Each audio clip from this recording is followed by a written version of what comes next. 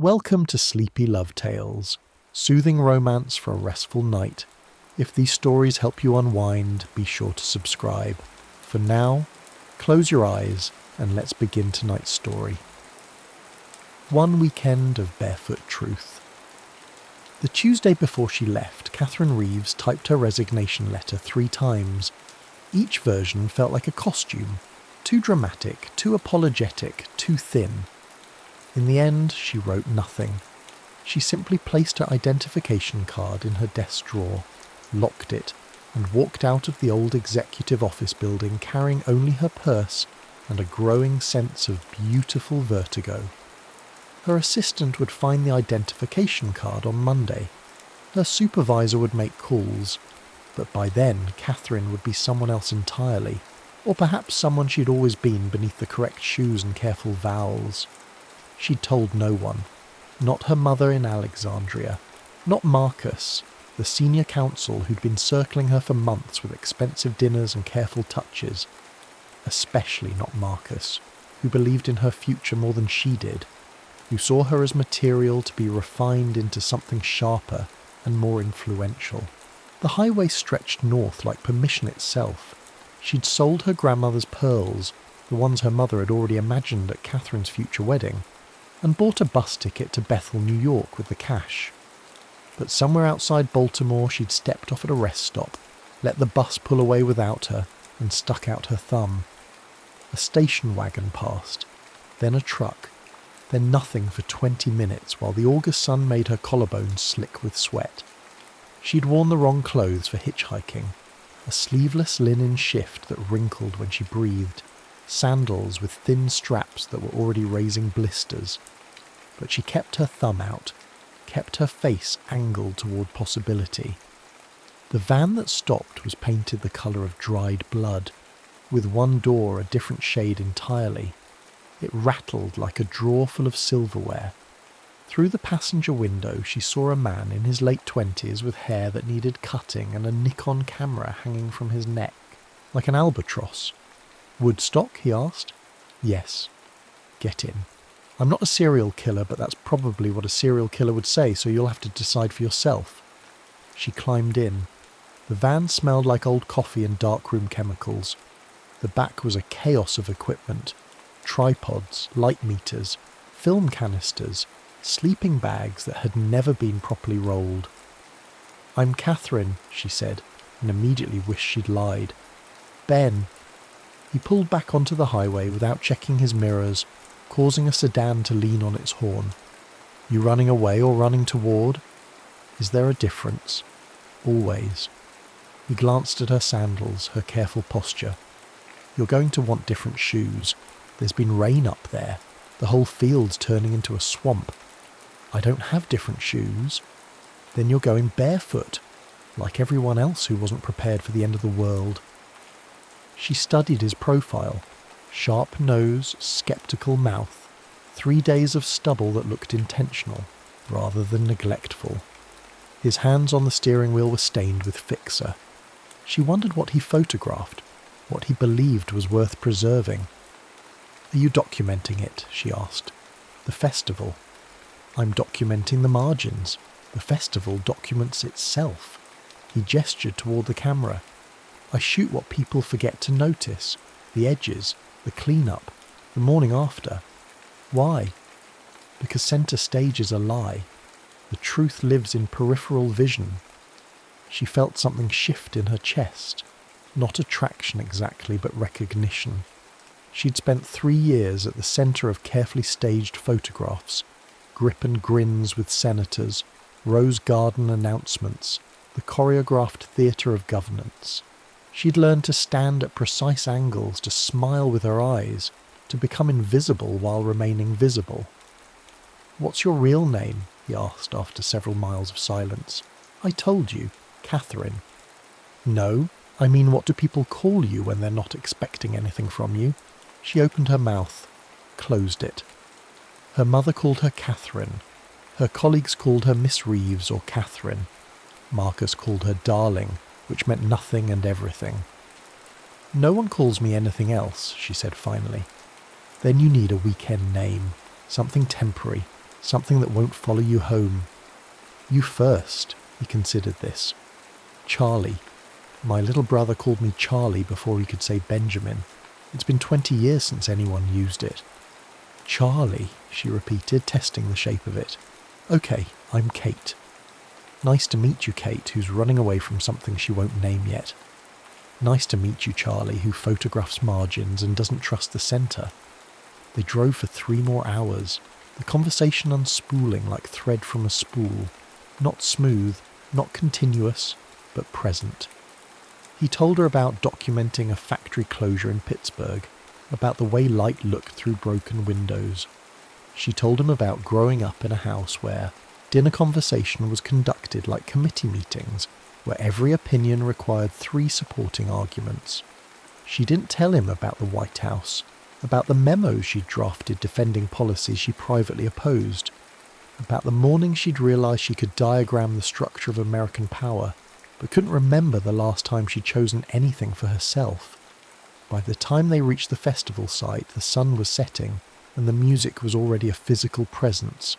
Not sound, but pressure, waves of bass that made the van's windows vibrate. The roads were clogged with abandoned cars. People streamed past on foot, carrying blankets and children and impossible hope. Ben, Charlie, parked the van in a ditch and started loading film into his camera with practiced efficiency. Last chance to stay clean, he said. Once we're in there, there's no staying separate. Catherine looked down at her linen dress, her ruined sandals. Then she unbuckled the sandals, dropped them in the van, and stepped barefoot into the mud. I'm already in, she said. The field was an organism. That's what Catherine, Kate, understood first. Not a crowd, but a single breathing thing composed of 500,000 parts, all of them moving in approximate unison, all of them surrendering to something larger than intention. Charlie photographed the edges while she learned to navigate. The medical tents, the water stations, the impromptu kitchens where strangers divided sandwiches with religious precision. She stopped thinking about where to step and simply moved, her feet learning the topography of mud and grass and other people's blankets. They found a spot on a small rise, close enough to hear but far enough to see. Charlie spread out a tarp that was already 3/4 dirt, and Kate sat down with her knees drawn to her chest, watching the stage dissolve into light and bodies and sound that felt like a hand pressed against her sternum. You want something to eat? Charlie asked, producing an apple from his camera bag with the seriousness of a magician. You carried an apple? I carried 12, down to 11 now. She bit into it. It was warm from being pressed against film canisters, and it tasted like summer, like a decision she'd made correctly. Between sets, they talked. Not the way she talked in Washington, where every sentence was tactical, every pause strategic, but the way children talk, following tangents to their illogical ends. I've never done this, she said during one of the long silences that felt comfortable rather than awkward. Been to a music festival, chosen a weekend just for myself, without it serving some larger purpose. Charlie adjusted his light meter, studying her face with the same attention he'd give a composition. So what does this weekend serve? Nothing, that's the point. I don't believe that. People don't drop their lives for nothing. She pulled her knees tighter. On stage, someone was singing about rain and revelation. Maybe I'm learning what it feels like to be nobody. You mean nobody important? I mean nobody at all. He took 3 photos of her, not posing, just sitting there with mud on her shins and wind in her hair. You're terrible at being nobody, he said. You keep sitting like you're in a meeting. How should I sit? However you want, that's the whole point. She tried lying back on the tarp, looking up at the sky. The stars were invisible behind stage lights and smoke, but she could feel them up there, indifferent and exact. Charlie lay down beside her, not touching, but close enough that she could hear him breathing. Do you stay anywhere? She asked. Or just keep moving? I stay until I understand what I'm looking at. Then I leave before I start lying about it. Lying how? Making it pretty, making it mean something it doesn't. Once you love a place, you can't photograph it honestly anymore. That sounds lonely. It is. He turned his head to look at her. But commitment terrifies me. The idea of being responsible for someone else's happiness, I'd rather cut off my hands. Kate felt something crack open in her chest. Not disappointment, but clarity. Here was someone who'd chosen his constraints as deliberately as she'd chosen hers, who'd made isolation into a philosophy rather than a failure. I think I'm the opposite, she said. I'm so responsible for everything that I've forgotten how to want anything. Do you want anything now? She thought about lying, about saying something poetic or safe. Instead, I want this weekend to be real, not practice for something else, not research, just real. Then stop thinking about Monday. How? Like this. He sat up and held out his hand. Come on, the rain's starting. It was. That particular August rain that's more mist than water, turning the air silver and making the ground even softer. Kate took his hand and let him pull her to her feet. They walked toward the stage where the crowd was opening up to absorb them, where the music was becoming weather. Charlie photographed everything. Feet in mud, hands passing joints, a woman breastfeeding while dancing, a man crying with his face turned toward the speakers. Kate stopped watching him work and simply existed. Danced badly, sang wrong lyrics, let strangers braid flowers into her hair that would be dead by morning. Somewhere around midnight, the rain intensified. The crowd surged together, not for shelter, but for heat, for the animal comfort of bodies. Kate lost track of Charlie for 20 minutes, felt a spike of panic, then found him sitting cross-legged in the mud with his camera in his lap, just watching. She sat beside him, said nothing. The music dropped to almost silence, an acoustic guitar, a voice like smoke, and in that near quiet, with rain streaming down both their faces, they looked at each other. It was the most erotic moment of her life. Not a touch, not even a kiss, just the recognition of mutual seeing, of being witnessed without explanation. The rain stopped around 3 a.m, leaving everything slick and strange. Most of the crowd had retreated to tents or cars or unconsciousness. Kate and Charlie sat on their tarp island, sharing his last apple and a canteen of water that tasted like metal and grace. I lied to you, Kate said. Charlie didn't look surprised. About your name? About who I am? What I'm running from? You don't owe me. I work in the White House. The words came out flat, factual. Legislative affairs. I draft memos. I attend meetings. I help turn bad ideas into acceptable policy. Charlie was quiet for a long moment, rain still dripping from his hair. Why? Because I thought I could change it from inside. Because I believed institutions could be reformed if you just worked hard enough, cared enough. She laughed without humour. Because I was 22 and desperate to matter. And now? Now I think power eats people. I think it turns you into a better liar.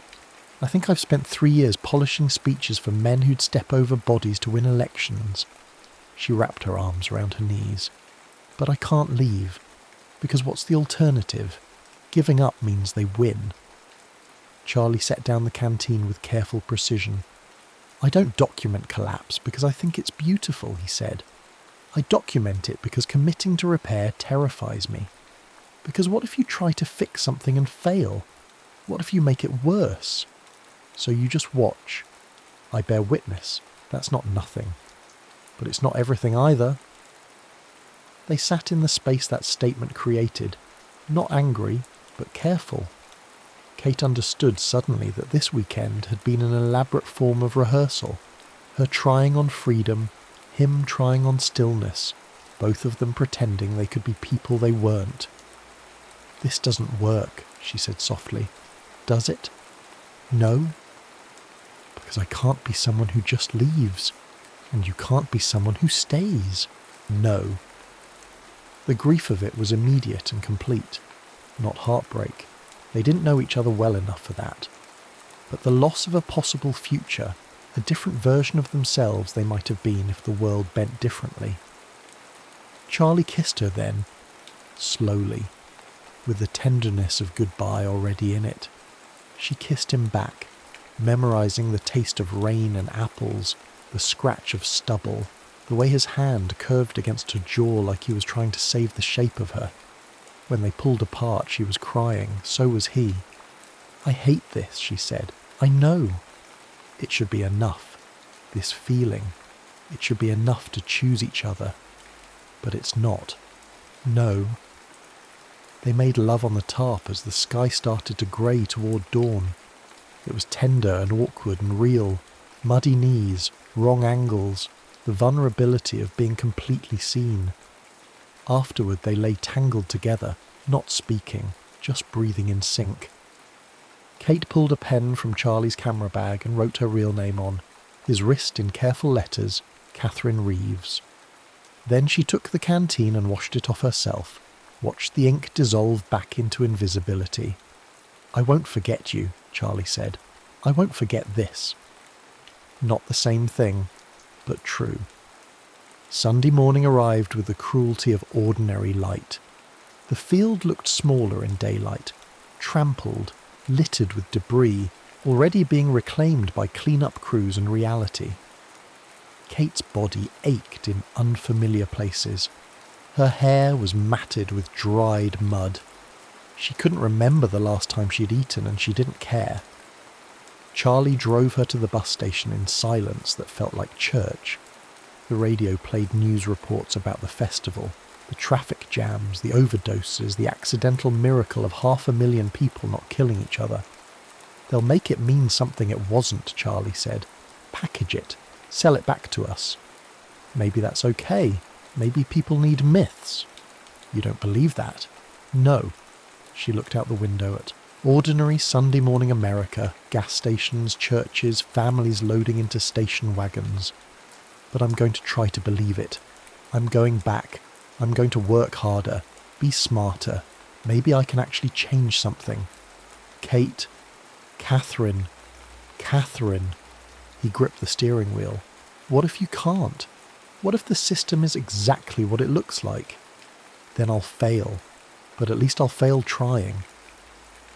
At the bus station, they sat in the van for 10 minutes, not touching, not speaking. Finally, Kate opened the door. "Will you be okay?" Charlie asked. "I don't know. Will you?" "I don't know." She almost turned back, almost said forget everything. Let's just drive. Let's be people who can exist in a van with mismatched doors and no fixed address. But she knew herself better than that now. The weekend had taught her what she needed, and it wasn't escape. "Thank you," she said. "For what?" "For seeing me. The real me." "You saw me too." She did. She saw him completely, beautiful and broken and unwilling to risk the very thing he needed most. Kate walked into the bus station without looking back. She bought a ticket to Washington with the last of her cash. She sat on a plastic chair with her feet still bare and muddy, and she cried quietly while other travellers pretended not to notice. The weekend was over. The rest of her life was beginning. Catherine Reeves returned to Washington on Monday evening. She walked into her apartment, showered until the water ran clear, and slept for 14 hours. Tuesday morning she went back to work. Her supervisor was furious. Her identification card had been confiscated. There were forms to sign, explanations demanded. She gave none. She simply said she'd been ill and that she was back now and that she'd like to continue her work. They let her, because she was good at her job, because they needed her. But something had shifted. That first morning back, she sat in a meeting about welfare reform, policy designed to sound compassionate while cutting benefits, and when the senior advisor asked for her opinion, she said, "This is cruel, and we know it." The room went silent. "Excuse me," the advisor said. "The language is designed to obscure harm. If we're going to cut benefits to poor families, we should at least be honest about what we're doing." She didn't raise her voice. She didn't perform righteousness. She simply told the truth. It cost her. Not immediately. She was too valuable to fire, but slowly. The promotion stopped coming. The good assignments went to colleagues more willing to polish lies. Marcus stopped calling, sensing that she'd become someone too dangerous to court. Catherine didn't care. Or rather, she cared, but not enough to return to who she'd been. She stayed in her position for another 3 years. She pushed back in meetings. She refused to draft memos defending indefensible policy. She lost most of her battles, but she fought them honestly, and some nights that felt like enough. Eventually she left, not in a blaze of glory, but quietly, taking a position at a non-profit that worked on housing policy. The pay was terrible, the work was harder. But she could look at herself in mirrors again. She never went to another music festival, never hitchhiked, never tried to recreate that weekend. But she thought about Charlie, about Ben, often. Wondered if he was still photographing margins, still running from the possibility of commitment. She hoped he was happy. She hoped he'd found a way to stop running that didn't require lying about what he needed. Years later, she saw one of his photographs in a gallery, a library reading room being rebuilt, afternoon light streaming through new windows, children's books being shelved by volunteers. It was beautiful. It was hopeful. It was everything his earlier work had refused to be. She stood in front of it for a long time, understanding what it meant, that he'd found his own way forward, that the weekend had changed, him too. She didn't try to contact him. Some people are meant to be kept as memory, perfect and preserved, free from the complications of ordinary time. Catherine Reeves never married Marcus, never married anyone, though she came close once with a man who worked at the EPA and understood about compromise and principle. She lived in a small apartment in Cleveland Park with 2 cats and an herb garden on the fire escape. She mentored young people who wanted to work in government. She taught them how to stay honest without becoming bitter, how to lose battles without losing themselves. Some nights, when the weather turned warm and humid, she'd sit on her fire escape barefoot, listening to distant music from someone's radio, and she'd remember. Not the specific songs, not the exact words, but the feeling of standing in rain while the world dissolved around her, the feeling of being seen completely and seeing someone else the same way.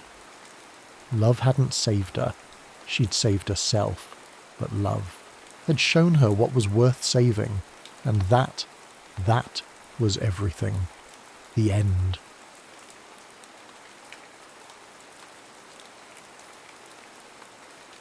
Whispers under Talkeetna's sky. The ring box made a hollow sound when Ethan Cole set it down on his nightstand. 8 years of love, reduced to a velvet cube and a stone that caught light he no longer wanted to see. He hadn't thrown it away, couldn't pawn it, wouldn't return it. The ring existed in limbo, just like him. "I just don't recognise us anymore," Mia had said 6 months ago, her voice gentle as it dismantled his world. "We were children when we met, Ethan. I need to know who I am without you." Ethan stared at his reflection in his childhood bedroom mirror. At 24, he'd become a stranger to himself, unshaven, hollow-eyed, and depressed. Then unemployed, after Kaplan's architecture let him go. 3 missed deadlines, 2 client complaints, and 1 partner who'd finally said, "Take some time, Cole. Come back when your head's clear." His phone buzzed. Another message from Mia. "Just checking in. Hope you're doing better. Ran into your mum at Wegmans. She's worried." He typed, deleted, typed again. "I'm fine." Then deleted that too. What was there to say? That he spent most nights scrolling through photos of their life together? That he drafted emails to his boss begging for his job back but couldn't bring himself to send them? that his friends had stopped inviting him out after the third time he'd gotten drunk and talked about Mia until closing time. Instead of responding, he opened Reddit, mindlessly scrolling through posts. An hour later, he found himself in our solo travel, reading an AMA from someone who'd spent a year working their way across New Zealand using something called Workaway. Basically, you exchange work for room and board, the poster explained. I spent 3 months on a vineyard, 2 at a hostel, and the rest at various farms. Best decision I ever made. Ethan's finger hovered over the link. What exactly did he have to lose? The Workaway site was filled with opportunities. Organic farms in Italy, hostels in Thailand, language exchanges in Argentina. He applied to a dozen listings without much thought, writing the same basic introduction, mentioning his background in architecture, his willingness to learn, his need for something new. Most hosts never replied. 2 sent polite rejections. One family in Portugal seemed interested until they learned he couldn't commit to 6 months. Then came the email from Alaska. Hi Ethan, I'm writing on behalf of Northlights B&B in Talkeetna, Alaska. We're looking for someone to help with property maintenance and eventually assist with our dog sledding team. September through February position.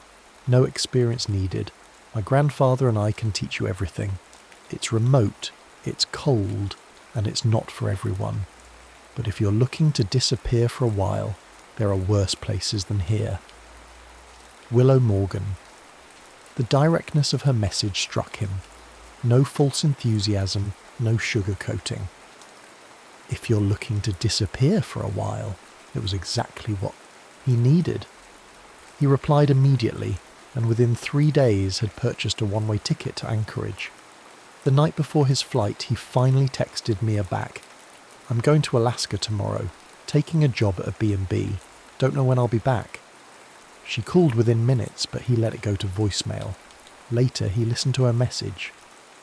Alaska? Ethan? That's... Wow. I hope you find what you're looking for there. I really do. I'm sorry for how things...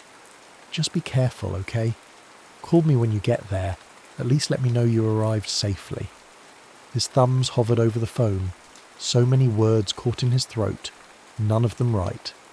In the end, he simply wrote, I will. As his flight took off the next morning, Ethan watched his hometown disappear beneath the clouds. He wasn't running away, he told himself. He was running towards something. He just had no idea what that something might be. The tiny 8-seater plane rattled as it approached Talkeetna, giving Ethan his first real glimpse of Alaska. Below, endless forests spread like a dark green carpet, interrupted by silver threads of rivers and the occasional clearing. In the distance loomed Denali, its peak crowned in perpetual snow even in September. First time in Alaska? The pilot's voice crackled through the headset. That obvious? You haven't stopped staring out the window. Folks who live here. He gestured at the other passengers, who were either sleeping or reading. They've seen it before. It's nothing like New York, Ethan said, mostly to himself. Damn right it's not.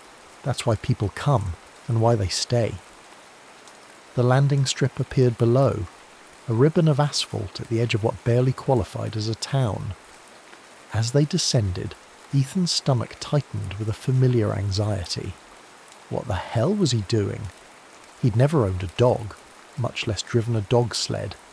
He'd never lived somewhere he couldn't get pizza delivered at midnight. He'd never... Mr. Cole, a young woman, stood beside a weathered truck in the small lot outside the airfield office. She was startlingly petite, maybe 5'2", wearing a flannel shirt that hung loose on her slender frame. Her dark hair was pulled back in a messy bun, revealing a face that looked younger than he'd expected. "Willow?" he asked, extending his hand. "That's me." Her handshake was firm, her eyes an unsettling shade of grey. Not blue-grey or green-grey, but the colour of storm clouds. "Welcome to Talkeetna." She took one of his bags and loaded it into the truck.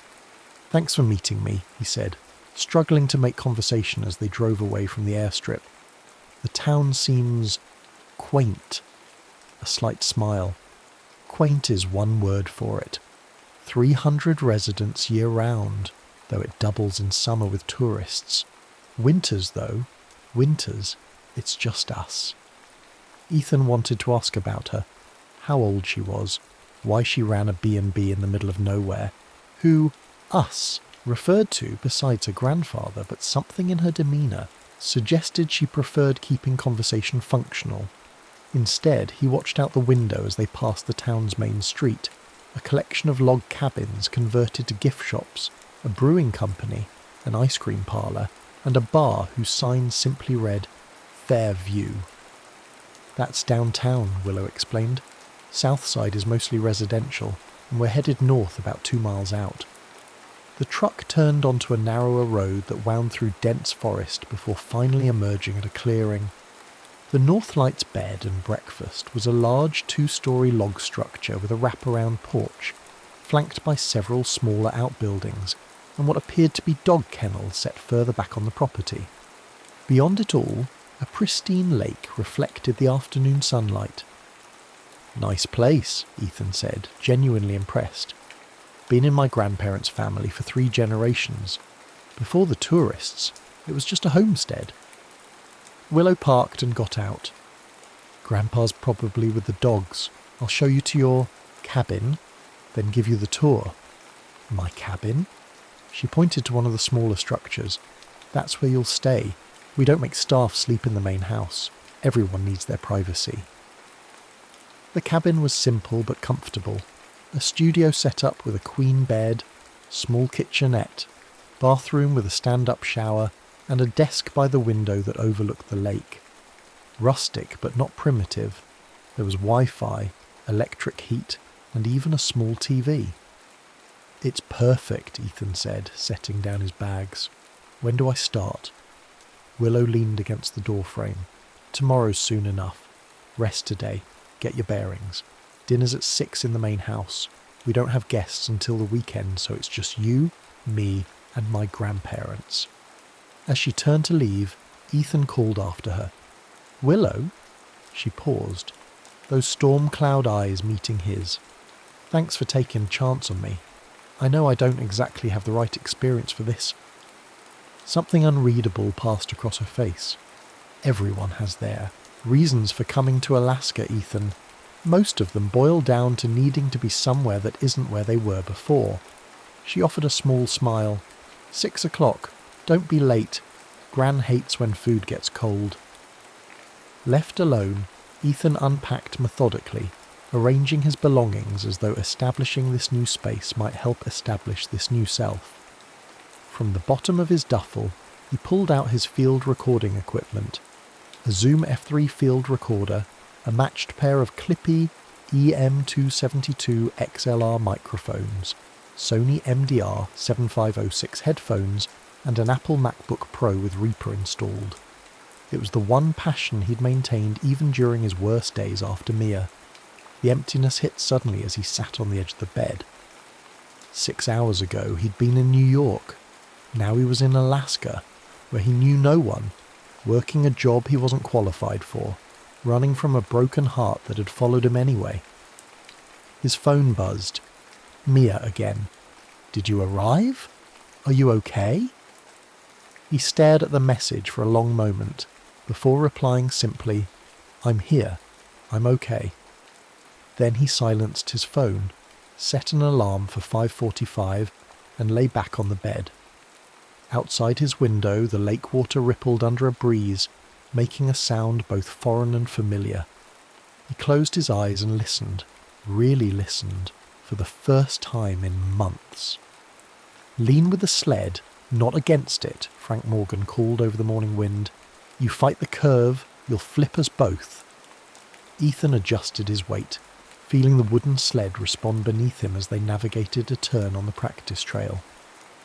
After 2 weeks at Northlights, he graduated from kennel cleaning and feeding to actual dog handling.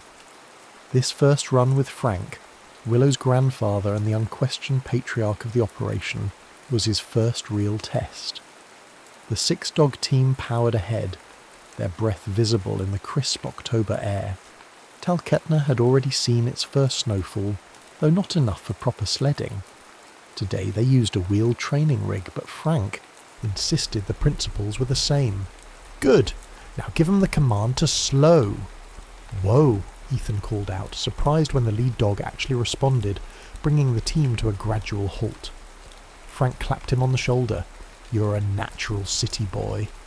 Ethan couldn't help but laugh. Nothing about the past 2 weeks had felt natural. His first days had been a blur of sore muscles, blistered hands, and endless instructions about the B&B's operation. He'd painted railings, replaced rotted boards on the dock, cleaned guest rooms, and spent hours in the kennel learning the names and personalities of 16 Alaskan Huskies. Through it all, Willow had been a patient but reserved guide, teaching him the essentials with a quiet efficiency.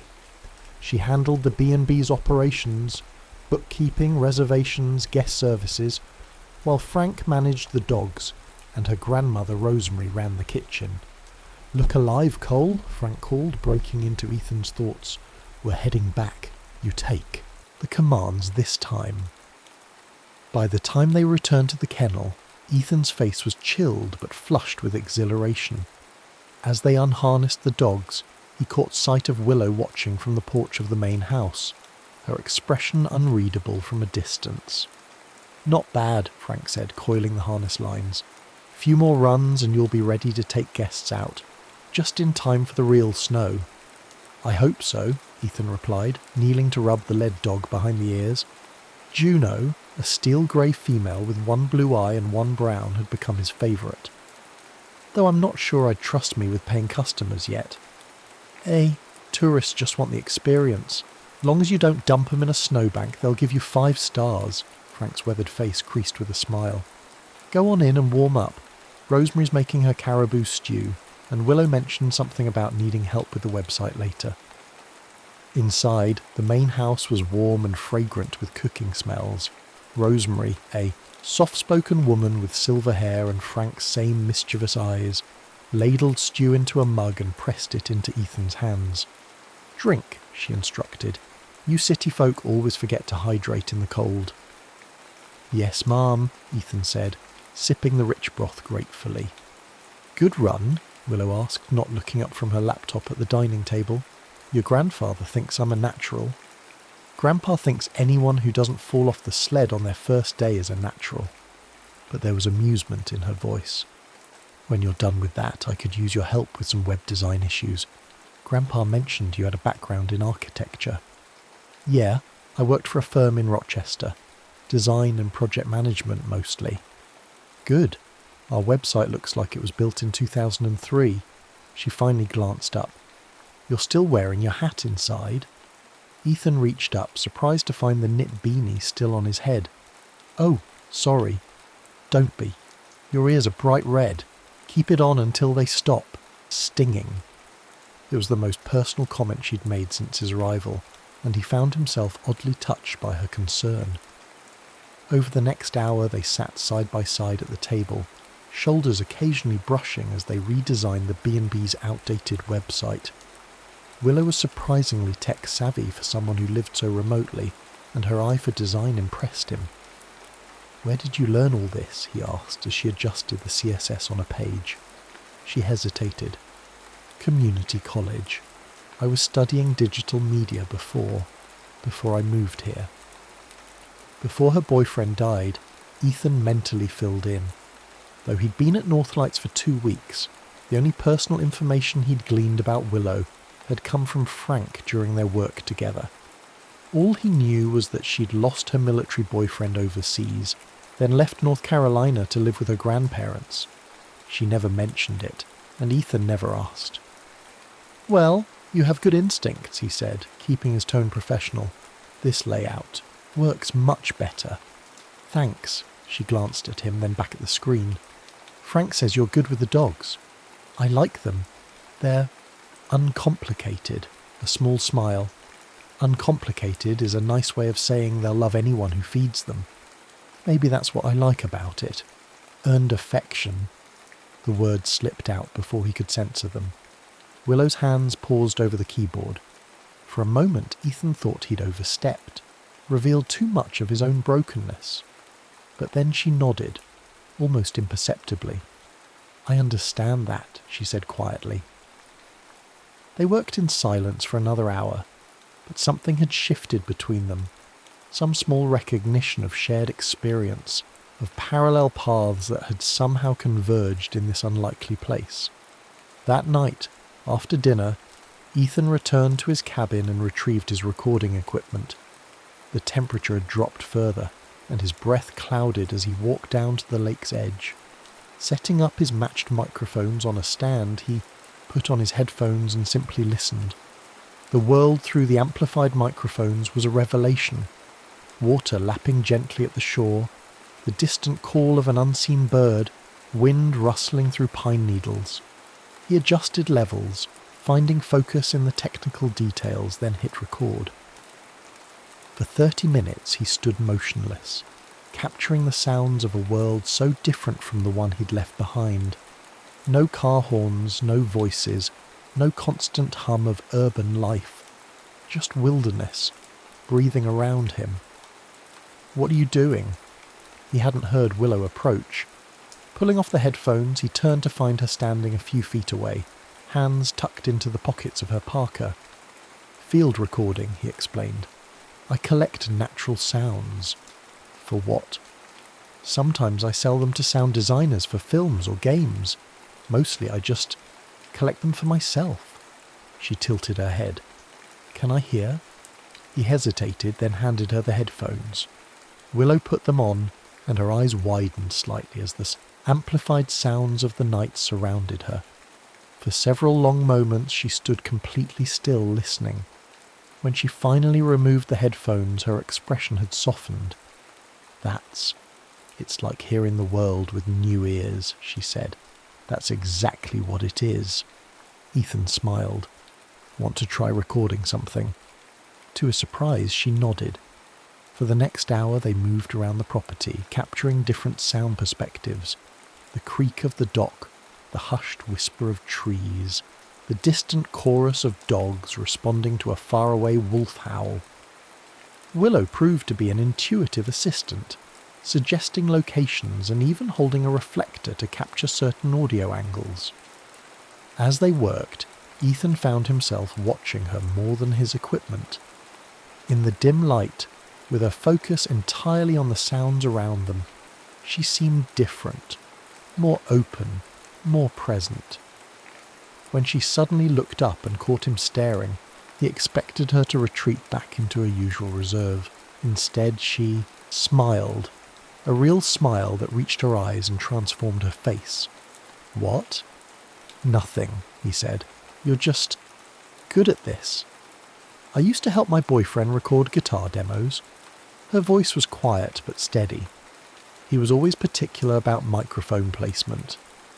It was the first time she'd mentioned him voluntarily. Ethan nodded, not wanting to press. Some things translate across different types of recording. "Yeah." She looked at the lake, then back at him. "It's getting late. We should head back." As they packed up the equipment, their fingers brushed while coiling a cable. Neither of them acknowledged it, but neither pulled away too quickly either. At the fork in the path between the main house and his cabin, Willow paused. "Thanks for showing me that." "Any time," Ethan said. "Really." She nodded, then added, "We have guests arriving tomorrow. 2 couples from Seattle. They've booked the half-day dog sledding experience for Saturday. Am I running it?" "With Frank, yes. He thinks you're ready." She hesitated. "I do too." Before he could respond, she turned and walked toward the main house, her silhouette gradually disappearing into the darkness. Ethan stood watching long after she was gone, aware of a warmth in his chest that had nothing to do with his heavy coat. Back in his cabin, he transferred the evening's recordings to his laptop and began editing almost automatically, his mind elsewhere. Partway through, his phone buzzed with a text from Mia. Their occasional check-ins had continued, growing more infrequent but strangely less painful with time and distance. How's the great wilderness treating you? He considered his response more carefully than usual. Better than I expected. I'm learning to drive a dog sled, her reply came quickly. That sounds both terrifying and amazing. Are you still planning to come back in February? The question gave him pause. February had been his original return date, the end of his 6-month commitment to North Lights. But, for the first time, the thought of returning to New York didn't bring the comfort of familiarity. Instead, it felt like an approaching deadline, a countdown to leaving something that had, somehow, begun to feel more substantial than mere escape. That's the plan, he wrote finally. But plans change. He sent the message, then returned to his editing, losing himself in the captured sounds of Talkeetna and in memories of storm-grey eyes that had, for a brief moment, looked at him with something like connection. November in Talkeetna brought serious snow and the year's first steady stream of aurora chasers, tourists who came specifically to witness the northern lights from the pristine vantage point that North Lights B&B offered. The guest room stayed consistently booked, and Ethan found himself fully integrated into the daily operations. Mornings meant kennel duty and dog sled preparations. Afternoons were spent either guiding guests on beginner trails or handling maintenance tasks around the property.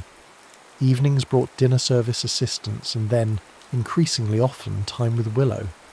Their shared interest in recording had become a regular activity. 3 times a week, weather permitting, they would venture out with Ethan's equipment, capturing the evolving soundscape of the Alaskan wilderness. Willow had proven herself not just a willing assistant, but an insightful collaborator, hearing nuances in the natural environment that even Ethan sometimes missed. The ice on the lake is making that singing sound again, she said one evening as they stood on the partially frozen shoreline, the temperature well below freezing. Can you hear it?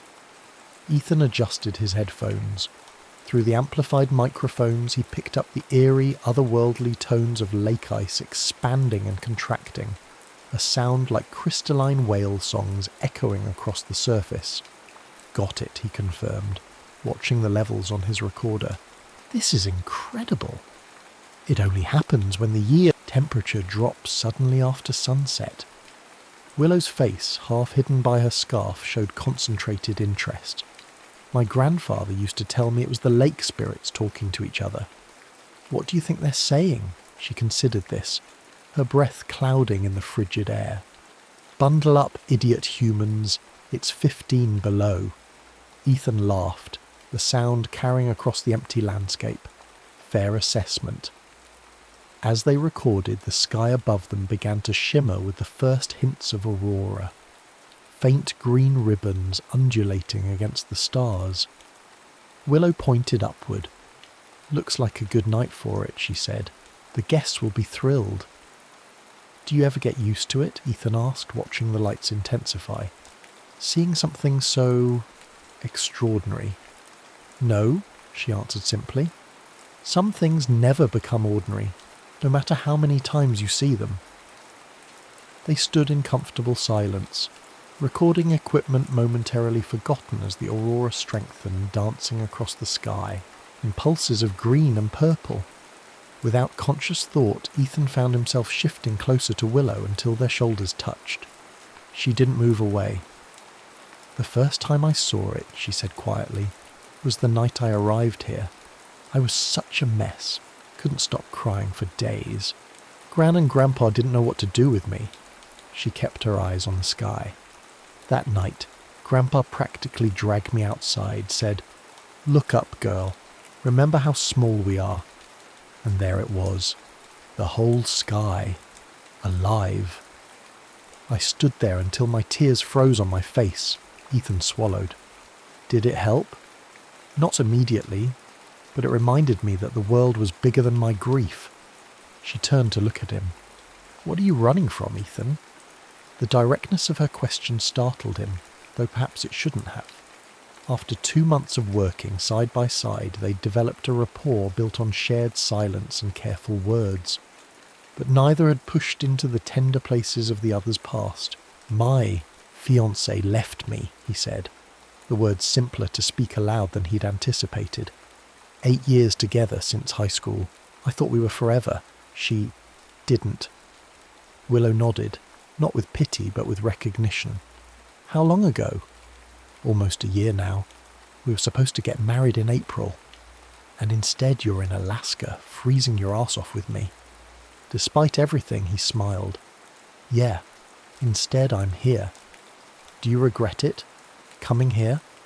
No, he said without hesitation. I needed to find out who I am without her, who I could be. Willow's eyes, reflecting the aurora above, studied his face. And? Who are you, Ethan Cole?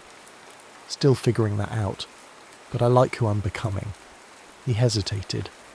What about you? Do you think you'll stay in Alaska forever? She looked back at the sky.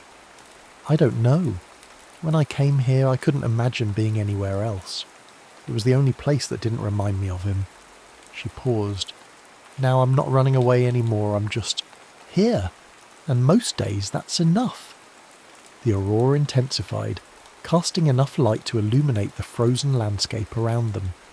On impulse, Ethan reached for his recorder again. Can I try something? He asked.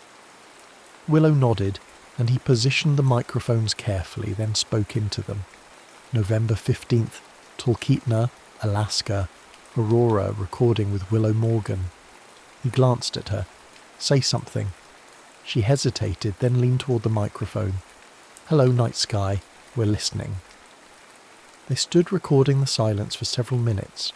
Not true silence, of course, but the subtle symphony of night. Distant owl calls, creaking ice, their own measured breaths, the soft rustle of their clothing when they moved. Later, back at Ethan's cabin, they huddled over his laptop, listening to the playback while warming their hands on mugs of the tea Rosemary had pressed upon them before they escaped from the main house. There's not much to hear, Willow observed, head tilted toward the speaker. That's what I like about it, Ethan replied. It's the sound of witnessing something bigger than ourselves. She looked at him with that same unreadable expression he'd seen the first day, except now he was beginning to understand the complexity behind it. Not coldness, but caution. Not distance, but careful consideration. You're different than I expected, she said finally. How so? I thought you'd be more city, soft, useless, he supplied with a self-deprecating smile. Temporary, she finished. Most people who come here are just passing through. Even when they stay 6 months, they're still just visiting. But you're present in a way most visitors aren't. The compliment warmed him more than the tea. Maybe because I didn't come here looking for something specific. I just needed somewhere to be. And now? Now I'm finding things I wasn't looking for. He met her eyes. Good things. The moment stretched between them, taut with unspoken possibilities. Then Willow set down her mug and stood.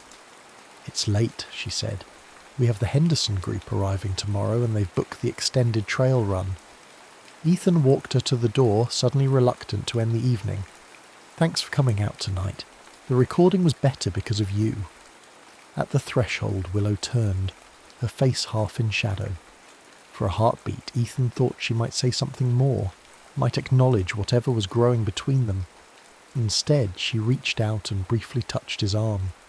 Good night, Ethan. Good night, Willow.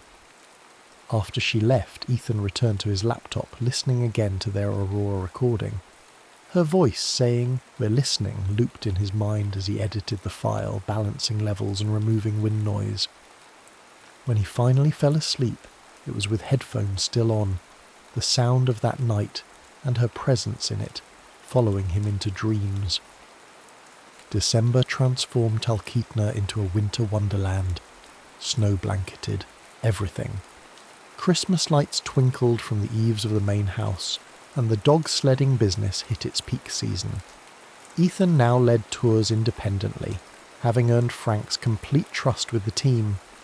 The morning of the winter solstice, the darkest day of the year, Ethan woke before dawn to take Juno and the lead team out for an early run. With no guests scheduled until afternoon, he planned a longer trail, one that curved around the far side of the lake and through pristine forest rarely seen by tourists. To his surprise, he found Willow already at the kennel, preparing harnesses. "Morning," she said, her breath visible in the pre-dawn cold. "Mind some company?" "Not at all," he replied, unable to keep the pleasure from his voice. "Special occasion?" "Solstice tradition.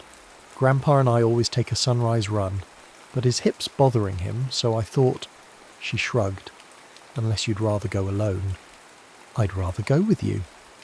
They worked in companionable silence, harnessing the dogs who pranced with excitement, aware of the adventure ahead. As they finished, Frank appeared, limping slightly but grinning. "Taking my place already, Cole?" he called. "Next thing I know, you'll be after my B&B too." "Just borrowing your dog, sir," Ethan replied with a smile. "And your granddaughter, apparently." "She's her own woman," Frank's eyes twinkled. "But she chooses good company these days." Willow rolled her eyes. "Ignore him.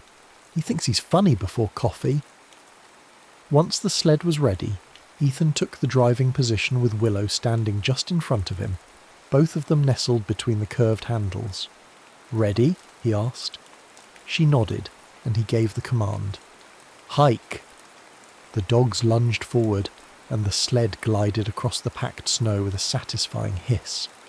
They passed the main house, where Rosemary waved from the porch, then followed the trail that curved around the frozen lake. The sky was just beginning to lighten, not with true sunlight, but with the deep blue that preceded dawn in winter. Ethan was acutely aware of Willow standing within the circle of his arms, her back occasionally brushing against his chest as they navigated turns. They'd grown closer over the past weeks, sharing meals, working together, spending evenings recording or simply talking by the fire, but always with a careful boundary of physical space between them. Now, as the sled picked up speed on a downhill stretch, she leaned back against him more firmly, and he adjusted his stance to support her. "Okay?" he asked close to her ear. "Perfect," she replied, and he could hear the smile in her voice. They sledded in silence for nearly an hour, following the winding trail as dawn slowly illuminated the landscape. When they reached the far side of the lake, Ethan called for the dogs to halt near a small clearing with a view of the mountains. "This is beautiful," Willow said as they secured the sled. "I haven't been out this far in months. I found it last week. Thought it might make a good recording spot." Ethan reached into his pack and pulled out a thermos. "Tea?" They sat on a fallen log, sipping hot tea while the dogs rested, curled in the snow. The solstice sunrise painted the sky in shades of pink and gold, reflecting off the distant glaciers. "When I first came to Alaska," Willow said, breaking the comfortable silence, "I hated how dark it got in winter. The endless night felt like it matched how I felt inside." Ethan nodded, understanding. "And now I see the beauty in it. The darkness makes you appreciate the light more." She turned to look at him. "Like grief. You don't get over it. You learn to carry it differently." "Is that what you've done? Learn to carry it?" "I'm trying." She pulled a small object from her pocket, a brass compass worn with age. This was his, James. My grandpa gave it to him when he enlisted. Ethan watched as she cradled it in her gloved hands. "It's beautiful. After he died, I couldn't look at it without falling apart. Now," she held it out to Ethan, "now I can share it with someone who understands what it means to lose your direction and have to find a new one." The weight of her trust settled in his chest as he carefully took the compass. "Thank you." "I've been thinking about what happens when your 6 months are up," she said, her eyes on the horizon. "You'll be leaving in February." The thought had been weighing on Ethan too, growing heavier as the calendar pages turned. What had once seemed like an escape hatch back to real life now felt like an approaching loss. "That was the original plan," he agreed carefully. "Is it still your plan?" He looked at her, really looked at her. The sunlight caught in her dark hair, her storm-grey eyes questioning but not demanding. In the 3 months since he'd arrived, broken and adrift, something had healed in him. Something had grown too. "I don't know," he admitted. "My life is still in New York. My family. My career. What's left of it." "And Mia?" she asked quietly. He shook his head. "No, not Mia. What we had, it's in the past now. I'll always care about her, but I'm not in love with her anymore." "When did you know?" Willow's voice was soft, almost lost in the morning air. Ethan considered the question carefully. "I think part of me knew before I came here. That's why I needed to leave, to make sure it wasn't just hurt or pride talking." He looked at the compass in his hand, its needle pointing steadily north. "But being here, finding purpose again, meeting you, it confirmed what I already knew. Some endings are just endings." Willow was quiet for a long moment, then slid her hand into his. Even through their gloves, the contact felt significant, a deliberate crossing of the careful boundary they'd maintained. "I didn't think I'd ever want to feel anything for anyone again," she said. "After James, I just shut down, came here to disappear. And now?" Her eyes met his, clear and certain. "Now I'm ready to reappear." The kiss, when it finally happened, felt both inevitable and surprising, like the first snowfall of winter or the sudden appearance of aurora in a clear sky. Ethan leaned forward. Willow met him halfway, and their lips touched with gentle certainty. When they pulled apart, their breath mingled in the cold air between them. Willow's cheeks were flushed, her eyes brighter than he had ever seen them. "We should head back," she said, though she made no move to rise. "Gran will worry." 5 more minutes, Ethan replied, pulling her closer. "The dogs aren't complaining." She laughed, the sound crystal clear in the winter stillness, and rested her head against his shoulder. 5 minutes. They sat together as the sun continued its brief winter arc, casting long shadows across the snow. In the distance, Dennerley stood immovable and eternal, witness to countless human stories played out beneath its watch. For the first time since arriving in Alaska, Ethan didn't feel like a visitor passing through. He felt, improbably but undeniably, like he was exactly where he belonged. Christmas at Northlights came with traditions that felt ancient and grounding. Frank and Rosemary closed the B&B to guests for 3 days, creating a private family celebration that now, by unspoken agreement, included Ethan. They cut a small spruce from their property, decorated it with hand-carved ornaments and strings of cranberries, and exchanged modest gifts beside a roaring fire. Ethan's gift to Willow, a custom collection of their recorded sounds, edited into what he called the Talkeetna Symphony and loaded onto a dedicated player, brought tears to her eyes. Her gift to him, a handmade journal bound in soft leather, the first pages already filled with her sketches of the dogs, the landscape, and sometimes, when he hadn't noticed her watching, of him, left him speechless. "I've never had anyone see me the way you do," he told her later. That night, as they walked back to his cabin, the sky above them clear and star-filled. "I could say the same," she replied, squeezing his hand. "You hear the things most people miss." Their relationship had blossomed in the week since the solstice kiss, growing with the natural rhythm of people who recognise something essential in each other.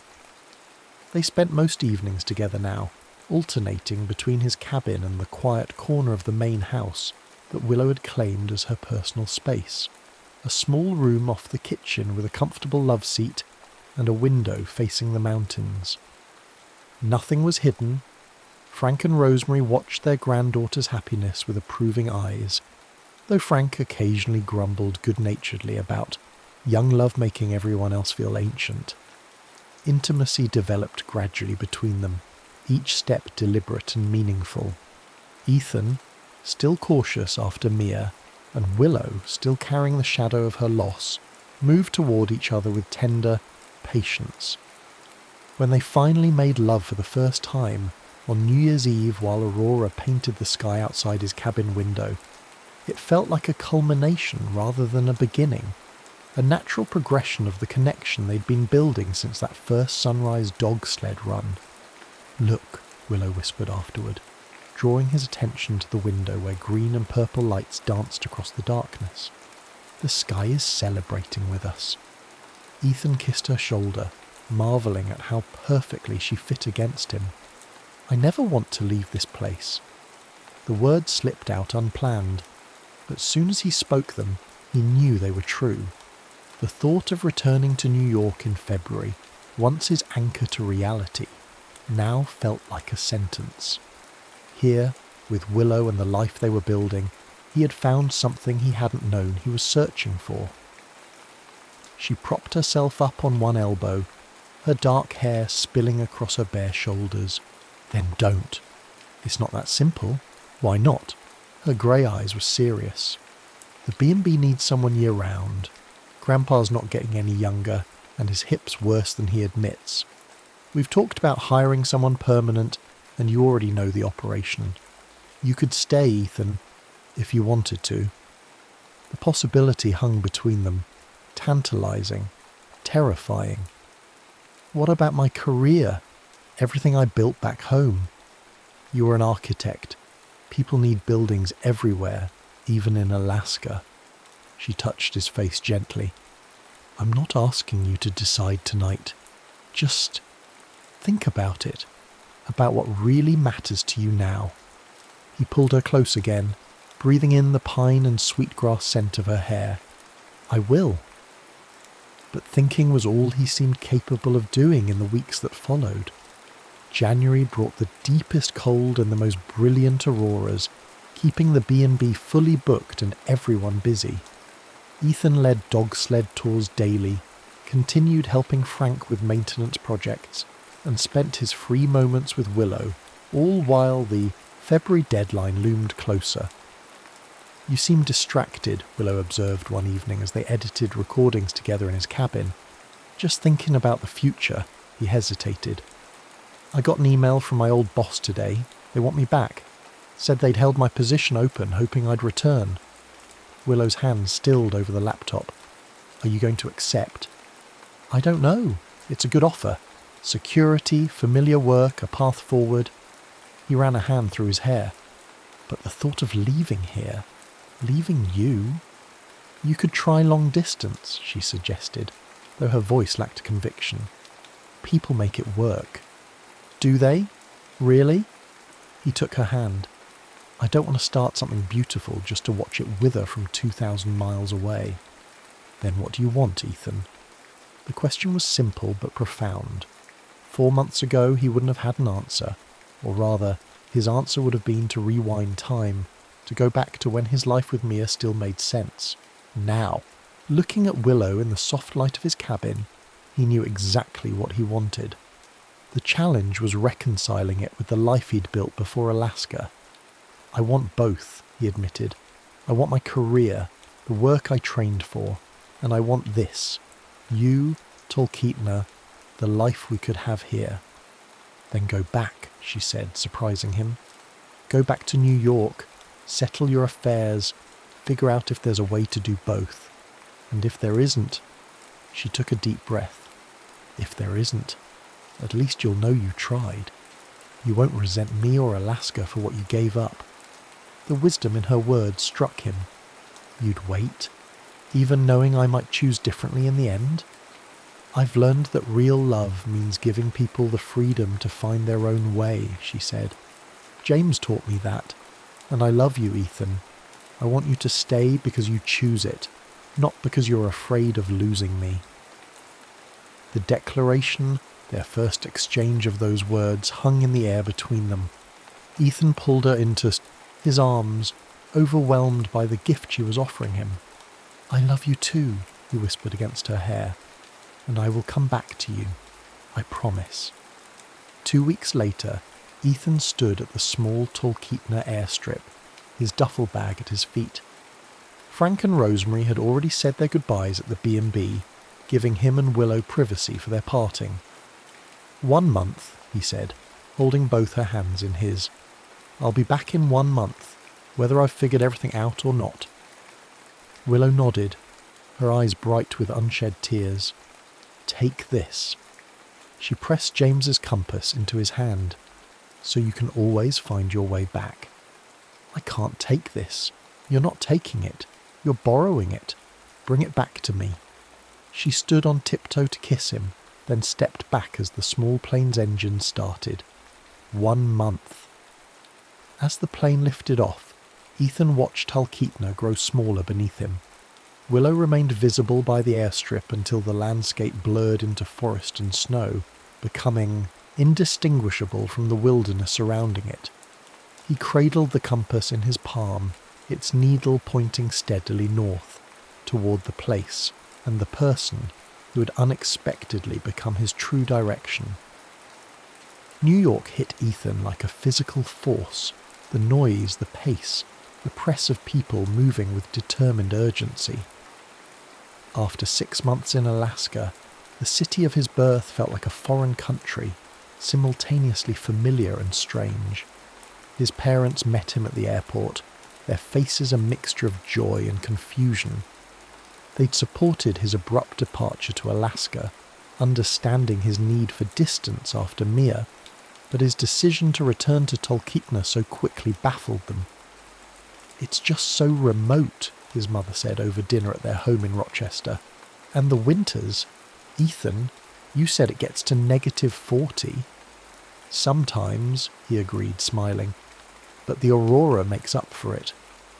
His father studied him across the table. You're different, more settled. I am, Ethan acknowledged. Alaska changed me. Willow changed me. Is she the reason you're going back? His mother asked. She's part of it, but it's more than that. He struggled to articulate the transformation he'd undergone.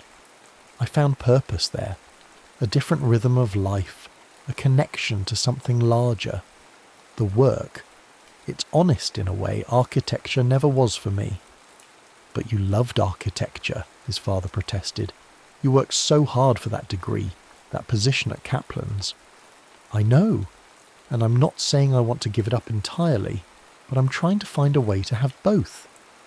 The conversation circled without resolution, but Ethan was grateful for their willingness to listen, to try to understand. By the time he left for his apartment in the city the next day, they'd shifted from concerned opposition to cautious support. The apartment, once shared with Mia, then briefly occupied by Ethan alone, felt smaller than he remembered. Most of his belongings remained in storage, the space furnished with only essentials. Still, it was home enough for the few weeks he planned to stay. His meeting with Simon Kaplan, his former boss, went better than expected. The firm had indeed kept his position open, impressed by his talent and understanding of his personal setback. We'd be happy to have you back, Ethan, Simon said, his office overlooking Central Park. Full salary, benefits, everything as it was. That's incredibly generous, Ethan replied. But I'm not staying in New York, at least not full-time. Simon's eyebrows rose. Oh? I'm moving to Alaska, permanently. Saying it aloud made it real, a commitment, not just an idea. But I was hoping we might discuss a remote arrangement. I could handle design work, client consultations via video call, occasional trips back for in-person meetings. He laid out his proposal, watching Simon's expression shift from skepticism to consideration. By the end of the meeting, they had sketched the outlines of a possible arrangement, reduced hours, project-based work rather than full employment, quarterly visits to the New York office. Not ideal from Simon's perspective, but workable. You're talented enough to make this worth accommodating, Simon said finally. But I have to ask, what's in Alaska that's worth rearranging your entire career? Ethan thought of Willow, of the dogs, of the northern lights, and the quiet cabin by the lake. Everything that matters, he answered simply. Over the next weeks, Ethan settled his affairs with practiced efficiency. He arranged to rent out his apartment, met with clients to explain his new arrangement, and spent time with friends who had mostly given up on seeing him after the breakup with Mia. "So you're really doing this?" asked Jason, his oldest friend, as they shared drinks at their favourite bar. "Trading New York for, what did you call it? Talkeetna?" "Yep." Ethan smiled. Population 301, soon to be 302. Because of a girl you've known for 6 months? Because of the life I found there. Willow is a huge part of that, but it's not just about her. Ethan traced a pattern in the condensation on his glass. It's about who I am there versus who I was here. Jason studied him. You do seem lighter. Less like the walking corpse you were after Mia left. Thanks for that image. You know what I mean? I haven't seen you this sure of yourself in years. Jason raised his glass. To Alaska, then. May it be everything you hope. The last item on Ethan's New York agenda was the hardest, seeing Mia. They'd maintained sporadic contact during his time away, but he felt he owed her an in-person goodbye, a proper closure to their shared history. They met at a quiet cafe near the apartment they'd once shared. When she walked in, Ethan was struck by the absence of the pain he'd expected. Mia was still beautiful, still familiar in the way only someone you've loved for 8 years can be. But the sight of her no longer ached. "You look good," she said, sitting across from him. "Tan, more muscular." "Dog sledding will do that," he replied with a small smile. "You look good too." And she did. There was a lightness to her, a confidence that had been missing in their final months together. She'd cut her hair, changed her style somewhat, but the real difference was in her eyes. Like him, she seemed more at peace. "So you're really moving to Alaska?" she asked after they'd exchanged pleasantries. "For good?" "That's the plan." He told her about the arrangement with Kaplan's, about the B&B, about his cabin by the lake. "And about the girl," Mia added gently. "Willow, right?" Ethan hesitated, then nodded. "Yes, she's important to me." "I'm glad." To his surprise, she seemed genuinely pleased. "I was worried about you. After us. I didn't want you to close yourself off." "I almost did," he admitted. But Alaska had other ideas. They talked for nearly 2 hours, moving from the awkwardness of ex-lovers to something approaching the friendship that had always been the foundation of their relationship. Mia told him about her new job in publishing, about the classes she was taking, about rediscovering parts of herself she'd set aside during their years together. "I was right," she said as they prepared to leave, "about us needing to find ourselves separately. I just never imagined it would take you to Alaska to do it." "Life has strange detours," Ethan agreed, "but I think we both ended up where we needed to be." Outside the cafe, they hugged goodbye, a real embrace, not the stiff, pained gesture they'd shared at their breakup. As he watched her walk away, Ethan felt the final thread of his old life gently release, not severed, but resolved, set in its proper place among his memories. That night, he called Willow. Their daily conversations had become a lifeline during their separation, but tonight felt different, weightier, more significant. "I saw Mia today," he told her, sitting on the floor of his nearly empty apartment. "It was good, healing." "I'm glad," Willow said, her voice clear despite the distance. "Did it make you question anything?" "It confirmed everything." He touched the compass that sat beside him. "I'm coming home, Willow. To you, to Alaska, to the life we're going to build." The silence that followed was filled with emotion he could feel across the miles. "When?" she asked finally. 3 days. I've booked the flights. I just need to pack up the last of what I'm bringing." 3 days, she repeated, and he could hear the smile in her voice. "The dogs miss you. Gran's been making your favourite bread. Grandpa keeps checking the thermometer, saying it's warming up just in time for your return." "And you?" he asked softly. "I've been recording things for you." The lake ice breaking up, the first geese returning. Spring sounds. Her voice caught slightly. I've missed you more than I can say. I love you, he told her. I'll be home soon.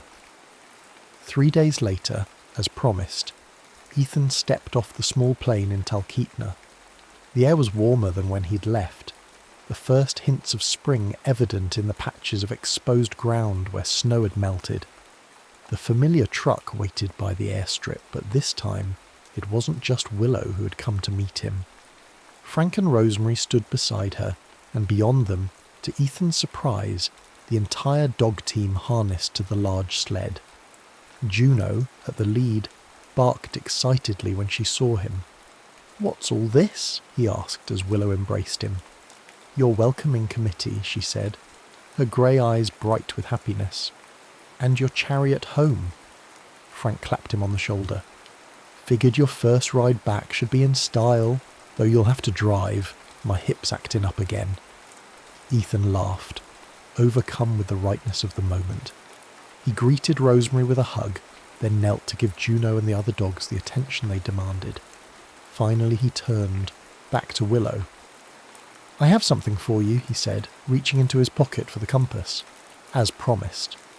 She took it with a smile, then surprised him by pressing it back into his hand. "Keep it," she said. "You've proven you know how to use it."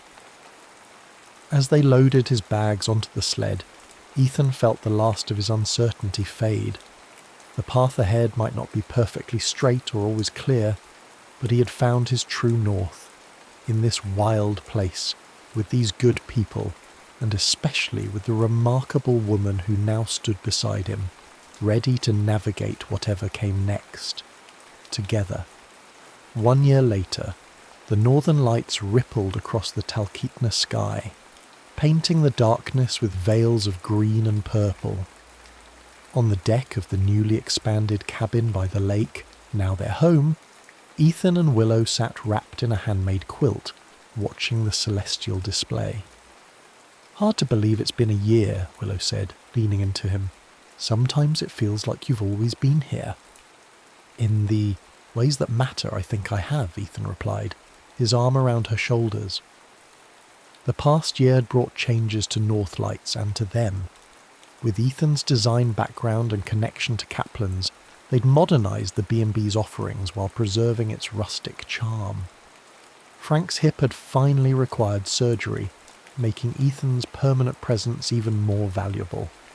The dog sledding tours now operated year-round, using wheeled rigs in summer, and had become one of the most sought-after experiences in the area. Ethan's remote work arrangement had evolved too. He now served as consultant for Kaplan's Ellie Alaskan projects, travelling to Anchorage occasionally, but maintaining his base in Talkeetna. His field recordings had gained a following online, with several being licensed for documentaries about the Alaskan wilderness. But the most significant change lay between them, in the deepening of their connection that had transformed initial attraction into lasting partnership. "I have something for you," Ethan said, reaching into his pocket, or rather, something to ask you. Willow turned to him, her grey eyes reflecting the aurora above. "I'm listening." He withdrew a small wooden box hand-carved with a pattern of mountains and stars. "I made this from that spruce that fell during the November storm." She took it, running her fingers over the intricate carving. "It's beautiful. Open it." Inside, nestled on a bed of soft moss, lay a ring, not a traditional diamond, but a band of polished meteorite inlaid with local jade and tiny aurora-coloured opals. "Willow Morgan," Ethan said softly. "I came to Alaska broken, looking for silence. I found music instead, in the wilderness, in the rhythm of this life, and most of all, in you." He took her hand. "Will you marry me? Not because we need any ceremony to confirm what we already know, but because I want to stand under these same lights and promise you forever in front of everyone we love." Tears filled her eyes, catching the colours of the aurora. "Yes," she whispered. "Of course, yes." As he slipped the ring onto her finger, A particularly brilliant wave of green light pulsed overhead, as if the sky itself were celebrating their promise. Later, they lay in bed listening to the faint chorus of wolves in the distance, a sound Ethan had captured many times but never tired of hearing. Willow's head rested on his chest, her breathing slowing towards sleep. "Do you ever miss New York?" she asked drowsily. "The life you had before?" Ethan considered the question, his hand absently stroking her hair. "I miss certain things. Good pizza, art museums, being able to get Thai food at midnight. But that life feels like a prologue now, like everything before Alaska was preparing me for this, for here, for you." She lifted her head to look at him, her expression soft in the dim light. "What do you think would have happened if we'd met in New York? If we'd crossed paths there instead of here? I'd like to think we would have found each other anyway," he said. "That some connections are inevitable, regardless of geography." "You're getting poetic in your old age, Ethan Cole," she teased, settling back against him. "Alaska does that to a person, or maybe it's just loving you." Outside, the aurora continued its silent dance across the sky, nature's reminder that the most profound beauty often comes after the darkest nights. Inside, Ethan held the woman who had helped him rediscover not just love, but purpose, not just healing, but growth. His last thought before drifting to sleep was not of what he'd left behind, but of all that lay ahead. Seasons changing, dogs aging, a B&B thriving, a love deepening, a life being lived fully and intentionally in this wild place that had become, improbably but perfectly, home. The end.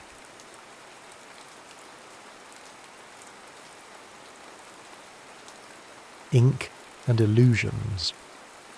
The rhythmic tap of Harper Lennox's fingers on her keyboard paused as she heard the telltale sound of a motorcycle pulling into the driveway next door. She glanced at the clock, 6:15 p.m, right on schedule. Her fingers hovered over the keys, waiting for the engine to cut off, for the heavy footsteps to cross the gravel drive, for the door to shut with a definitive click. Only then did she exhale and resume typing. His hands moved deliberately, each touch calculated yet somehow instinctive, as if his body remembered a map his mind had forgotten. Harper pushed her glasses up her nose and squinted at the screen. Too cliché. She deleted the sentence and tried again. The image of her neighbour, broad-shouldered, perpetually frowning Jack Maddox, floating unbidden into her mind. His touch was careful, almost cautious, like a man who had spent years learning the exact force needed to disarm explosives rather than ignite them. Better. Harper saved the file, a small smile playing at her lips. 2 more chapters and Midnight Reconnaissance, the 5th installment in her best-selling Covert Hearts series, would be complete. Her editor at Pinnacle Publishing would be thrilled. The readers of L.L. Moon's steamy military romance novels would be ecstatic, and Harper Lennox, head librarian of Windmere Cove's small public library, would remain exactly what she had always been, invisible. The duality of her existence had never bothered her before. In fact, she'd cultivated it deliberately. By day, she was the quiet, bookish woman who recommended gentle mysteries to elderly patrons and organised children's reading hours. By night, she transformed into L.L. Moon, whose novels featured strong-willed heroines and damaged heroes finding redemption through love, and spectacularly detailed intimate encounters. Her phone chirped with a text notification. "Brilliant news, darling. Covert Hearts series just hit 2 million in sales. NYT list. Confirmed for Midnight Reconnaissance pre-orders alone. We need to talk publicity. Call me." Margot Harper groaned, dropping her head into her hands. Publicity. The word alone made her stomach clench. L.L. Moon had never done interviews, never attended book signings. Her author photo was an artfully shadowed silhouette, her bio purposefully vague. A former literature professor who now lives in a coastal town, L.L. Moon spent her days surrounded by books and her nights writing about passion. The deception had been easy at first, when her debut novel had been a modest success. 5 years and 14 books later, the mystique surrounding L.L. Moon had only intensified her popularity. Harper shut her laptop and walked to the window, peering through the curtains at the cottage next door. A single light burned in what she knew was the kitchen. Jack would be making dinner now, something simple and nutritious. In the 3 years since he'd inherited his grandfather's house, she'd learned his routines as intimately as if they were characters in one of her books. Monday was grilled chicken night, Tuesday was fish, Wednesday, like today, was pasta, whole grain, with a sauce he made from scratch. He'd eat at the counter, standing, reading something on his tablet. Afterward he'd wash his dishes immediately, then spend an hour or two working on renovations before showering and reading until precisely 10 p.m, when his light would go out. Harper knew all of this not because she was a stalker, but because the rhythm of his life had become the metronome that kept time for her own. She structured her writing sessions around the comings and goings of the man who, without knowing it, had become the template for every brooding hero she'd created since he arrived. She'd spoken to him exactly 47 times. 47 brief, awkward exchanges that consisted primarily of good morning, nice weather, and have a good day. Once, during a power outage, he'd come to check if she had candles. Once, she'd gather the courage to bring him cookies as a welcome gift when he first moved in. Beyond that, their relationship existed entirely in her imagination, and on the pages of books that had sold millions of copies. Her phone rang, startling her from her thoughts. Margot wasn't one to be ignored. "Harper, darling, did you get my text? This is tremendous news." "I did, yes. It's wonderful," Harper replied, moving away from the window and back to her desk. "So, publicity. We need to strike while the iron is hot. I've been thinking." Harper tensed. Margot's thinking usually led to suggestions involving public appearances. What if we arrange a small, exclusive fan event? Nothing huge or intimidating. Just 20 or so devoted readers, an intimate setting. They'd love to meet the mysterious L.L. Moon. "Margot, we've discussed this. I can't. Not in New York, not at a big bookstore. Somewhere that feels safe for you." Margot paused, dramatically. "What about that charming little independent bookshop in your own town? Sea Pages, is it?" Harper nearly dropped the phone. "Windmere Cove? You want to host an L.L. Moon event in my town? It's perfect. Small, controlled environment. People who've never connected Harper Lennox with L.L. Moon. We keep it exclusive, mysterious even. Fans get to meet you, but we maintain your public anonymity. They sign NDAs if it makes you feel better." Harper's mind raced through all the ways this could go catastrophically wrong. Everyone in town knew her. They'd recognise her voice, her mannerisms. "I can't," she said firmly. Then, more softly, "But maybe if it were truly anonymous, if they could meet the author without knowing it's me." "Go on," Margot encouraged. What if it's a masked event? Everyone, including the author, wears masks. Make it thematic. Covert identities, like my books." There was silence on the other end, then a delighted laugh. "Harper, Lennox, you brilliant woman. It's perfect. Mysterious, on brand, and just the right amount of dramatic. Unmask your passion with L.L. Moon, but no one actually unmasks. I love it." As Margot rattled off logistics and dates, Harper found herself agreeing to something she'd spent years avoiding. Her gaze drifted back to the window, to the light in Jack's kitchen. What would the quiet intensity of Jack Maddox think if he knew his awkward, barely speaking neighbour was the author of books that had helped thousands of women discover their own desires? What would he say if he knew that his hands, his scars, his rare but devastating half-smile had inspired countless fictional moments of passion. It was a question she would never have to answer, she assured herself. Their worlds would never collide. The next morning, Harper arrived at the library 15 minutes early, as she always did. The small stone building had been a church in the 1800s before being converted to Windermere Cove's public library in the 1950s. She loved the arched windows, the worn wooden floors that creaked in specific places, the smell of old paper and lemon polish. This was her domain, where she felt competent and calm. Not like the jittery, anxious person she became whenever she spotted Jack Maddox approaching.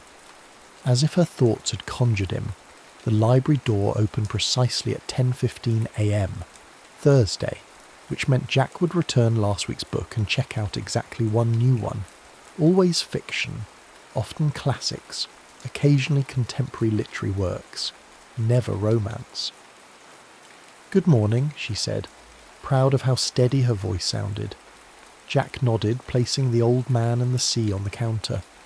His dark hair was damp from a recent shower, and a fresh cut on his forearm suggested he'd been working on another renovation project. "Hemingway," she said, scanning the book.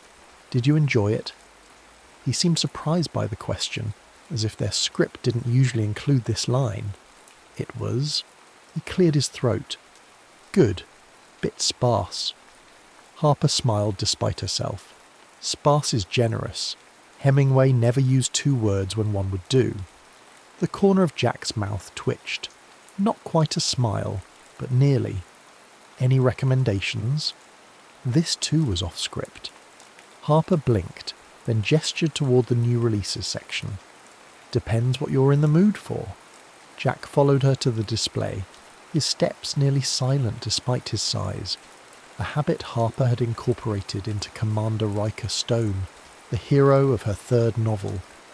Military training so ingrained that even in civilian life he moved like a shadow. "Something with more words than Hemingway," he said, and this time there was definitely a hint of humour in his voice. Harper reached for a book without thinking. This just came in. It's supposed to be excellent. She froze as she realised what she was holding. Midnight Reconnaissance by L.L. Moon. It wasn't supposed to be on shelves yet.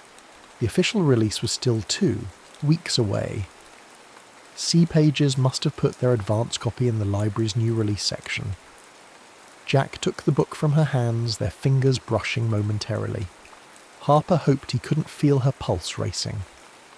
"Military romance?" he asked, eyebrow raised as he examined the cover, which featured a silhouetted couple against a night sky filled with stars. Harper's face burned. I mean, it's popular and—" "I'll take it," he said, cutting off her stammering. "Never tried this genre before."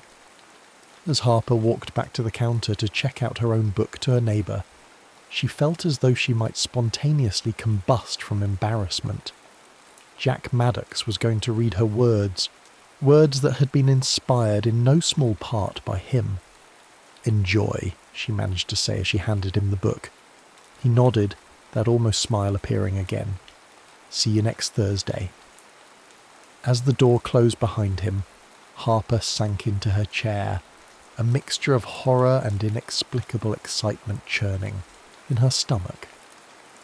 For the first time since she began writing as L.L. Moon, her 2 worlds felt dangerously close to colliding. Jack Maddox sat on his back deck, the library book open on his lap, his coffee cooling beside him. The morning sun filtered through the oak trees, casting dappled shadows across the pages. He'd been reading for 3 hours straight, unable to put the damn thing down. It wasn't what he had expected. Yes, there were intimate scenes that made him shift uncomfortably in his chair. But beyond that, there was something about the writing that felt personal. The way the author described the protagonist's hypervigilance, his difficulty sleeping, the way certain sounds triggered memories he'd rather forget. It was unnervingly accurate. He flipped to the author bio on the back flap. L.L. Moon. The photo was artfully obscured, just a silhouette against a window. A former literature professor who now lives in a coastal town, Jack frowned. Could be any coastal town, anywhere. But something nagged at him, a sense of familiarity in the prose that he couldn't quite place. His phone buzzed with a text from his former squad mate, Mike. "You coming to Derek's wedding next month?" Jack sighed. The thought of a large social gathering made his skin crawl, but Derek had been there for him during the worst days of his recovery. He owed him this much. "Yes, but I'm not dancing." Mike's response was immediate. "We'll see about that after a few beers, Captain No Fun." Jack pocketed his phone and returned to the book, losing himself once again in the story of a special forces commander and the war correspondent who saw through his defences. By the time he finished the final chapter, the sun was high overhead and he felt strangely exposed, as if the author had somehow peered into his soul. On impulse, he walked to his laptop and searched for information about LL Moon. There wasn't much. No interviews, no public appearances, just a website with book information and a contact form for fan mail that probably went straight to a publicist. A new link caught his eye. Unmask Your Passion, an exclusive event with LL Moon at C. Page's bookstore, Windermere Cove. Jack stared at the screen. LL Moon was coming here, to this tiny coastal town that barely registered on most maps. The event was described as intimate and exclusive, limited to 20 attendees. A masquerade theme meant everyone, including the author, would remain anonymous. Before he could talk himself out of it, Jack clicked register and filled out the form. What was the worst that could happen? He'd spend an evening in a room full of romance readers, most likely women, all of them strangers. The thought made him wince, but his curiosity about the author overrode his discomfort. He wanted to know how she had written so accurately about things he'd never discussed with anyone outside his unit. How she understood the weight of command, the burden of responsibility for other people's lives. How she knew exactly what it felt like to wake up screaming from dreams filled with sand and blood and failure. The confirmation email arrived instantly. "Congratulations, you're invited to an exclusive evening with LL Moon.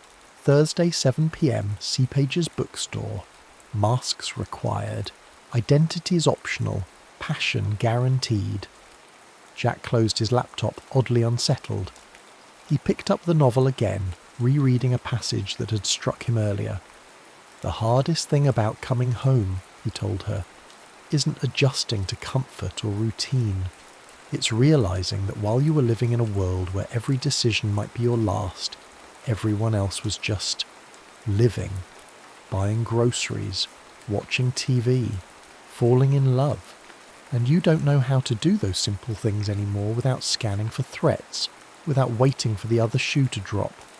How did she know? How did this mysterious LL Moon, whoever she was, understand exactly what it felt like to be in his head?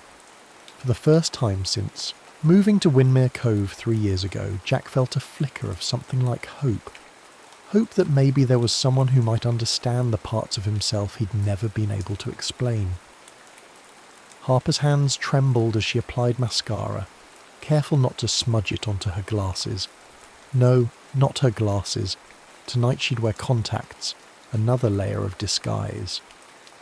Her hair, usually pulled back in a practical bun, fell in loose waves past her shoulders. The dress she'd chosen, a deep blue wrap style that emphasised her waist and showed more cleavage than anything in her normal wardrobe, had been ordered online specifically for this event. "You can do this," she whispered to her reflection. "It's just one evening. No one will know it's you." Her phone chimed with a text from Margot. "Car will pick you up at 6:30. Remember, you're just another guest until the revealed moment. You've got this, superstar." The plan was simple. Harper would arrive with the other attendees, mingle anonymously, and only at a predetermined moment would the bookstore owner, who was the only person in town who knew her secret, indicate that LL Moon was ready to take questions. Even then, she would remain masked, her identity protected. At exactly 6:30, A sleek black car pulled up outside her cottage. Harper grabbed her purse and the ornate masquerade mask she'd purchased online, casting one last glance at Jack's house. His motorcycle was gone, which meant he was out for the evening. One less worry, at least. C. Page's bookstore had been transformed for the evening. Fairy lights twinkled from the ceiling. Candles, flameless, Harper noted with librarian approval, flickered on tables scattered with rose petals, and soft jazz played in the background. Champagne flutes were being filled as masked attendees, mostly women, but a few men, chatted excitedly. Harper slipped in, securing her mask over her eyes. The elaborate design covered most of her upper face, with delicate silver filigree, extending to her hairline. Between that, the contacts, and her unusual styling, she doubted even her regular library patrons would recognise her. "Welcome," said Abby, the bookstore owner, with a wink that only Harper could see. "Please, enjoy some champagne. LL Moon will be circulating among you before the formal Q&A. Harper accepted a glass gratefully, taking a larger sip than she intended. The bubbles went straight to her head, but the alcohol helped calm her nerves. She could do this. She was just playing a role, like her characters did. She turned, intent on finding a quiet corner to observe from, when she collided with a solid chest. "Sorry," a deep voice said, steadying her with hands that were warm and firm on her bare arms. Harper looked up and nearly dropped her champagne. Through the simple black mask that covered the upper half of his face, she would recognise those eyes anywhere. Grey-blue, like the ocean during a storm. Jack Maddox was at her book event. Jack Maddox, her neighbour, her unwitting muse, the man whose silent intensity had inspired an entire series of romantic heroes, was standing in front of her, apologising for bumping into her, completely unaware that she was both the woman who lived next door and the author whose event he was attending. "It's fine," she said, pitching her voice slightly lower than normal. "No harm done." He nodded, and she waited for him to move on, but instead he remained standing there, studying her with an intensity that made her pulse quicken. "Are you a fan of LL Moon?" she asked, desperate to break the silence. A faint flush appeared above his mask. "I've only read one of her books, actually. Just finished it today." "And?" Harper couldn't help herself. "What did you think?" Jack took a sip of his drink. "Whiskey, not champagne," she noted, before answering. "It wasn't what I expected. There was a lot more understanding than I anticipated." Understanding? Of what it's like to come back from war. His voice had dropped, becoming almost confessional. Most people who write about it get it wrong. They focus on the dramatic parts, the firefights, the explosions. They don't understand that the hardest battles happen in the quiet moments afterward. Harper's breath caught.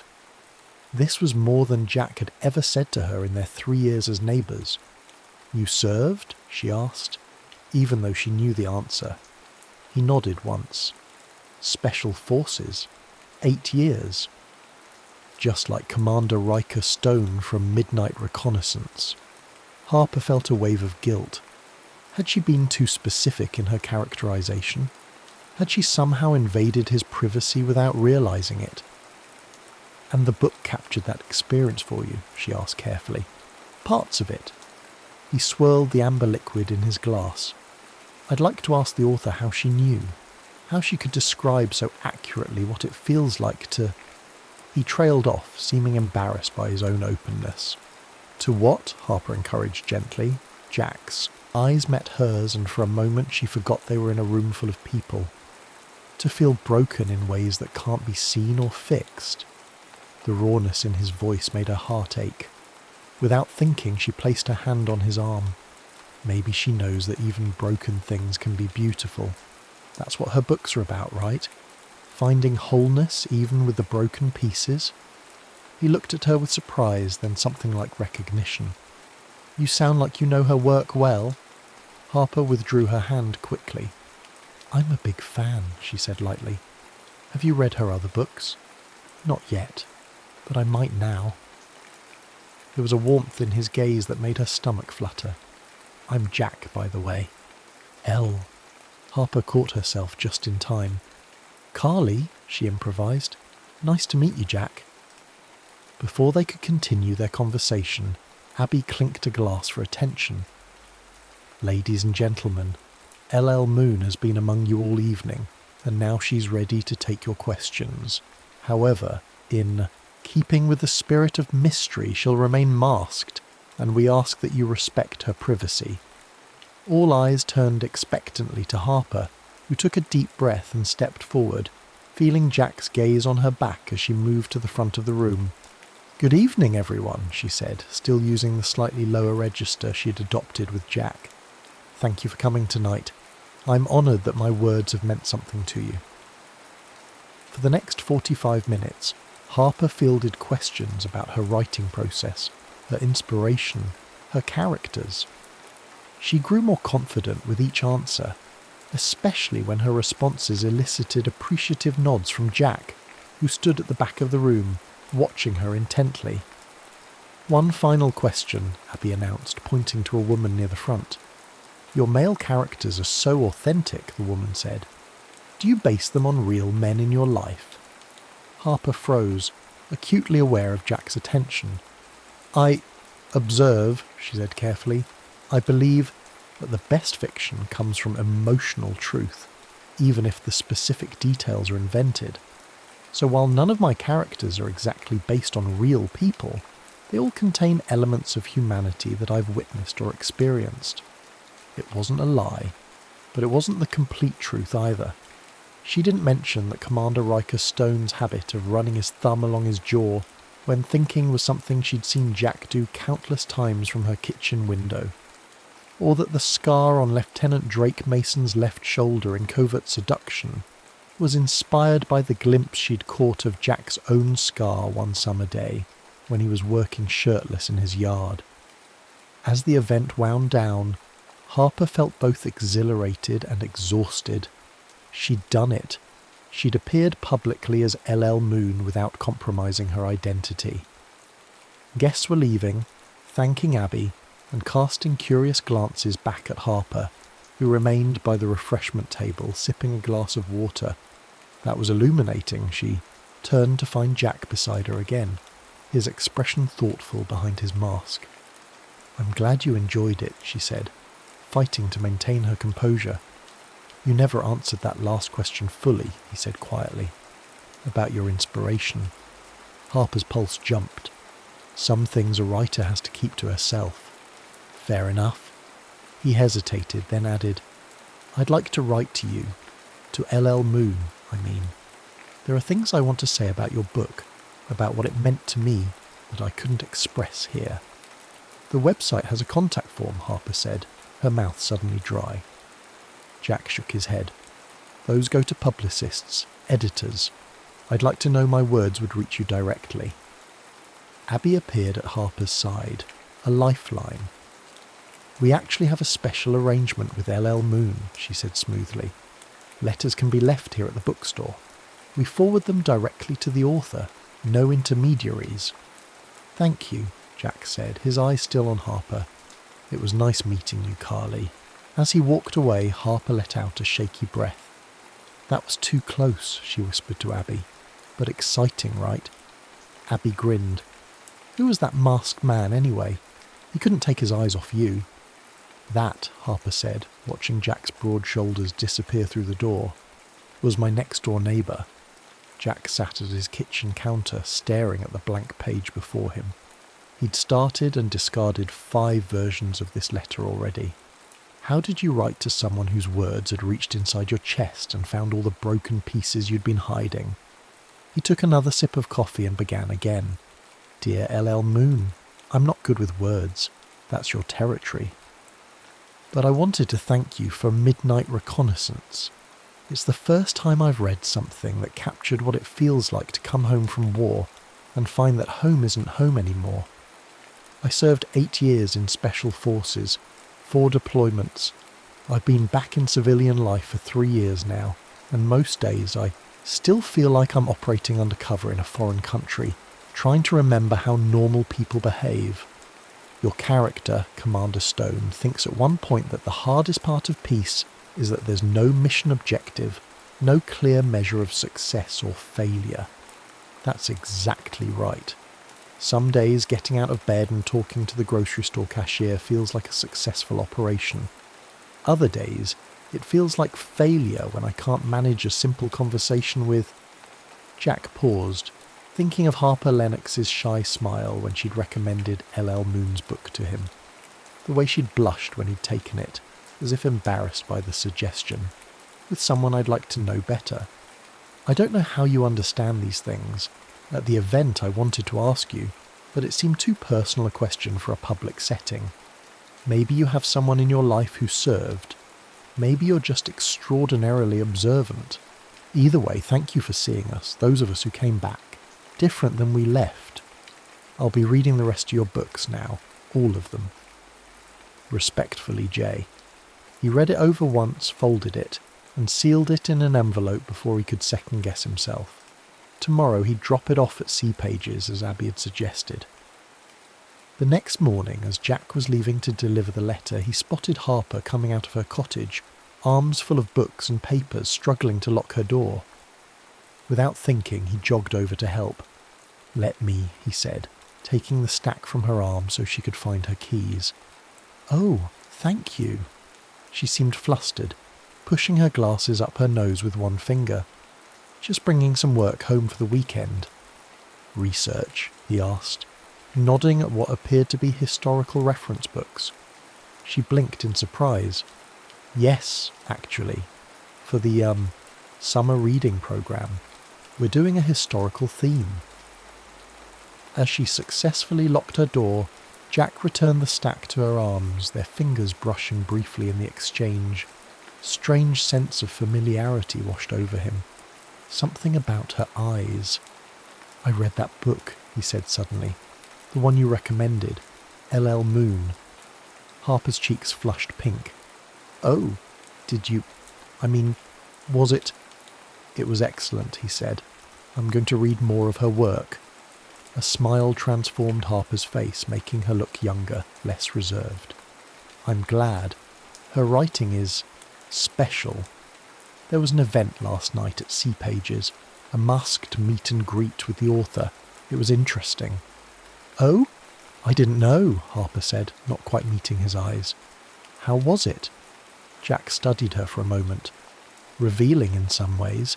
She seems thoughtful, smart. Harper nodded, shifting the books in her arms. "Well, I should get these inside. Thanks for your help." "Any time," Jack said, watching her hurry back to her door. There was something about her voice just then that had niggled at the back of his mind, a cadence that seemed familiar. Shaking off the thought, he headed to Sea Pages to deliver his letter. Harper closed her door and leaned against it, heart racing. Jack had been at her event. He'd liked her book. He thought L.L. Moon was thoughtful and smart. The strange double life she'd been leading suddenly felt more complicated than ever. As Harper Lennox, she could barely string together a coherent sentence around Jack Maddox. As L.L. Moon, or as Carly at the masquerade, she'd had a real conversation with him, had connected with him in a way she'd only dreamed about. Her phone rang, Margot's name flashing on the screen. "The event was a triumph," Margot crowed without preamble. "Abby says everyone loved you, and we've already seen a spike in pre-orders. We should do more of these. Small, exclusive, mysterious. It's perfect branding." "It was intense," Harper admitted, sinking onto her couch. "But yes, I think it went well." "Tell me everything," Margot demanded. "Any standout moments? Interesting questions?" Harper hesitated. "There was a man there, a veteran. He said my portrayal of military experience was accurate. It was validating. That's what I've been telling you. Your work resonates because it feels authentic, even when you're writing about experiences you haven't had personally. You have that rare gift of emotional insight." But it wasn't just emotional insight, Harper thought as she ended the call. It was 3 years of watching Jack Maddox, of cataloguing his expressions, his movements, his rare smiles. It was imagining his life before Windmere Cove, creating scenarios that explained the shadows in his eyes. She'd built her most successful characters on the scaffold of a man she barely knew. Was that creative genius, as Margot suggested? Or was it a strange, one-sided intimacy that bordered on invasion of privacy? The question haunted her as she tried to focus on her historical research. By mid-afternoon, she gave up and decided to walk to Sea Pages to see if Abby had any insights from the event that might help her make sense of her conflicted feelings. The small bookstore was busy with Saturday shoppers. Abby spotted her and waved her over to the counter. "Harper, just the person I wanted to see." Abby reached under the counter and pulled out an envelope. "This came for LL Moon this morning. I thought you might want it right away." Harper stared at the envelope labelled simply LL Moon. The handwriting was bold and angular, masculine. "It's from him, isn't it?" Abby whispered, leaning forward. "Your hot neighbour who couldn't take his eyes off Carly last night." "We don't know that," Harper protested, but her racing pulse suggested otherwise. "Did he say anything when he dropped it off?" "Just that he hoped it would reach you. He seemed earnest." Abby studied Harper's face. "You're really into him, aren't you? This isn't just a crush on the guy next door." Harper sighed, tucking the letter into her bag. "It's complicated. I hardly know him in real life, but I feel like I understand parts of him that maybe no one else does. It's why my characters work. They're pieces of him, filtered through my imagination." "Well, now you have a way to know the real him," Abby said, nodding at Harper's bag where the letter lay hidden. "This could be the start of something, Harper. A real connection, not just one in your head." Harper wasn't so sure, but she thanked Abby and left, the letter burning a hole in her bag all the way home. Once inside, she made tea, arranged herself on the window seat, and carefully opened the envelope. By the time she finished reading Jack's letter, tears were streaming down her face. The raw honesty of his words, the vulnerability he'd shown to a person he believed was a stranger. It moved her in ways she hadn't expected. She hadn't been wrong about him. The man she'd imagined, the one who inspired Commander Stone and her other heroes, was real. But he was also so much more complicated, more genuine, more wounded and hopeful than any character she could create. Without allowing herself to overthink it, Harper took out a sheet of her personal stationery, cream-coloured with a small lighthouse embossed in the corner, a gift from a library patron, and began to write. "Dear Jay, your letter touched me deeply. Thank you for your service, but more importantly, thank you for trusting me with your thoughts about coming home, about the challenges of returning to a world that seems to operate on different rules than the one you left. I don't have direct experience with military service. My understanding comes from research, from listening, and perhaps from a kind of emotional empathy that has always allowed me to imagine my way into others' experiences. But nothing I write has the legitimacy of lived experience, so your confirmation that I got some of it right means more than you know. You mentioned struggling with simple conversations with someone you'd like to know better. I understand that feeling, though from a different angle. I'm a naturally reserved person. In my daily life, I often find myself tongue-tied around others, especially people I admire or am drawn to. It's ironic that I can write thousands of words about the most intimate human connections, yet sometimes fail to make small talk in real life. Perhaps that's why writing is so freeing. On the page, we can be our best, most articulate selves. We can say the things we wish we could say out loud, like this. Thank you for seeing me. Not just LL Moon, the author with a mysterious persona, but the person behind the words who is trying, just like you, to make sense of human connection in all its beautiful complexity.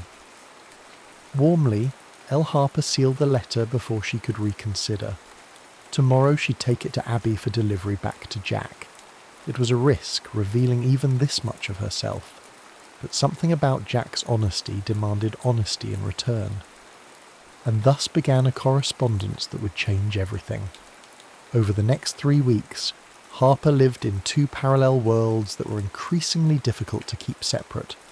In one world, she was Harper Lennox, librarian, who now exchanged slightly longer but still awkward greetings with Jack Maddox when they crossed paths. She'd progressed from good morning to actual questions like, did you enjoy the Steinbeck? And comments such as, the garden looks nice. Baby steps, but progress nonetheless. In the other world, she was LL Moon, who exchanged increasingly intimate letters with Jay, sharing thoughts, fears, and hopes that she'd never expressed to anyone else. Their correspondence had quickly evolved from discussion of her books to deeper reflections on life, purpose, and connection. Jack wrote about nightmares that still plagued him, missions he couldn't discuss but whose weight he still carried. She wrote about her fear of being truly seen, the contradiction of craving connection but fearing exposure. Neither mentioned identifying details. She was careful never to reference her work as librarian, and he never mentioned Windmere Cove by name, but with each exchange they revealed more of their true selves.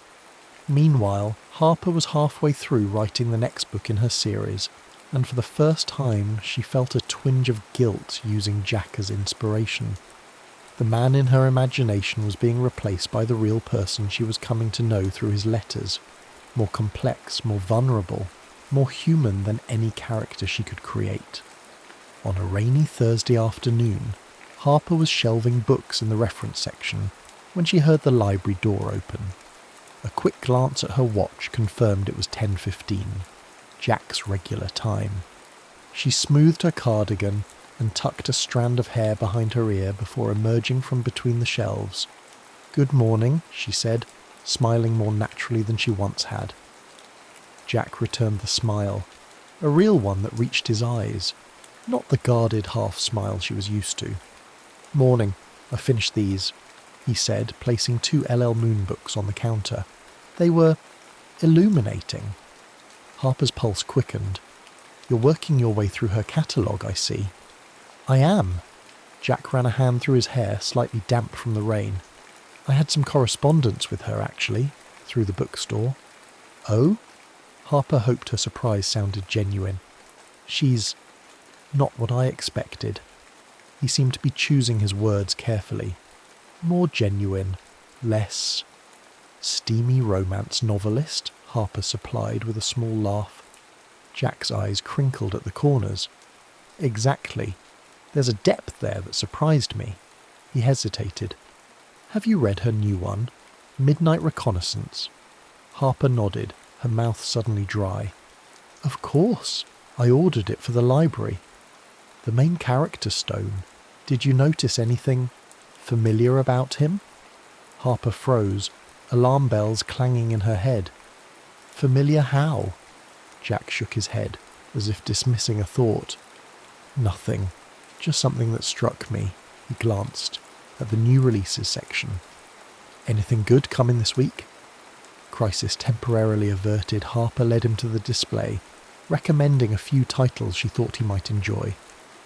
As they talked, more easily than ever before, she couldn't help but notice the way his expression softened when he looked at her, how he seemed more present, less guarded. Was it possible that their letter exchange was affecting how he saw her, even though he had no idea that Harper and LL Moon were one and the same? "I was wondering," Jack said as she checked out his new selections, "if you'd like to get coffee sometime. There's a new place on the pier that's supposed to be good." Harper nearly dropped his book. "Coffee? With me?" A flash of uncertainty crossed his face. "If you're interested, no pressure." "Yes," she said quickly. "I'd like that. Very much." His smile then, warm, genuine, a little relieved, sent a flutter through her chest. "Great, Saturday morning around 10. "Perfect, Harper." Agreed, handing him his books. As Jack left, Harper sank into her chair, conflicting emotions washing over her. joy at the prospect of spending time with him, guilt at the deception that was growing more complicated by the day, and a gnawing fear that when the truth inevitably came out, she would lose both the real connection they were forming and the fantasy one she'd created through their letters. That evening, another letter from Jack arrived via Abby. Harper made herself wait until after dinner to open it, savouring the anticipation. These letters had become the highlight of her weeks, a space where she could be completely herself without fear of judgment. Dear Elle, I did something impulsive today. I asked out my neighbour, the shy librarian I mentioned before. We're getting coffee Saturday. I'm both looking forward to it and terrified I'll say the wrong thing and ruin whatever small progress we've made toward actual conversation. Is it strange that I feel I can talk to you more easily than to someone standing right in front of me? With you, the words flow. With her, I fumble and forget basic English.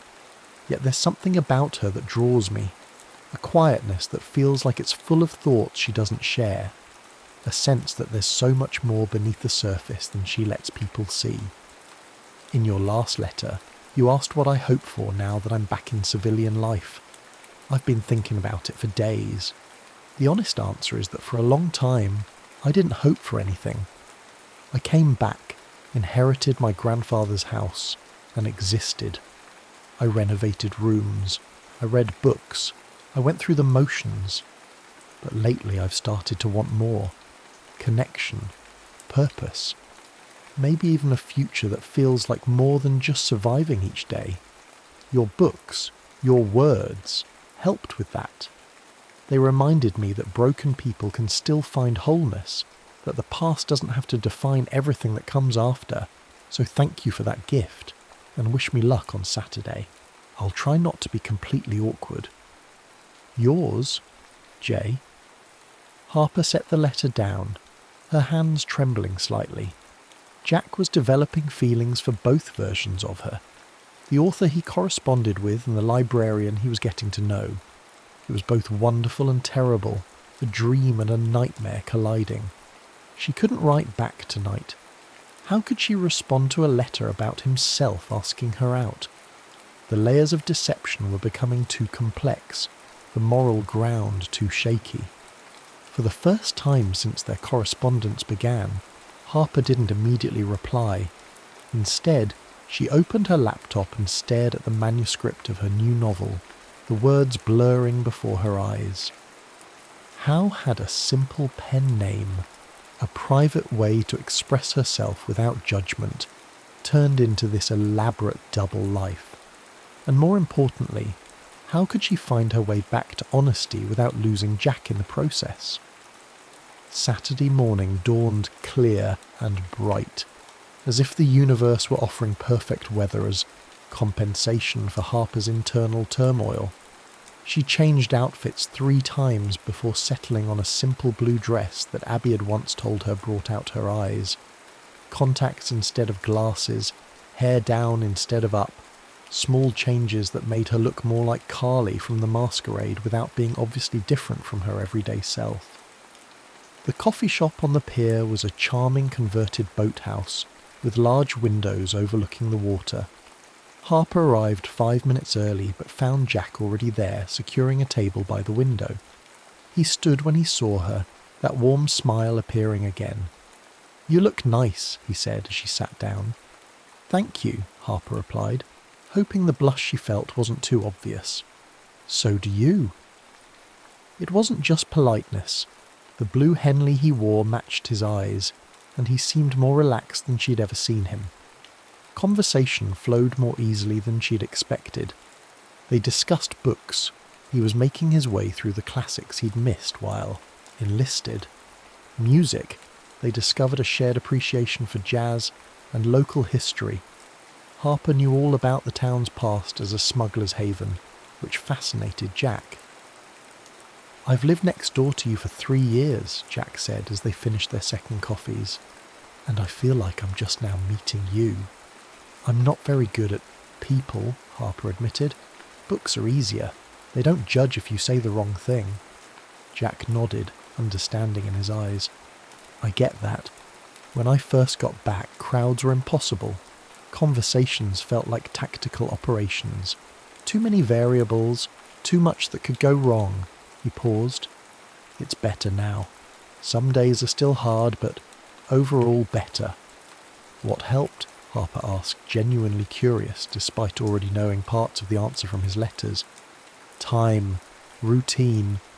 He looked out at the water. And recently, finding connections that matter. Remembering how to be human again.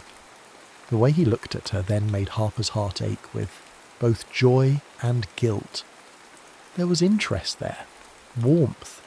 The beginning of something that could be wonderful, if it weren't built on a foundation of half-truths and omissions. "Can I ask you something?" Jack said suddenly. It might seem strange. Harper nodded, a flutter of anxiety in her stomach. "Have you ever heard Met L.L. Moon?" For a moment Harper couldn't breathe.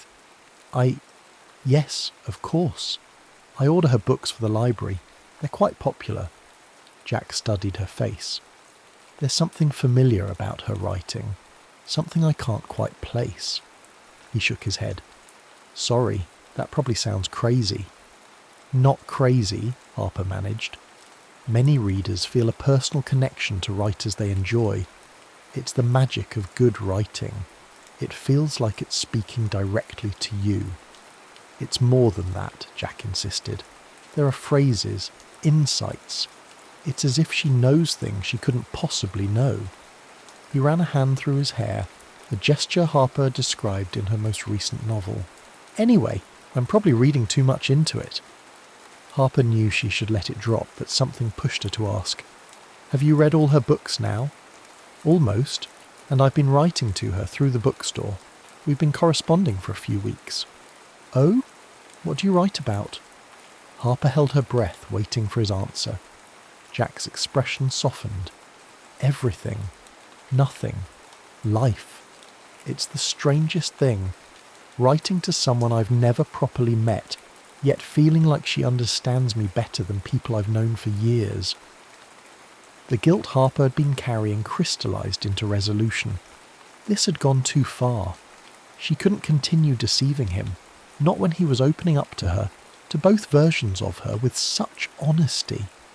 "Jack, Sorry," he interrupted, looking embarrassed. "I didn't mean to go on about it. It's just been unexpected, finding that connection through letters." Harper swallowed the confession that had been on the tip of her tongue. Not here, not now. This needed to be done carefully, thoughtfully. "I understand," she said instead. "Sometimes the written word allows for a kind of honesty that's harder face to face." "Exactly." The smile he gave her then was so full of warmth that Harper knew, whatever came next, she had to find a way to tell him the truth, even if it meant losing him. As their coffee date ended and Jack walked her home, their hands occasionally brushing, Harper made a decision. She would write one more letter as L.L. Moon, a letter that would begin the process of revealing the truth, whatever the consequences. "Dear Jay, I've started this letter 12 times, and each attempt feels inadequate. How do you tell someone that you've been less than honest, that what began as a small omission has grown into something that keeps you awake at night? You asked in your first letter how I could understand so well what it feels like to come home from war. The truth is, I don't, not from personal experience, but I do, understand what it means to live a divided life, to present one face to the world while keeping another hidden. My pen name wasn't meant to become a deception. It was protection, a way to express parts of myself I couldn't share as the person I am in daily life. But as L.L. Moon became successful, the division grew. Now I find myself in an impossible situation, connected to someone in 2 separate ways, neither of them fully honest. I need to tell you something important, something that may change how you see me in these letters we've shared. I'm not asking for forgiveness, only the chance to explain in person. If you're willing to hear me out, come to See Pages this Friday at 7 p.m. No masks this time, just truth. With hope, L. Harper read the letter one last time before sealing it. her hands trembling slightly. She'd chosen her words carefully, revealing enough to be honest without giving away everything in writing. Some truths needed to be spoken face to face. Abby had agreed to close the bookstore early on Friday to give Harper and Jack privacy for what promised to be a difficult conversation. Now all Harper could do was deliver the letter and wait, the knot in her stomach growing tighter with each passing day. On Thursday morning, Harper was shelving new arrivals when she heard the library door open. Jack's distinctive footsteps approached, and she steeled herself to face him, unsure what his reaction to her letter had been. "Good morning," she said, turning with a smile she hoped didn't betray her nerves. "Morning." His expression was unreadable. "Got a minute to talk?" Harper nodded, her mouth suddenly dry. "Of course. Let me just..." She finished shelving the book in her hand and led him to the small reading nook at the back of the library, away from the few morning patrons browsing the shelves. "Is everything okay?" she asked as they sat in adjacent armchairs. Jack studied her face for a long moment. "I got a strange letter from L.L. Moon yesterday. She wants to meet in person, says she hasn't been honest with me." Harper's pulse hammered in her ears. "Are you going to go?" "I don't know." He ran a hand through his hair. "It's complicated." "Because of the pen name? The anonymity?" Harper asked carefully. "Partly." Jack leaned forward, elbows on his knees. "But also because of you." "Me?" Her voice came out higher than she intended. "This thing between us, coffee, conversations, getting to know each other, it matters to me. A lot." His eyes held hers, sincere and direct. "And these letters with L.L. Moon, they've meant something too. It's confusing to feel connected to two different people at the same time." Harper's heart ached with the irony of his words. Maybe they're not as different as you think," Jack frowned. "What do you mean?" It was now or never. Harper took a deep breath. "Jack, I need to tell you something important. The library door chimed, and Martha, Harper's elderly assistant, appeared at the end of the aisle.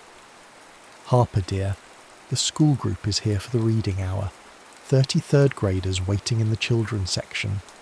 Harper closed her eyes briefly, frustration washing over her. "I'll be right there, Martha." She turned back to Jack. "I'm sorry. I have to..." "It's okay," he said, standing. "We can talk later." "Friday," Harper said impulsively. "Are you free Friday evening?" Jack's expression shifted, something like suspicion crossing his features. "Friday at 7? Harper nodded, her heart racing. "Please come. It's important." He studied her face for a long moment. "Harper, are you..." "I have to go," she said, rising quickly. "But please, Jack, Friday at 7, see Page's bookstore. I'll explain everything." Before he could respond, she hurried away, leaving him standing alone in the reading nook, confusion evident in his expression. The next day and a half were among the longest of Harper's life.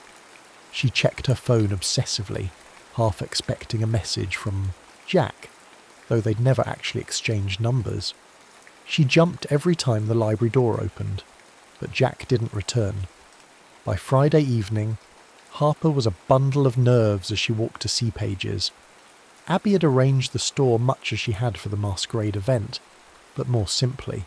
Just 2 comfortable chairs facing each other in a quiet corner, a bottle of wine and 2 glasses on a small table between them.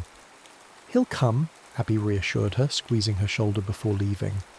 "And it'll work out. He cares about you. Both versions of you." Harper smiled weakly. "Thanks. For everything." As Abby's car pulled away, Harper poured herself a glass of wine with shaking hands. It was 6:55 p.m. She sat in one of the chairs, smoothing her dress, the same deep blue one she'd worn to the masquerade, a deliberate choice to help Jack make the connection. At 7:10, there was still no sign of him. Harper's hope began to fade. He wasn't coming. He'd figured it out and was too angry, too hurt to face her.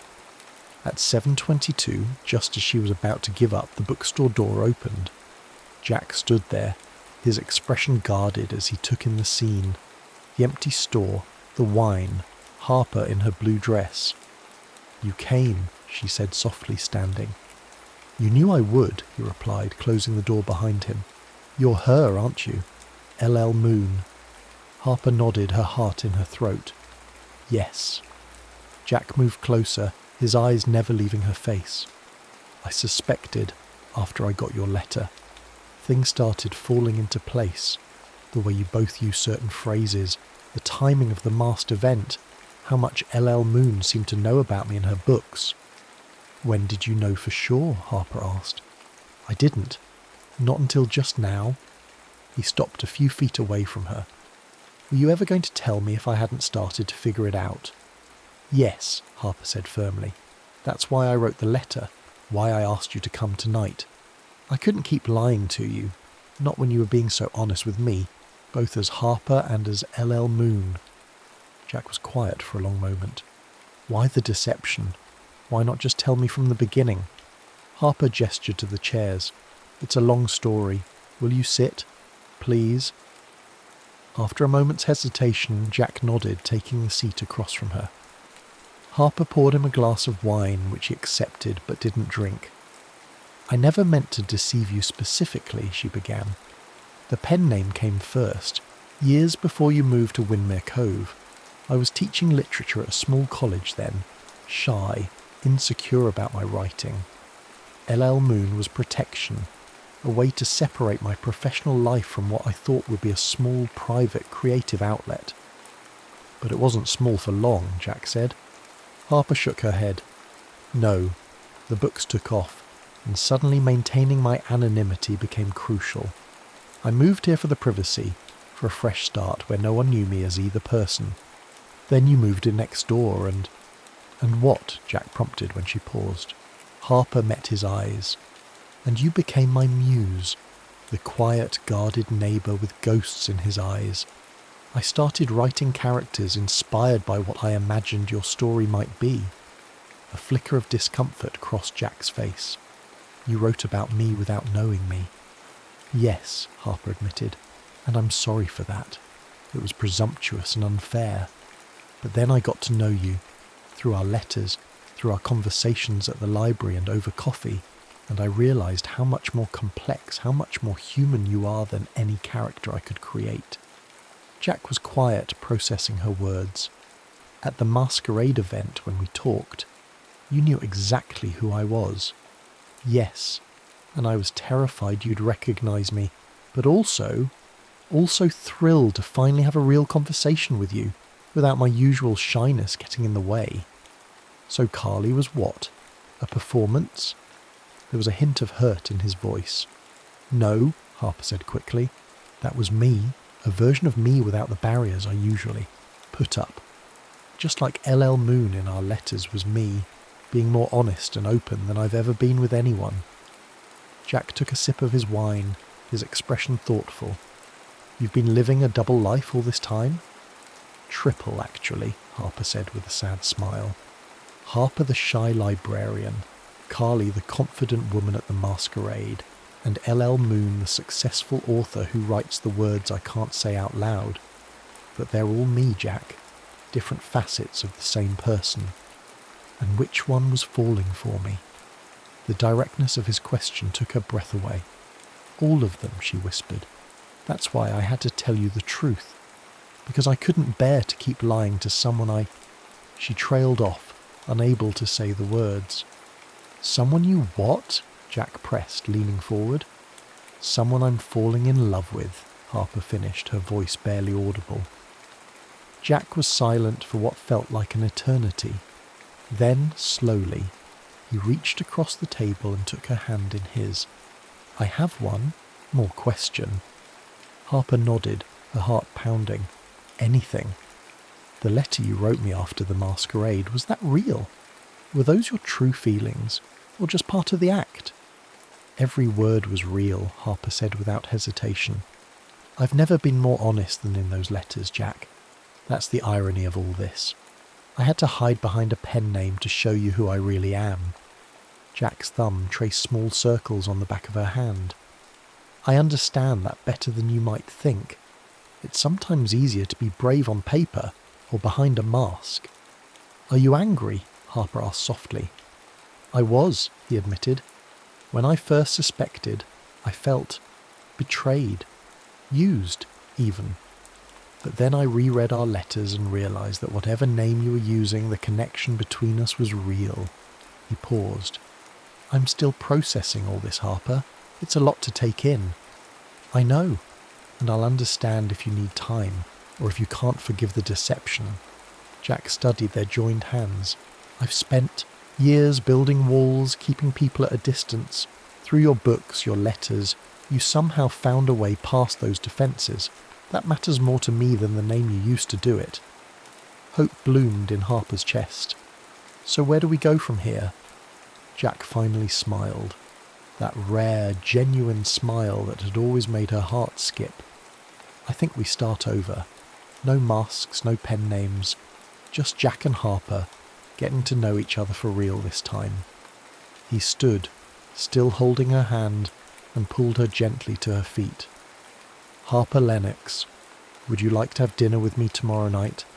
I'd like to properly meet the woman behind the words that helped me find my way home."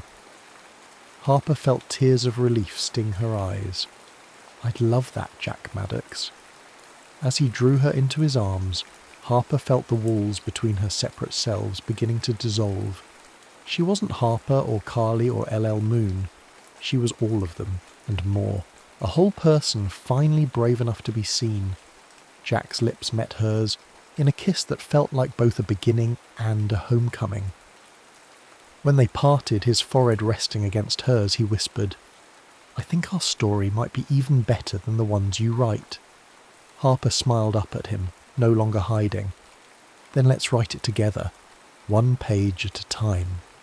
Outside C. Page's bookstore, the first stars appeared in the darkening sky, while inside, two people who had spent years living in shadows finally stepped into the light, ready to discover what happened after Happily Ever After, when the real story was just beginning.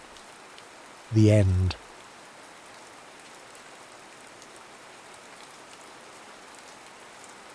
What We Renounced.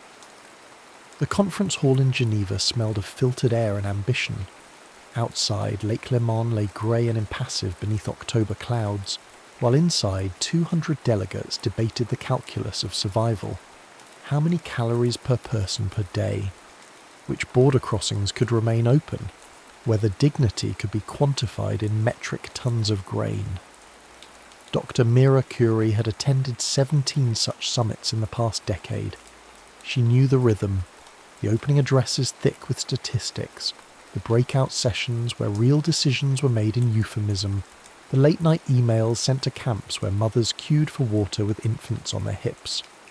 She had learned not to expect transformation, only incremental mitigation. Hope was a luxury she had surgically excised somewhere between her second and third deployment. She was reviewing case files in the atrium when she heard his voice. Not the words. Those were diplomatic, measured, directed at a cluster of EU observers, but the timbre, the particular weight he gave to certain syllables, the pause before difficult truths. She knew that voice the way one knows the sound of rain on a childhood roof, not by conscious memory, but by the body's involuntary response. Mira did not turn immediately. She finished reading the paragraph about malnutrition rates in the eastern camps, closed the folder with deliberate care, and only then allowed herself to look. 13 years had carved new lines beside his eyes. His hair, once uniformly dark, now showed silver at the temples. He wore a suit that fit too well, the armour of someone who had learned to move in rooms where power was a language spoken in nods and strategic silences. But his hands, those were unchanged.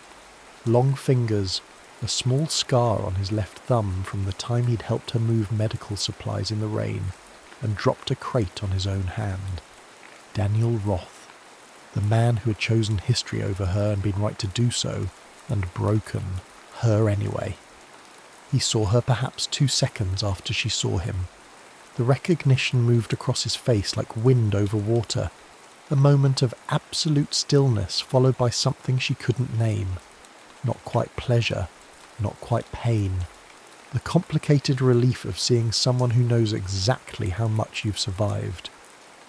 "Dr. Curie," he said, crossing the atrium with that same measured stride. "I didn't know you'd be attending." "Mr. Roth." She extended her hand. His grip was firm, professional, and lasted precisely 1 second longer than protocol required. "I wasn't certain you still involved yourself in field operations." A flicker of something, irony, regret, crossed his features. "I find I can't quite abandon old habits." They stood in the atrium's calculated light, surrounded by the hum of translated conversations and the soft click of laptop keys. 13 years compressed into the space between their bodies. 13 years since the border city, since the makeshift hospital, since the night he'd told her he was leaving for the capital, for politics, for the chance to change policy rather than simply witness its failures. She'd understood, even then, had even agreed, in the theoretical way one agrees that amputations sometimes save lives. Understanding didn't prevent the wound. "You look well," Daniel said, and she heard what he didn't say. "You look like you survived." "So do you," Mira replied, meaning, "You look like success tastes exactly as bitter as you feared." The summit's architecture forced proximity. Mira served on the medical advisory panel. Daniel chaired the Intergovernmental Working Group on Food Security. Their meetings overlapped, their briefings converged, their recommendations required coordination. By the 3rd day, they had fallen into an old rhythm, her clinical assessments complementing his strategic frameworks, her refusal to soften data balancing his need to find politically viable solutions. On the 4th evening, they found themselves sharing a car to a dinner with regional representatives. Rain streaked the windows. Geneva's streets glowed with wet light. "Do you remember," Daniel said quietly, "the night it rained in the camp? When the medical tent flooded and we moved everything to the administrative building?" Mira watched the city slide past. "I remember you carried 12 boxes of antibiotics on a sprained ankle and refused to admit you were injured. You noticed. I was a medical student. Noticing was my job. You were more than that." His reflection in the window met hers. "You saw things the rest of us had learned not to see." She didn't answer immediately. The silence between them had texture, weight. Finally, "I saw that you would leave. I was right about that." "Yes." No deflection, no defence. "You were." The dinner was interminable. Courses arriving with diplomatic precision, conversations circling the same territorial disputes, the same funding shortfalls, the same careful avoidance of the word failure. Mira sat 3 seats from Daniel and felt the distance like a physical ache. Twice their eyes met across the table. Once his hand moved toward his water glass at the same moment hers did, and they both stopped. The near collision somehow more intimate than touch. Later, much later, she found herself alone in the hotel lounge, too restless for sleep. She was reading incident reports when Daniel appeared, still in his dinner clothes, tie loosened. "May I?" He gestured to the chair across from hers. She nodded. They sat in silence for a long moment. Outside, the city's lights reflected on the lake, doubling themselves. "I kept your letter," Daniel said finally. "The one you wrote after I left." Mira's hand stilled on her tablet. "I never sent a letter." "I know. I found it in the medical tent after you'd been reassigned. It was in your handwriting, addressed to me unsealed. You must have set it down and forgotten it, or decided against sending it." He paused. "I've never..." "Read it." She felt something crack in her chest. 13 years, and you never... "I was afraid," he said simply. "Afraid it would confirm what I already knew. That I'd chosen wrong. that I'd sacrifice something irreplaceable for something merely important. And now? Now I know I was right to be afraid. He leaned forward, elbows on his knees, hands clasped. Mira, I've brokered treaties, prevented famines, moved millions of dollars of aid. I've done exactly what I set out to do. And not a day has passed when I didn't wonder what would have happened if I'd stayed. She should have been angry. Should have reminded him that wondering changed nothing, that good intentions were just another form of poverty, that she had built an entire life on the foundation of his absence. Instead, she heard herself say, "The letter wasn't what you think." What was it? It wasn't an accusation. It was... She searched for the right word. It was a release. I was giving you permission to leave, without guilt. Telling you that I understood, that I would be fine, that your work mattered more than my feelings. She met his eyes. I was lying, of course, but it was a kind lie. You were always kind, Daniel said softly, even when kindness was the most expensive thing you owned. The silence that followed wasn't empty. It was full of everything they hadn't said, hadn't allowed themselves to say. The air between them felt charged, magnetic. Mira was acutely aware of the distance between their chairs, less than 2 feet, more than an ocean. She was aware of his breathing, of the way his fingers had tightened on each other, of the small muscle working in his jaw. "I should go," she said, not moving. "Yes," Daniel agreed, staying precisely where he was. Neither of them moved. The moment stretched, taut and trembling. Then Daniel stood, slowly, and extended his hand to help her up. It was a gesture from another era, courtly and careful. She took his hand. He drew her to her feet. They stood closer than they'd stood since the day he left. Close enough that she could see the exact shade of his eyes. Not quite brown, not quite gold. That particular amber that had once seemed to her the colour of honesty. "Good night, Mira," he said, releasing her hand. "Good night, Daniel." She left first, feeling his gaze follow her to the elevator. In her room, she stood at the window for a long time, watching the lake, trying to remember why renunciation had once seemed noble rather than simply wasteful. The crisis came on the 7th day of the summit, during a closed session on resource allocation. Daniel presented the working group's final recommendations. On paper, they were brilliant. A graduated system that would stabilise food distribution across 17 camps, leveraging existing infrastructure while creating sustainable supply chains. It would save thousands of lives. It would also require closing 3 humanitarian corridors and consolidating resources in centralised distribution points. The vulnerable populations in the smaller, more remote camps would have to relocate or accept reduced provisions for a transitional period of 4 to 6 months. Mira listened to the presentation in mounting disbelief. When Daniel finished, she raised her hand. "Dr. Khoury," the moderator acknowledged, "I have a question about the transitional period." Her voice was calm, clinical. "Has the working group considered the medical implications of relocating populations that include acute malnutrition cases, untreated tuberculosis, and pregnant women in their 3rd trimester?" Daniel's expression didn't change. "We've factored in medical considerations. The relocation would be phased and supported." "Supported how? With what staff? The camps you're proposing to close house the medical personnel who've been treating those populations for years.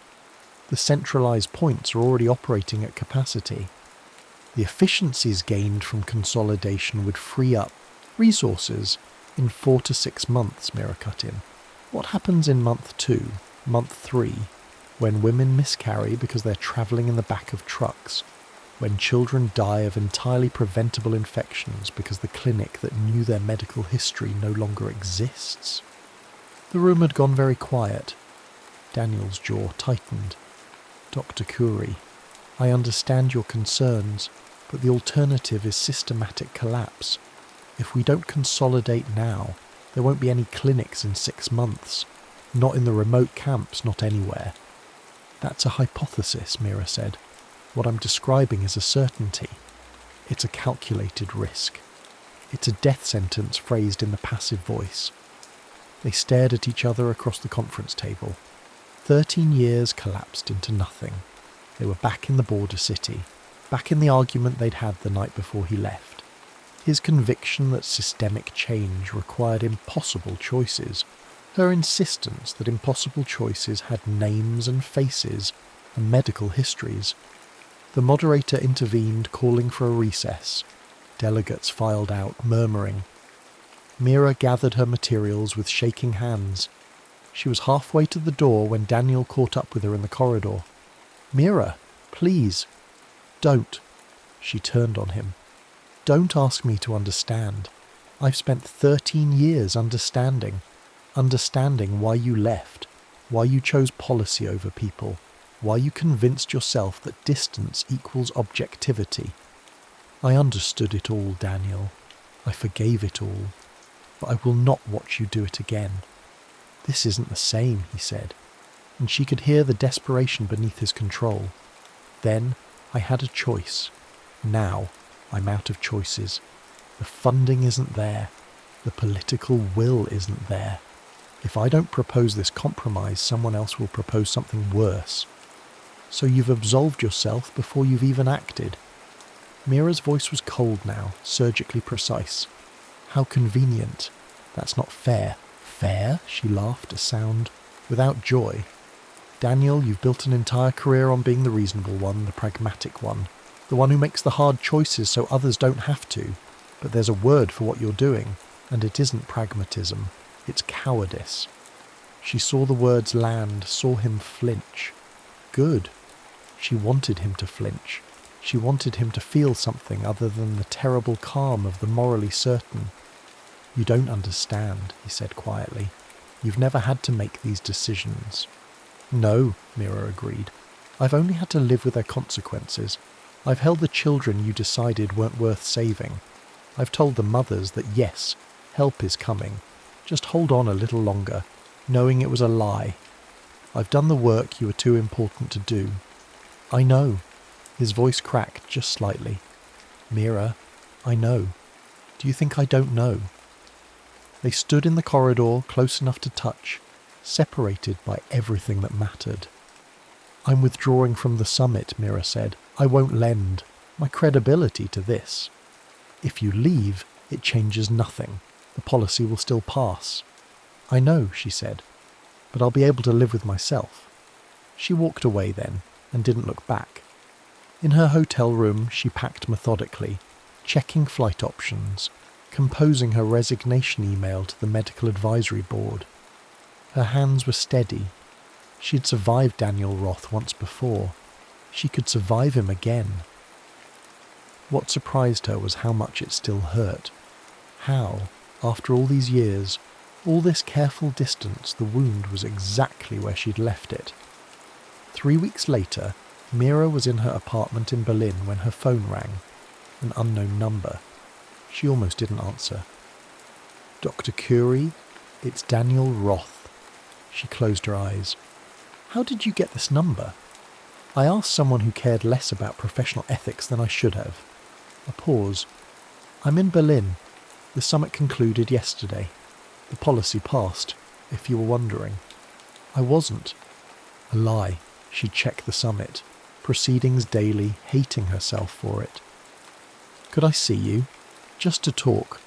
I'm flying out tomorrow morning." She should have said no. Should have told him that they'd said everything there was to say, that talk was just another form of postponement.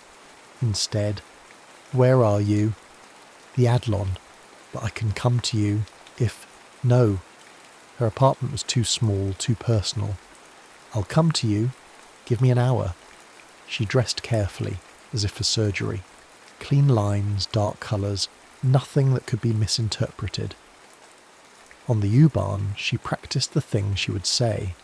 Calm things. Final things. The conversation that would let them both move on. The hotel lobby was all marble and muted gold. Daniel was waiting in one of the leather armchairs, still in his conference clothes, but somehow diminished, as if the past weeks had taken something from him. He stood when he saw her. "Thank you for coming," he said. "I wasn't sure you would." "I wasn't sure either." They took the elevator in silence. His room was on the 7th floor, a suite with a view of the Brandenburg Gate. It was the kind of room where history was made in careful increments. Mira stood by the window, arms crossed, waiting. "The policy you opposed," Daniel said from behind her. "It was modified. Not enough, probably not nearly enough by your standards, but the transitional period was extended to 9 months. Additional mobile medical units were allocated, and there's a provision for emergency exceptions." "Because I left?" "Because you were right." He moved closer, but not close enough to touch. "And because enough other people were brave enough to say so. You started something when you walked out, Mira. You made it possible for others to object." "That's a political answer," she said. "I asked you for the truth. The truth is that I spent 3 weeks defending a policy I didn't believe in, because I was too afraid to admit I was wrong. The truth is that I've spent 13 years making pragmatic compromises and calling it wisdom. The truth is," his voice faltered, "the truth is that I left you once because I thought I could do more good without you than with you, and I've regretted it every single day since." Mira turned to face him. "Don't do this." "Don't do what?" "Don't rewrite history because you're lonely. Don't turn this into a romance because you've had a crisis of conscience." Her voice was fierce, protective of something she couldn't name. "You made the right choice, Daniel. You've saved lives. You've changed policy. Everything you've done has mattered. And what if it wasn't enough?" He stepped closer. "What if I saved thousands and lost the one thing that made me human?" "Stop." She held up a hand. "Just stop. I've survived you once. I've built a life. A good life. I don't need you to validate it or complicate it or—" "I love you," he said. The words fell into the space between them like stones into deep water. Mira stood very still. "I've always loved you," Daniel continued, quieter now. "I loved you when I left. I loved you when I didn't read your letter. I loved you in every meeting, every negotiation, every time I made a choice that required me to forget what it felt like to be fully human. And I know that saying it now after all this time is unfair and selfish and probably too late. But I'm tired, Mira. I'm tired of choosing the world over the person I love." "You can't," she whispered. "You can't do this. You can't just—" I know I have no right. But I need you to know that it wasn't lack of love that made me leave. It was having too much love and no faith that I deserved to keep it." Mira felt something breaking in her chest, something she'd sealed over years ago with scar tissue and deliberate amnesia.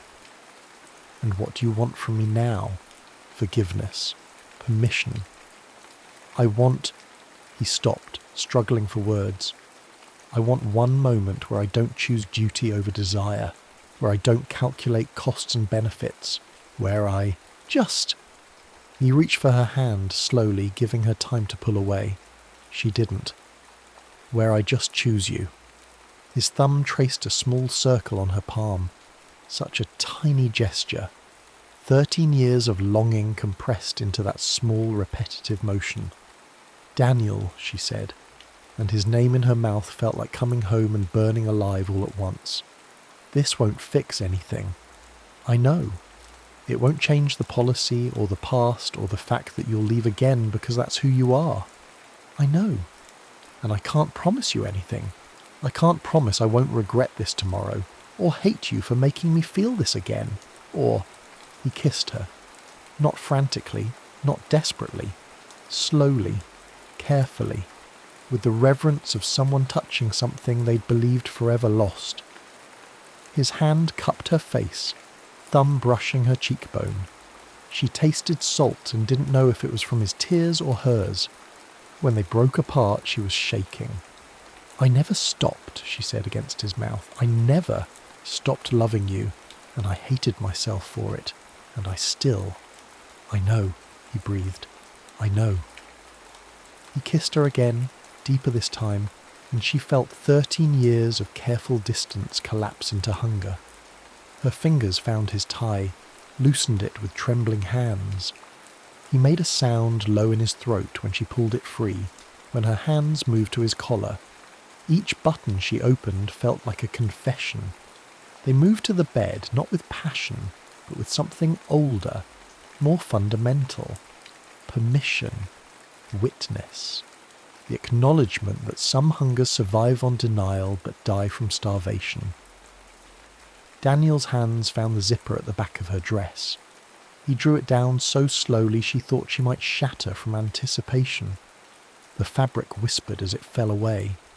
His fingers traced the line of her spine, each vertebra a point of contact that made her breath catch.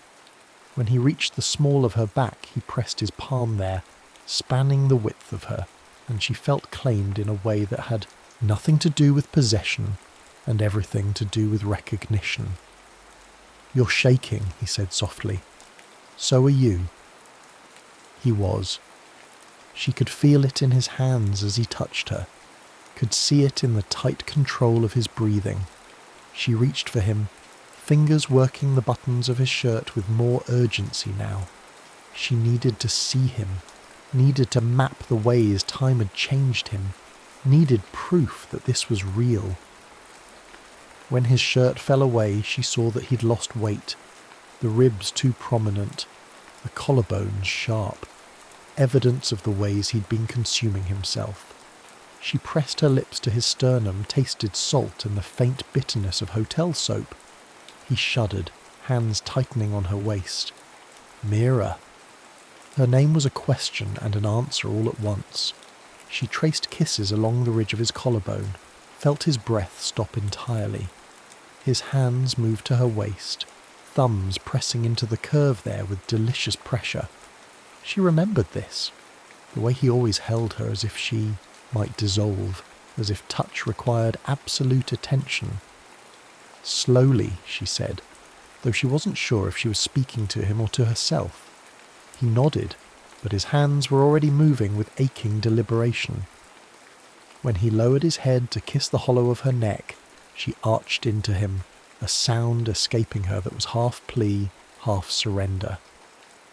They finished undressing with the focused intensity of ritual. Each garment removed revealed new territory to be explored, remembered, worshipped. His gaze moved over her with such raw need that she felt it like a physical touch. He reached for her, then stopped, hands hovering. "Can I?" "Yes," she breathed. "Please, yes." His touch was reverent, exploratory, relearning the landscape of her body. She gasped, head falling back, and he took advantage, mouth finding the curve of her neck, teeth grazing skin that had forgotten this particular electricity. They had undressed with trembling urgency, the last barriers falling away with a gracelessness that made it all the more intimate. She loved him for it, for the crack in his careful control, for being human enough to be desperate. When they were finally skin to skin, the contact was almost overwhelming. She pressed against him, and the heat between them was staggering. The evidence of his desire sent warmth flooding through her entire body.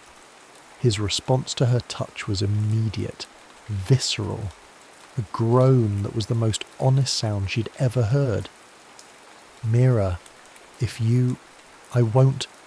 I know," she said softly. "Bed," he managed. "Now." They fell onto the mattress in a tangle of limbs, all pretense of patience abandoned. He covered her body with his, and she welcomed the weight, the delicious pressure of him against her, his presence, his warmth, the solid reality of him. It was everything she'd been starving for. "I want to know you again," he said against her ear, voice rough, "every part of you." "Yes," she said, though she wasn't sure she could survive the intensity of it.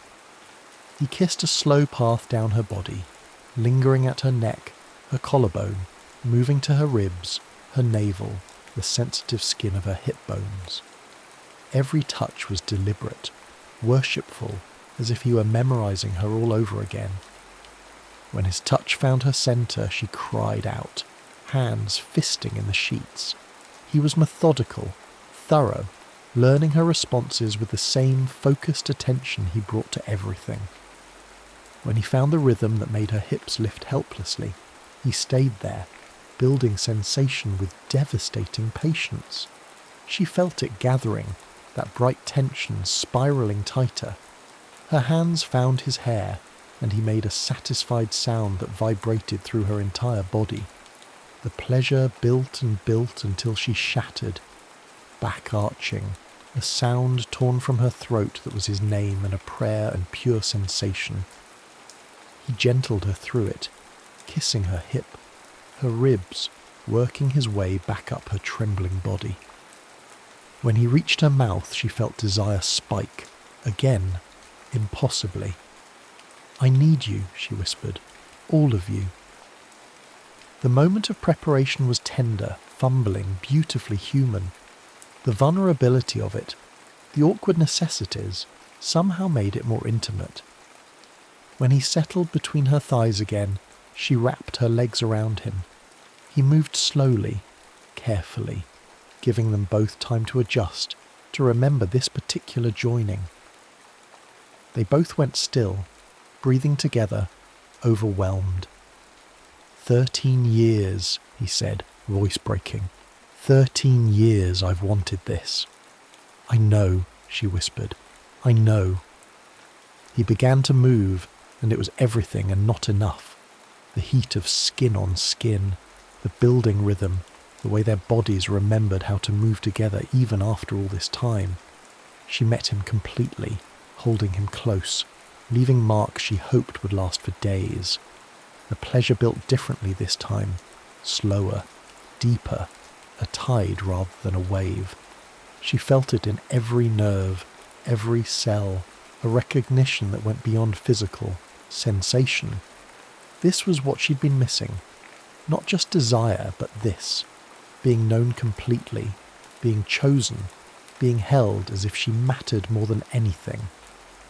"Look at me," Daniel said, and she opened her eyes, met his gaze. The intimacy of it, seeing him seeing her in this moment of absolute vulnerability, nearly undid her. "Don't stop," she pleaded. "Please don't stop." "Never," he promised, and shifted, finding an angle that made stars explode behind her eyes. "Is that—" "Yes, yes, perfect." He moved with renewed purpose, and she felt herself climbing again, higher this time, everything in her body straining toward release. When it came, she cried out, a sound he caught with his mouth, kissing her through the waves of sensation that seemed endless. She felt him follow moments later, the tension in every muscle, the way he buried his face in her neck and groaned her name like a man saved or damned. She couldn't tell which. His body shuddered, and she held him through it, hands gentle on his back, whispering words that had no meaning beyond comfort. Afterwards they lay tangled in sheets that smelled of hotel lavender, and them not speaking. His hand rested on her hip, thumb making those same small circles, her head on his chest, listening to his heartbeat slow from gallop to canter to something approaching normal. She felt marked by him, not just physically, but something deeper, as if the past 13 years had been provisional, and this was the signature that made them real. "I don't know what happens now," Daniel said finally. "Nothing," Mira replied. "Everything. I don't know either. I can't promise I'll be better at this. At choosing. I know."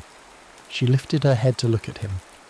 "And I can't promise I'll forgive you the next time you choose duty over us. But maybe," she hesitated, "maybe love doesn't have to be all or nothing. Maybe it can just be what it is." "Which is?" "This," she said simply. "Right now. True." He pulled her closer, buried his face in her hair. "I'll take it," he whispered. "However much you can give, I'll take it." They fell asleep as the city lights came on outside, two bodies finally at rest after years of running from the same wound. Mira woke alone. For one terrible moment she thought he'd left, that the night had been a dream or a mistake or both. Then she heard water running in the bathroom, heard him humming something tuneless. The relief was disproportionate, embarrassing. She found her clothes, dressed quickly. When Daniel emerged, hair damp, shirt half-buttoned, he stopped at the sight of her. "You're leaving," he said. "I have a clinic in 3 hours." "Right, of course." He didn't move to stop her. "Mira, last night was last night," she said gently. "We don't have to define it. I want to see you again. You will. The world is small and we're both stubborn." She crossed to him, rose on her toes to kiss him softly. "But Daniel, don't make promises you can't keep. Don't tell me you'll change your life for this. Just," she touched his face, "just let it be what it is." "And what is it?" "Real," she said. "That's enough." She left before he could argue, before either of them could complicate the simplicity they'd found. In the taxi, she watched Berlin slide past and felt something loosening in her chest. Not happiness exactly, but possibility. The acknowledgement that renunciation wasn't the only form of honour. 6 months passed. They didn't speak every day. Sometimes weeks went by with only brief emails, updates on projects, articles shared, the small gestures of continued presence. Mira treated her patients, published papers, mentored new doctors. Daniel brokered agreements, testified before committees, slowly and carefully built coalitions for the modified policy she'd opposed. And sometimes, not often, but enough, they found themselves in the same city, Geneva, Berlin, once Brussels, where they spent a single night in a hotel near the European Parliament, talking until dawn about everything except whether what they had could be called a future. It was Daniel who proposed the clinic. "There's funding available," he said during one of their rare phone calls, "for a medical centre in one of the consolidated camps. It could be your design, your staffing model. I could help navigate the bureaucracy, but it would be yours." "Why?" Mira asked, suspicious of grand gestures. "Because you were right," he said simply, "about the cost of consolidation, about the need for local expertise, about—" he paused. "About most things, actually." She laughed, surprised. "Most things?" "You were wrong about one thing." "What's that?" "You said I would leave again because that's who I am." His voice was quiet, serious. "But I'm trying to learn that leaving and choosing aren't the same thing. That maybe I can do the work and love you too. That maybe—" He took a breath. "Maybe renunciation isn't the only path to doing good." Mira sat with that for a long moment. Outside her apartment window, Berlin was settling into evening. "The clinic," she said finally. "Tell me more about the funding." They designed it together over the next 3 months. Video calls at odd hours, shared documents filled with their competing annotations, occasional arguments about staffing ratios that somehow always ended in laughter. When the clinic opened, a modest building with clean lines and solar panels, named simply the Community Medical Centre, with both their names listed as advisors on a small plaque by the door. Mira stood in the doorway and felt something she'd almost forgotten. Hope that wasn't naive, but earned. Daniel couldn't attend the opening. He was testifying in The Hague about humanitarian corridor protections. But he sent a message that Mira read alone in her new office. "Thank you for letting me choose this. Choose you. Choose both." She folded the message into her wallet next to a photograph of the clinic, next to a 13-year-old letter she'd finally asked him to return, still unsealed. That evening she called him. He answered on the second ring, sounding exhausted. "How did the testimony go?" she asked. "Brutal, necessary, the usual." She heard him shifting, could picture him loosening his tie. "How was the opening?" "Perfect. You would have hated the speeches," he laughed. Probably. Mira. I know, she said softly. I know. Do you? Because I'm not sure I've said it clearly enough. What you've built, what we've built, it matters more than anything I've done alone. You make me better, not just at the work, but at being... He struggled for the word. Human, she supplied. Yes, that. They talked for another hour, about nothing and everything. When they finally said goodbye, Mira stood at her window watching the camp settle into evening, lights coming on in tents, children's voices raised in some game, the ordinary evidence of life persisting. She thought about Daniel in his hotel, room in The Hague, about the distance between them and the closeness that distance could no longer diminish. She thought about renunciation and how it had seemed, once, like the highest form of love. How wrong that had been, how much they'd lost believing it, but also how much they'd found in finally letting go. Love, she understood now, wasn't about choosing the world or the person. It was about allowing both to exist, to inform each other, to make demands that sometimes conflicted and sometimes aligned. It was about being brave enough to want something beyond duty, and wise enough to know that wanting didn't diminish the duty. It made it matter more. Her phone chimed. A message from Daniel. When you're next in Geneva, I have something for you. What is it? She wrote back. Time, he replied. Just time. Mira smiled. Outside, the stars were beginning to emerge. Inside, she felt something unfurling in her chest. Not the wild hope of youth, but something steadier. The knowledge that what they'd renounced hadn't died, had only been waiting, and that what bloomed from waiting might be more resilient than anything that came easy. She wrote back, I'll be there in 3 weeks. His response was immediate. I'll be waiting. And for the first time in 13 years, Mira believed that waiting might finally lead to arrival. Not to a perfect ending, but to something better. A beginning that knew its own cost and chose itself anyway. Outside, the camp settled into the particular peace of evening. Inside, Mira closed her laptop and allowed herself just for a moment to imagine 3 weeks from now. Daniel's hand in hers. Time that belonged to them alone. The possibility of tomorrow. It was enough. It was more than enough. It was everything.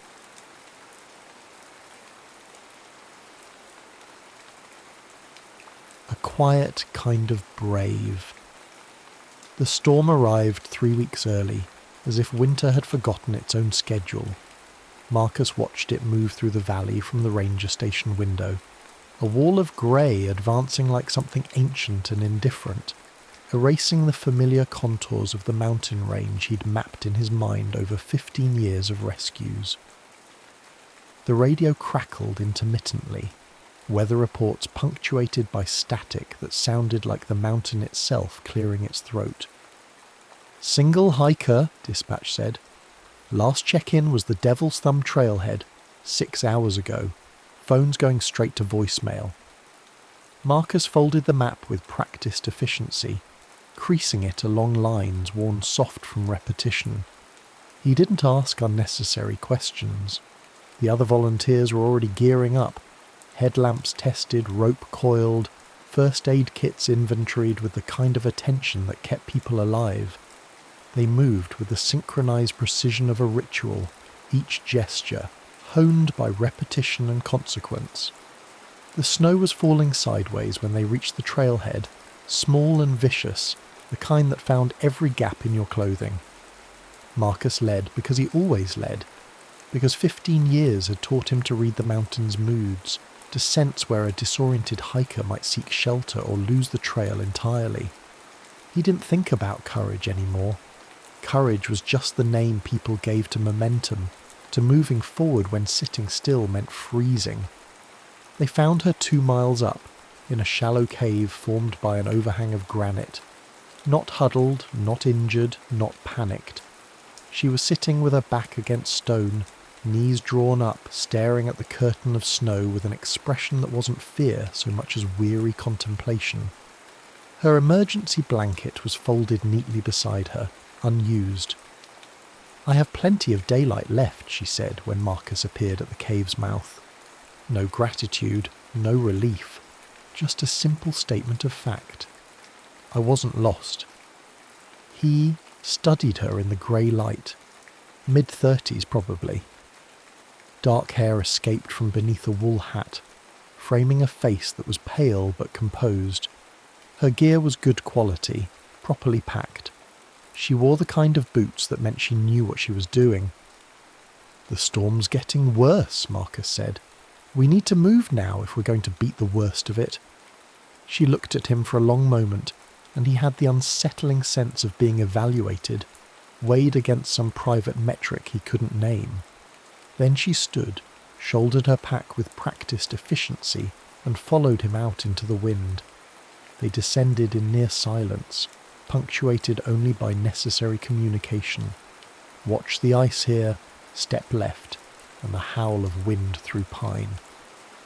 But there was something in the silence that wasn't empty, an awareness. He could feel her presence behind him with unusual clarity, as if the storm had stripped away the normal buffer of courtesy and pretense.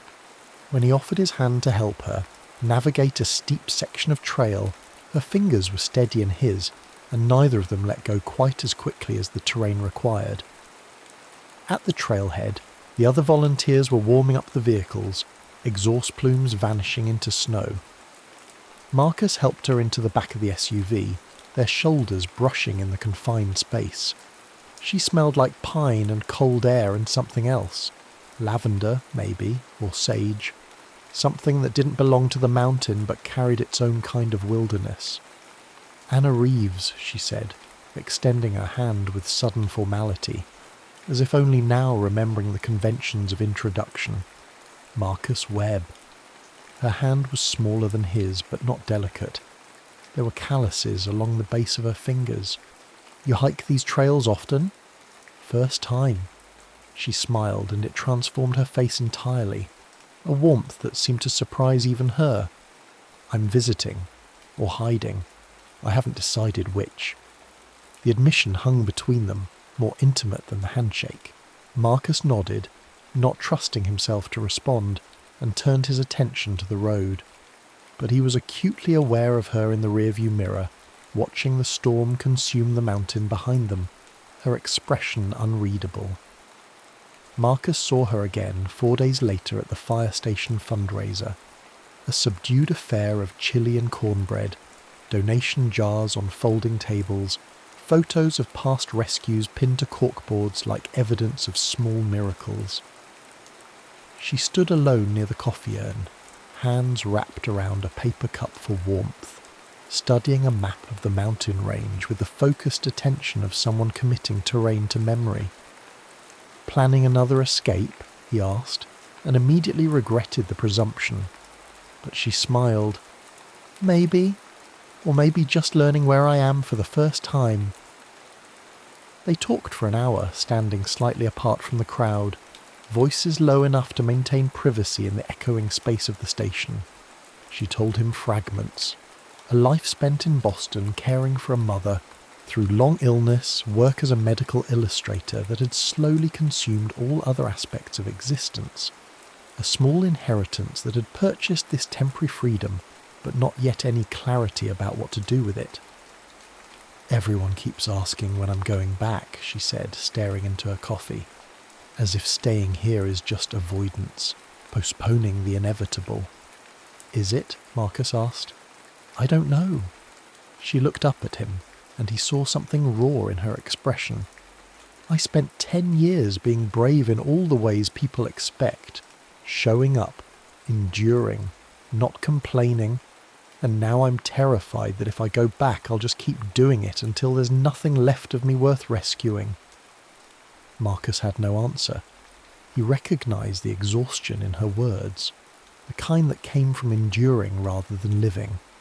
It was different from his own careful avoidance, but perhaps not entirely unlike it. They began encountering each other with increasing frequency after that. She appeared at trail, maintenance days, working alongside volunteers to clear deadfall and reinforce eroded sections of path. She was methodical, uncomplaining, content with long stretches of silence interrupted only by the rasp of saws and the thud of wood being stacked. Marcus found himself timing his breaks to coincide with hers, sitting on fallen logs while they shared water and granola bars and observations about the mountain's moods. Once she asked him why he'd started volunteering for search and rescue. "My brother," he said after a long pause. "He was killed in a climbing accident 15 years ago. I wasn't there. I was supposed to be, but I took a shift at work instead." He stared at his hands, scarred and capable. "I guess I've been trying to make up for not being there ever since." Anna was quiet for a moment. Then she said, "You can't rescue your way out of grief." "I know," Marcus said, "but I can keep other people's brothers from dying alone on a mountain." She nodded, understanding more. Then he'd said, "That's a kind of bravery too, even if it's not the kind you need." The observation should have stung, but it didn't. It felt like recognition. The physical awareness between them intensified with each encounter. Marcus noticed everything. The way she tucked her hair behind her ear when concentrating, the precise angle of her jaw, the faint constellation of freckles visible only when she turned her face towards sunlight. Once, crossing a narrow log bridge over a creek swollen with snowmelt, he took her hand to steady her, and they both froze for a heartbeat longer than necessary, the current rushing beneath them, before continuing across in careful silence. Another time, sorting donated gear in the cramped storage room of the station, they reached for the same box simultaneously, hands colliding. The contact was electric, immediate. Anna pulled back, colour rising in her cheeks, and Marcus stepped away, heart hammering with an intensity that had nothing to do with exertion and everything to do with proximity. "Sorry," she murmured. "Don't be," he said, and heard the roughness in his own voice. They stood there in the narrow aisle between shelves, close enough that he could see her pulse beating at the base of her throat, close enough to kiss, close enough to topple the careful equilibrium they'd maintained. But neither moved. The moment stretched and broke, and they returned to work with exaggerated focus, the air between them dense with everything unspoken.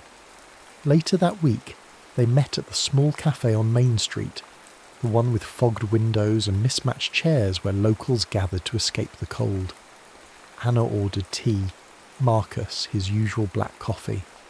They sat across from each other in a corner booth, knees nearly touching beneath a small table, conversation wandering through safer territories, books, music, the particular quality of light at different elevations. But underneath the ordinary exchange, desire moved like a current.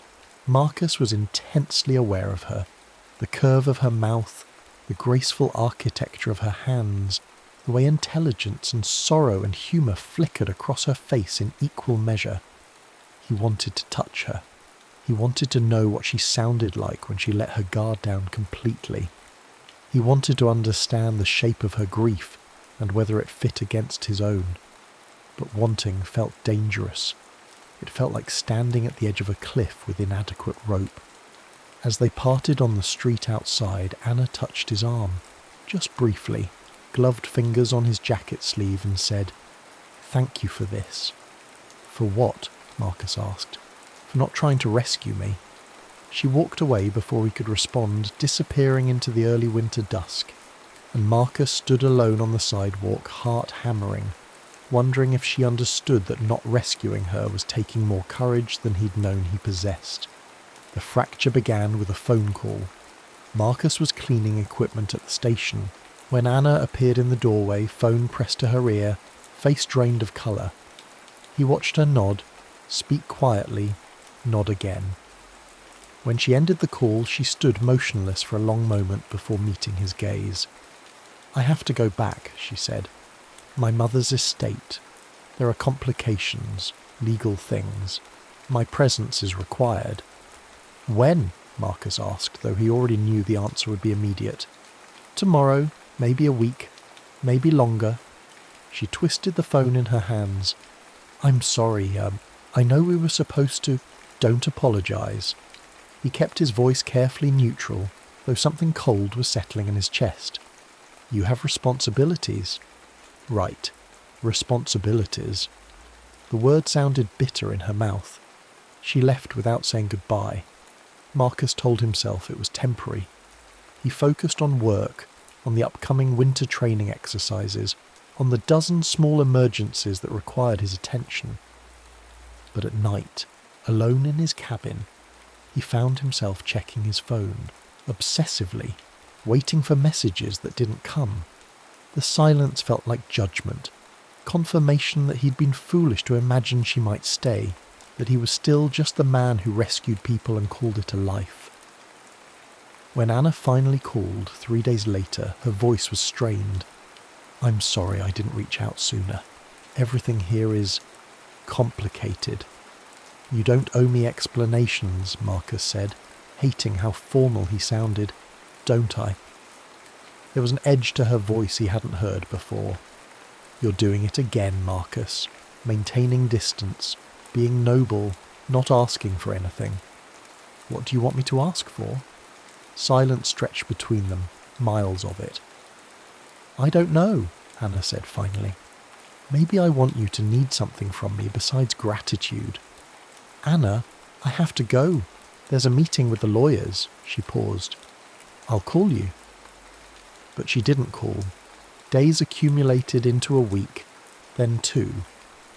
Marcus threw himself into work with renewed intensity, volunteering for every training exercise, every equipment check, every educational outreach. His team noticed but said nothing. They knew the signs of someone running from something they couldn't outpace. The breaking point came during a high-risk rescue in early December. A teenager had ignored weather warnings and gotten stranded on an exposed ridge. Conditions were borderline, winds gusting to 50 miles per hour, visibility near zero, temperature plummeting. The incident commander wanted to wait for conditions to improve. Marcus insisted they move immediately. That kid's alone and scared, he said, jaw tight. Every minute we wait is a minute we use to assess whether we can reach him safely, the commander interrupted. I know you want to help him, Marcus, but I won't risk the team on a marginal call. They waited. The winds eased just enough. The rescue succeeded. But afterward, Marcus overheard 2 volunteers talking in low voices about his judgment, about whether his decision-making was sound, about whether he was too invested, too reckless, too willing to risk himself and others for the sake of not leaving someone alone on the mountain. That night, Marcus drove to the overlook above town and sat in his truck, staring at the dark shape of the mountain range against the sky. He thought about his brother, about Anna, about the teenager they'd brought down safely, and the dozen other people he'd helped save over the years. He thought about what Anna had said. You can't rescue your way out of grief. Maybe she was right. Maybe he'd been trying to prove his own worth through other people's survival, keeping himself in perpetual motion so he never has to face the stillness where all his failures waited. Maybe that was why he'd held back with Anna, not out of respect but out of fear. Fear that if he asked her to stay, if he admitted he needed her, he'd be choosing himself over duty, choosing desire over the version of himself he'd built so carefully over 15 years. And maybe she'd sensed that hesitation and mistaken it for indifference. He pulled out his phone, typed a message. I'm sorry I never asked you to stay. I was afraid that needing you would make me selfish. He stared at the words for a long time. Then he deleted them and drove home in silence. Anna returned in late December unannounced. Marcus learned she was back when he saw her truck parked outside the cafe, covered in road salt and snow. He sat in his own vehicle for 10 minutes, heart hammering, before finally going inside. She was in the same corner booth they'd shared before, hands wrapped around a mug of tea, staring out the window at the snow-covered street. She looked thinner, tired, but her expression was determined rather than defeated. "I thought you weren't coming back," Marcus said, sliding into the seat across from her without invitation. "I thought so too." She met his gaze directly. "But it turns out I'm terrible at running away. I kept thinking about what you said, about your brother, about why you do this work. And I realise we're both doing the same thing. You rescue people because you couldn't save him. I ran because I was afraid that staying anywhere, choosing anything, would trap me the way caregiving trapped me for so long. Anna, let me finish." Her voice was steady but urgent. "I thought you saw me as another person to save, someone broken who needed fixing. And maybe at first I needed that. But then I realised you were pulling away, maintaining distance, and I thought it was because I wasn't worth staying for." Marcus felt something crack open in his chest. "That's not... Anna, I pulled away because I was terrified. Terrified that wanting you meant abandoning the only version of myself I know how to be. The one who shows up, who helps, who doesn't need anything from anyone." "But that's not bravery," Anna said softly. "That's just another kind of hiding." The truth of it hit him like cold water. She was right. He'd been calling it service, calling it duty, but really he'd been avoiding the far more frightening vulnerability of being wanted for himself rather than for what he could do. "I don't know how to do this," he admitted. "I don't know how to need someone. Neither do I." Anna reached across the table, took his hand in both of hers. "But maybe we could figure it out together." They sat there in the warm cafe, hands joined across scarred wood, while snow fell outside and the mountain waited in its perpetual silence. Later they drove separately to Marcus's cabin on the edge of the national forest, a small austere structure that suited him, all clean lines and practical furniture and windows facing the peaks. Inside they shed layers methodically, coats, boots, the armour of ordinary courtesy. The cabin was cold. Marcus built a fire while Anna stood at the window, watching darkness settle over the valley. When he turned from the hearth, she was watching him with an expression he couldn't quite read. Vulnerable, but not uncertain. Open in a way that made his breath catch. "I need to know," she said, "that you see me. Not the person who needed rescuing. Not someone to be saved or fixed or helped. Just me, Anna. Complicated and scared and trying to figure out how to choose a life instead of just enduring one." "I see you," Marcus said, and crossed the space between them. "I see how brave you are. How you're trying to build something new even though you don't know what shape it will take. I see how you're afraid of staying but doing it anyway. That's the kind of courage I've never had." "You have it now," Anna said, and kissed him. The kiss was gentle at first, almost tentative, a question rather than a claim. But when Marcus's hands came up to cup her face, when Anna's fingers tangled in his hair, gentleness transformed into urgency. They kissed like people who'd been holding back too long, like the breaking of a dam, like the answer to a question neither had known how to ask. Marcus pulled back just enough to whisper, "Is this... you sure?" "I'm sure," Anna said. "I'm choosing this. I'm choosing you. Not because I need rescuing, but because I want you. All of you. The parts that are brave and the parts that are scared and the parts that don't know how to be needed." He kissed her again, slower this time, reverent.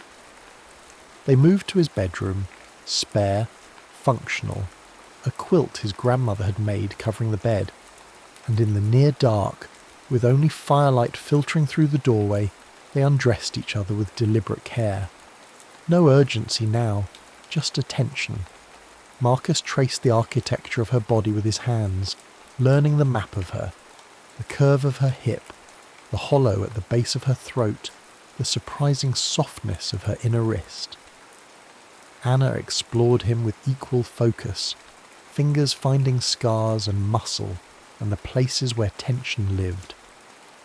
When they finally came together, it felt less like passion and more like recognition. Two people who'd been lost in their separate wildernesses finding each other in the clearing.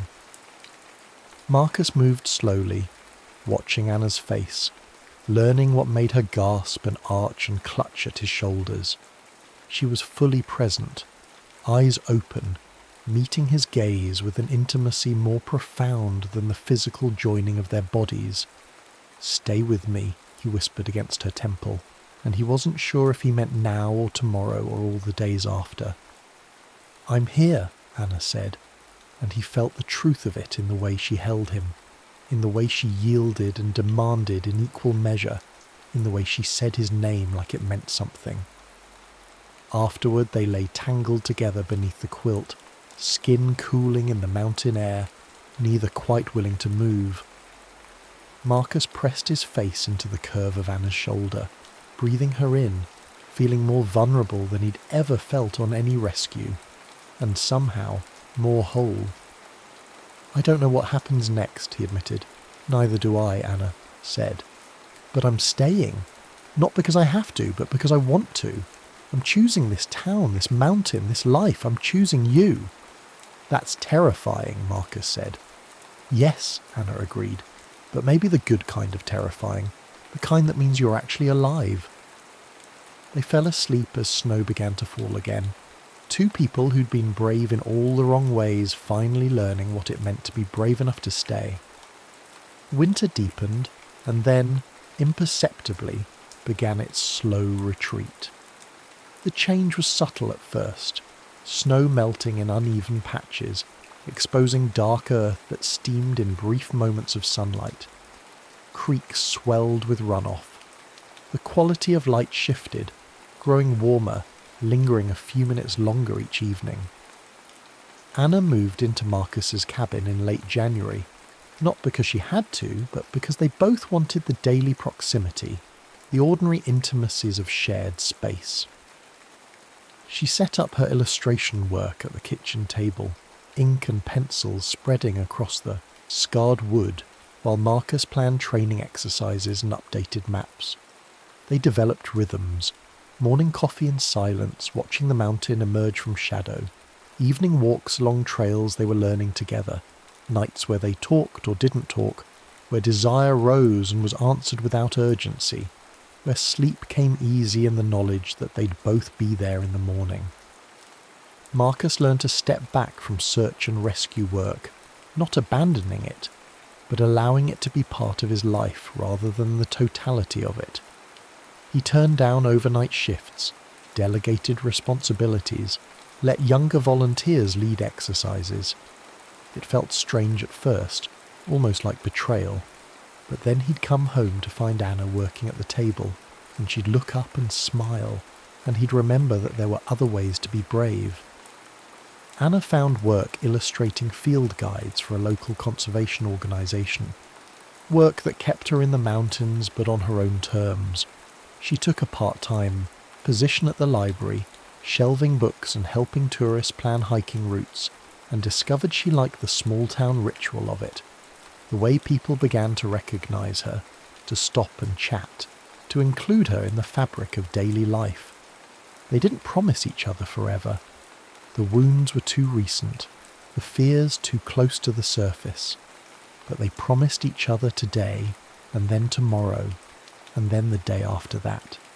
A string of present moments that accumulated into something that felt, tentatively, like a life. In early March, they hiked the trail where they'd first met. The snow was mostly gone from the lower elevations, though it still clung to the peaks, brilliant and distant. They walked slowly, not because the terrain demanded it, but because there was no need to rush. At the cave where Marcus had found Anna, they paused. "I wasn't really lost," Anna said, echoing her words from that first encounter. "But I wasn't found either. I was just suspended, waiting." "For what?" Marcus asked. "For permission to want something." She turned to him, backlit by morning sun, beautiful in her wind-blown dishevelment. "For permission to stay. And now? Now I know I don't need permission. I just need courage. The kind that means choosing something even when you're scared. The kind that means trusting that staying is just as brave as leaving. Marcus took her hand, lacing their fingers together. I spent 15 years thinking courage meant moving forward no matter what. Never stopping, never resting, never admitting I needed anything. But you taught me that sometimes courage means standing still, means saying, this is enough, I am enough, we are enough. They stood together at the cave's entrance, looking out at the mountain range that had brought them together and, in its own austere way, taught them how to stay. The landscape was unchanged, granite and pine and the patient accumulation of seasons, but they were different, softer in some ways, stronger in others. Two people who'd been lost in their separate wildernesses, now learning to be found. As they continued up the trail, Marcus noticed something he'd missed before.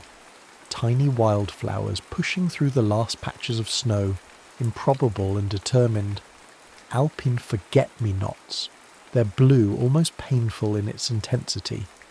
They bloomed in the harshest conditions, in the brief window between winter and the next winter, existing not despite the difficulty but within it. Look, he said, pointing them out to Anna. She knelt, studying the small, resilient blooms.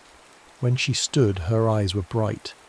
That's us, she said, growing in the hard places, not waiting for perfect conditions, just choosing to bloom anyway.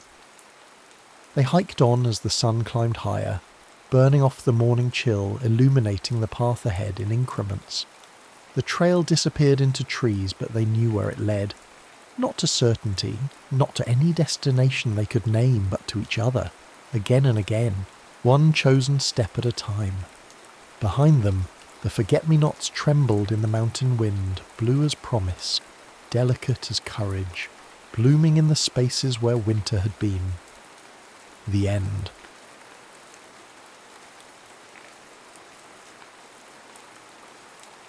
The last runway light. The desert heat made mirages of everything. Sarah Olson watched them shimmer across the tarmac as she pulled her rental car into the gravel lot of Meridian Field. If you could call 3 hangars and a single runway a field. The place looked like ambition's graveyard.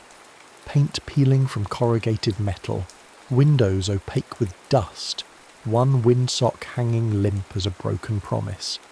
She'd come because the programme was affordable, and the instructor had logged more hours than pilots half his age. She'd come because commercial aviation didn't care about the poetry of flight, only precision, repetition, and the muscle memory of competence. Meridian could give her that. What it couldn't give her was air conditioning. She stepped from the car into heat that struck like a physical thing. You're early. The voice came from the shadow of Hangar 2. He emerged slowly, as if testing his welcome in the light. Tall, weathered, maybe 55, with the kind of economy in his movements that spoke of hard-won discipline. His eyes were the colour of dark thunderheads. I'm punctual, Sarah corrected. If our session starts at 0600, it does. He extended a hand. David Carver. His grip was brief, calloused, impersonal. She'd read about him. Or rather, she'd found fragments online. Record-setting stunt pilot in his 30s, then nothing for 15 years, then this. A quiet instructor gig at the edge of nowhere. The gaps interested her less than the hours, 10,000 of them at least. I assume you can follow instructions, he said. I assume you can give them clearly. Something flickered in his expression, not quite approval, but acknowledgement. Hangar 2. We'll start with ground school. The weeks that followed were austere, exacting, almost monastic. David taught as if flight were a language more precise than words, a grammar of physics, weather, and consequence. He praised nothing and corrected everything. When Sarah executed a perfect crosswind landing on her 3rd solo, he simply said, "Again." She learned to read him in small occurrences, the slight nod when she remembered to clear the pattern, the way he leaned back in the instructor's seat when her radio calls improved, the particular quality of his silence when she got something exactly right. There was a rhythm to their days that felt almost sacred. Dawn broke pink and gold over the desert, and they would be there already. Sarah running her pre-flight check while David reviewed the weather briefing with the same intensity he might bring to scripture. The Cessna 172 they flew was older than Sarah, its panels worn smooth by thousands of hands, but David maintained it with meticulous care. "An aircraft will forgive you many things," he told her during their second week, his hand resting on the cowling, "but neglect isn't one of them." She learned that he'd rebuilt this plane himself over the course of 3 years, learned that he knew every rivet, every seam, every quirk of its particular engine. He taught her to listen, really listen, to the sound of the propeller, the quality of the vibration through the airframe, the subtle music of a machine operating at the edge of its capabilities. "Feel that?" he'd ask, his hand over hers on the yoke as they climbed. That's the stall warning. Not the horn, before the horn. The way the controls get soft, like they're asking permission instead of responding to command. Sarah felt it. More than that, she began to understand that David was teaching her something beyond the mechanics of flight.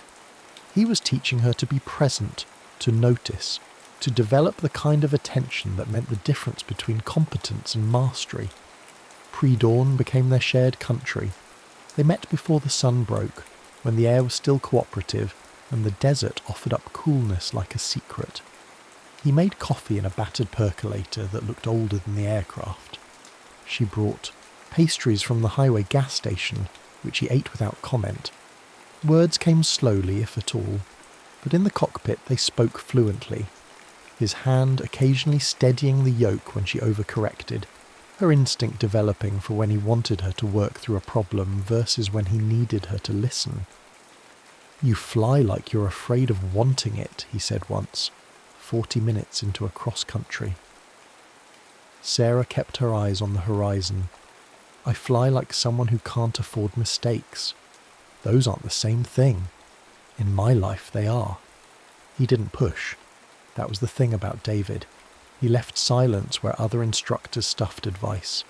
But she felt him thinking beside her, felt the weight of his attention even when his gaze was on the instruments. It was a Thursday evening, the sun dropping fast and turning everything copper, when the awareness shifted. They were reviewing her logbook in the hangar, standing close over the spread pages. He pointed to an entry and she leaned, in to see, and his shoulder brushed hers, and neither of them moved away. The contact lasted 3 seconds, maybe 4. Then he stepped back as if stung. "That's enough for today," he said, his voice rougher than usual. Sarah drove home with her hands tight on the wheel, her body humming with something that had nothing to do with altitude. The summer deepened. Sarah's hours accumulated. Solo time, night flying, complex maneuvers she could execute in her sleep. But what accumulated faster was the thing neither of them named. The gravitational pull that existed in proximity, in shared danger, in trust earned at 3,000 feet when the engine coughed, and he'd simply said, "You have it," and watched her bring them down with textbook calm. After evening sessions, when the heat finally broke, they began to linger. He'd lock the hangar and she'd still be there, and somehow they'd end up sitting on the hood of her car talking about her scholarship applications, about the airline, programs that wanted 90-day commitments and total geographic flexibility, about the future she was building with such careful determination. The conversation started surface level but deepened as the weeks passed. Sarah learned that David had grown up in Ohio, the son of a factory worker who'd never understood why anyone would want to leave solid ground. That he'd learned to fly at 17 with money saved from 3 part-time jobs. That his father had died never having seen him perform, which David said was probably a mercy given how the performing ended. She told him about her mother, who'd worked 2 jobs to keep Sarah in a decent school district. About the scholarship essay she had written at 14, mapping out her path to commercial aviation with the certainty of someone who'd never been given the luxury of uncertainty. About the night her mother had told her, pride and terror mixed, that she'd applied to become an astronaut, and what a shame about her eyesight. She wanted the moon, Sarah said, watching stars emerge in the darkening sky. I just want to fly people safely from A to B. It probably sounds boring. It sounds honest, David replied. The moon is beautiful from a distance, but the people who need to get home, they're the ones who matter. It was the most she'd heard him say about his own philosophy, and she understood then what the accident had done to him. Not broken him, but rebuilt him along different lines. Made him someone who valued return over departure, safety over glory. Do you miss it? She asked. The stunts, the crowds. He was quiet for a long moment. I miss the certainty. When you're 20 feet off the deck doing a knife-edge pass, there's no room for doubt. You're either perfect or you're dead. It's binary, simple. And now? Now everything is grey. Every decision is a risk calculation with incomplete information. It's harder, but it's... He paused, searching. It's more real. The person I was at 30 couldn't have taught you anything worth knowing. He was all reflex and no reflection. Sarah thought about the man beside her. Thoughtful, careful, present in a way that felt like a conscious choice rather than a default state. I'm glad I got this version, she said quietly. When she looked at him, something had shifted in his expression. His eyes held hers for 3 seconds too long, and in those seconds, she felt the current that had been building between them suddenly surge into visibility. He stood abruptly. It's late. You should get back before the road gets any darker. But his voice was rough, and when Sarah stood too, close enough that she could smell the particular combination of aviation fuel and desert heat that seemed to live in his skin, he didn't step away. You'll get it, David said one night. You're the kind of pilot they're looking for. What kind is that? Competent, uncompromising, focused. Sounds thrilling. He smiled, rarely but genuinely. It's not supposed to be thrilling. It's supposed to be safe. And you hate that. I respect it. He looked at her then, really looked, and something in his face was undefended. I respect it because I used to be the opposite, and people got hurt. She'd wondered about the silences in his history, the years unaccounted for. What happened? David was quiet so long she thought he wouldn't answer. Then, I pushed too far on a stunt sequence. Low visibility, high stakes, ego higher than both. My wingman clipped a tower guide wire. Survived, but his career didn't. Neither did mine for a while. That's why you stopped. That's why I learned when to stop. He slid off the hood, put distance between them. It's the only thing I've gotten right since. But he'd gotten other things right, Sarah thought. He'd gotten her right. How to teach her, when to challenge her, when to simply be steady. He'd seen her not as potential to exploit or talent to claim, but as a person learning to trust herself in the air. The wanting started then. Not sudden, but surfacing. Acknowledgement of what had been building beneath every correction, every shared dawn, every moment his hand guided hers on the throttle. She told herself it was gratitude, transference, the predictable cliché of student and teacher. She knew, with the same certainty she knew how to read an altimeter, that it was none of those things. It was a Tuesday when everything shifted. She'd been practicing short field landings, and on the fourth approach, a dust devil materialized out of nowhere, a whirling column that grabbed the aircraft and shook it like a toy. Sarah's hands moved on instinct. Power, rudder, ailerons fighting for authority. For 3 seconds they were passengers. Then she broke through, wings level, and put the plane down hard but safe. Good, David said when they taxied clear and his voice was shaking. So were her hands. They sat in the aircraft, engine ticking as it cooled. Neither moved. I thought, Sarah, started, then stopped. I know. His hand covered hers on the yoke, just for a moment, just long enough for her to feel his pulse through his palm. You did exactly right. When they climbed out, her legs were unsteady. He walked around the aircraft, checking for damage with methodical care. She watched his hands move over aluminum and fabric, capable, certain, and felt heat that had nothing to do with the sun. That night, she couldn't sleep. She lay in her rented room and replayed the moment. His hand on hers, his voice rough with something that wasn't just relief. The air between them that had felt charged, ionized, ready to spark.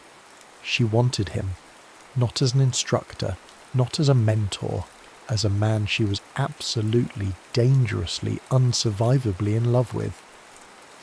The article appeared on a Wednesday. Sarah was reviewing weather charts when her phone lit up with a text from another student. "Have you seen this?" The headline, "Where Are They Now? The Fall of David Maverick Carver." The piece was part retrospective, part exposé. A detailed cataloguing of his stunt career, the accident, and questions about whether proper oversight had existed. There were insinuations about recklessness, about inadequate safety protocols, about incidents that had been quietly settled, and there was footage, a decades-old video of David pulling a barrel roll 50 feet off the ground, smoke trailing from his aircraft, a crowd screaming in delight. He looked young in it, fearless, alive in a way she'd never seen. The comments were brutal.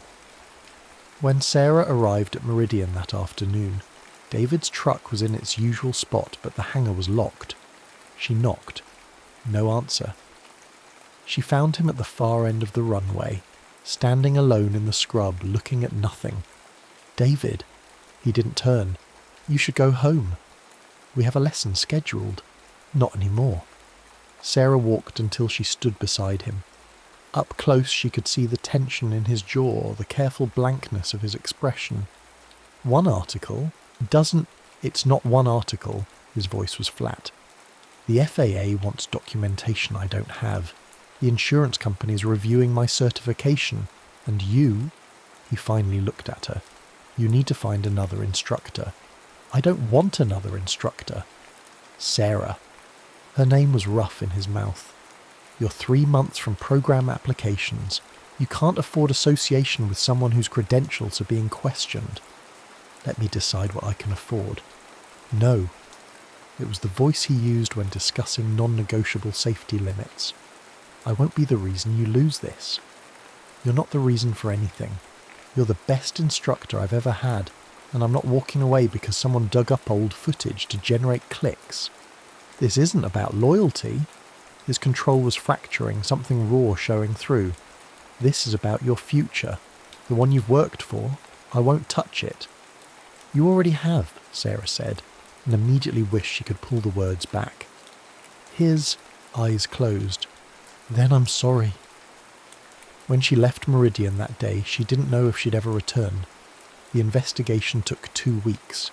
2 weeks of silence from David, of watching her phone not ring, of lying awake and replaying their last conversation. The FAA found no cause for action. His credentials were solid, his recent record impeccable. The article's innuendo died in the noise of the next news cycle, but the damage was done. Sarah tried calling, texting. She drove to Meridian 3 times and found the place locked. David's truck gone. No sign of life except the desert wind moving through the empty hangars. Other students had scattered to different instructors. The field felt abandoned, a dream half remembered. She finished her hours with a competent professional instructor in Phoenix who praised her skills and asked no questions about where she'd trained before. The lessons were fine, perfectly adequate. She learned nothing and remembered everything. At night she lay in her efficient studio apartment and thought about David's hands on the controls, the way he'd said her name in the cockpit, steady, certain, like an anchor in rough air. The moment on the hood of her car when she'd known, absolutely known, that he felt what she felt and was choosing not to act on it out of some misguided nobility that made her want to scream. She'd been so angry with him, so hurt by his assumption that she couldn't navigate her own risks, make her own choices about what mattered and what didn't. But underneath the anger was something worse, the terrible fear that he was right, that she would look back on this in 10 years, established and successful, and realise she'd dodged a bullet. That the intensity she felt was just proximity and adrenaline, the predictable chemistry of student and instructor, and that David's withdrawal had been the kindest thing he could have done. She didn't believe it, but she feared it might be true. The acceptance letter from Phoenix came on a Tuesday. Sarah stared at it for an hour, this thing she'd wanted since she was young enough to think wanting something was enough to make it happen. 90 days, full immersion, direct pipeline to exactly the career she'd mapped out. She should have been celebrating. Instead, she booked a rental car for Saturday and told no one where she was going. Sarah received her acceptance to the accelerated training program in Phoenix. 90 days, housing included, direct pipeline to regional carrier interviews. It was everything she'd worked for. She was supposed to leave in 5 days. She drove to Meridian on a Saturday unscheduled. The gate was open, but the hangars were dark. For a moment, she thought he'd already gone. Then she saw the light. Not in the hangar, at the end of the runway. The approach light, the one that hadn't worked in months, was burning steady in the dusk. Sarah walked the runway's length. David was standing beneath the light, his toolbox open, looking up at what he'd repaired. "I'm leaving Thursday," she said. He nodded slowly. "Phoenix program, I heard. Congratulations. I came to say thank you and goodbye. You don't owe me either. David." She stepped closer, close enough to see the exhaustion in his face, the careful distance he was maintaining. "Why did you fix the light?" "Because it needed fixing." "Why tonight?" His hands flexed at his sides. "Because you deserved a proper runway for your last flight." "I'm not flying tonight. I'm here to tell you that you're wrong." "About?" "About protecting me. About deciding what I can handle."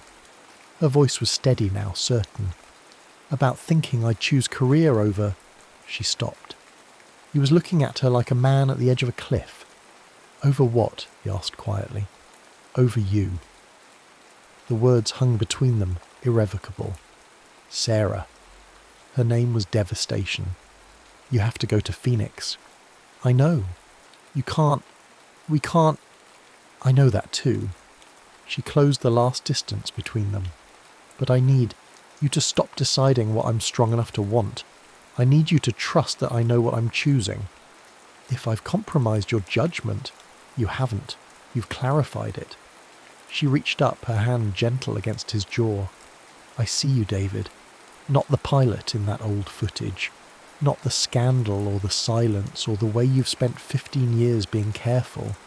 I see you, and I'm choosing you anyway." His control shattered. His hands came up to frame her face, his thumbs tracing her cheekbones with a reverence that made her breath catch. "I'm 23 years older than you. I can count. I have baggage you don't even know about. Then tell me. I will wreck this. I wreck things. Then we'll rebuild." She leaned into his touch. "David, stop running." He kissed her like a man who'd forgotten permission existed. Like devotion. Like surrender. They barely made it inside. The hangar office was cramped, cluttered with charts and manuals and the accumulated debris of years. David's hand shook as he fumbled with the door, and Sarah pressed herself against his back, her mouth finding the nape of his neck, tasting salt and sun and the particular flavour of him she'd imagined 1,000 times. He turned and caught her face between his palms, and for a long moment they simply breathed together, foreheads touching, the enormity of what they were choosing settling over them like dusk. "Sarah," Her name carried every question he couldn't ask. She answered by rising on her toes and kissing him, soft at first, almost chaste, then deeper as she felt him yield. His mouth was warm and careful, learning her with the same methodical attention he brought to everything. When his tongue touched hers, she made a small sound of surprise and pleasure and felt his arms tighten in response. They moved backward through the cluttered space, bumping into filing cabinets, knocking a sectional chart to the floor. David's hands were everywhere. Her waist, her hair, the small of her back, mapping her through cotton and denim as if committing her to memory. "Wait," he breathed, pulling back. His eyes were dark, pupils blown wide. "If we do this, we're doing this." Sarah caught his hand and placed it over her racing heart. "Feel that? That's not uncertainty, David. That's yes." Something in him broke open then. He swept his arm across the desk in one motion, maps and coffee mugs and the accumulated paperwork of years clattering to the floor, and lifted her onto the cleared surface. She gasped at the ease of it, the casual strength in his hands as he settled her there, then stepped between her knees. "Tell me to stop," he said against her mouth, even as his hands found her hips and pulled her closer. "No." His laugh was ragged, almost pained. "I'm trying to be responsible." "You've been responsible for 15 years. She wrapped her legs around his hips, feeling him pressed against her, separated only by layers of fabric that suddenly seemed unbearable. "Be reckless with me, just this once." He pulled back just enough to look at her. Really look, his eyes searching her face with an intensity that made her feel seen in ways she'd never experienced. "This isn't... I won't be what holds you back." "You won't." Sarah caught his face in her hands, feeling the rasp of stubble against her palms, the heat of his skin. "Phoenix is still happening. My career is still happening.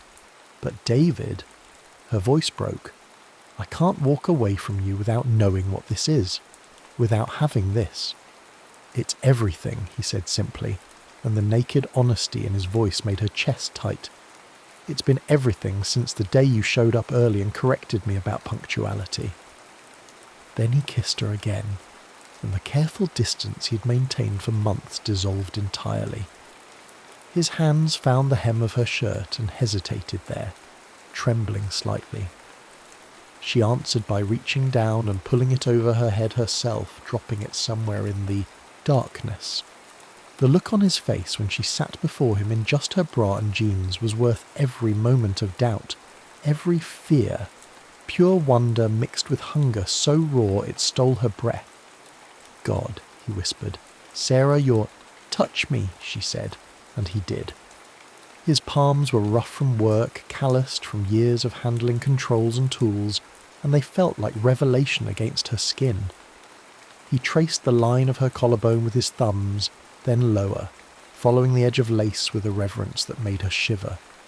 When he bent to press his mouth to the hollow of her neck, she arched into him, her fingers tangling in his hair. "Sarah?" Her name was prayer and question both. "Yes. God. Yes. Please." They shed clothing between kisses, urgent and fumbling and perfect in its imperfection. His shirt came off, and she discovered the topography of him. Shoulders broad from years of physical work, a scar along his ribs he'd never mentioned, the surprising softness of his skin over muscle. She mapped him with her hands, her mouth, learning the places that made him gasp, the spots where touch made him shudder. When his skin finally met hers, nothing between them but heat and want, she felt the rightness of it in her bones. This man, this moment, this choosing that felt like being chosen in return. David laid her back on the desk, following her down, his weight settling over her like a promise. The wood was hard beneath her shoulder blades, but she didn't care. All she could feel was him, the press of his chest against her breasts, the rough denim of his jeans against her bare thighs, the way he braced himself on his forearms to keep from crushing her, even as she pulled him closer. I need you to tell me, he said, his voice wrecked, his forehead pressed to hers. I need to hear you say it. I want this. I want you. She slid her hand between them, finding him through his jeans, feeling him harden further at her touch. I've wanted you since, she gasped as his hand found her in return, fingers sliding against slick heat. Since forever. He touched her like he taught her to fly, attentive, responsive, learning through her reactions what made her gasp and what made her arch. His fingers moved with devastating precision, circling and pressing and withdrawing until she was trembling, incoherent, her nails digging into his shoulders. David, please, I know. He kissed her deeply, swallowing her sounds. I know, sweetheart. I've got you. When he finally freed himself from his jeans and settled against her, they both went still. Sarah looked up at him.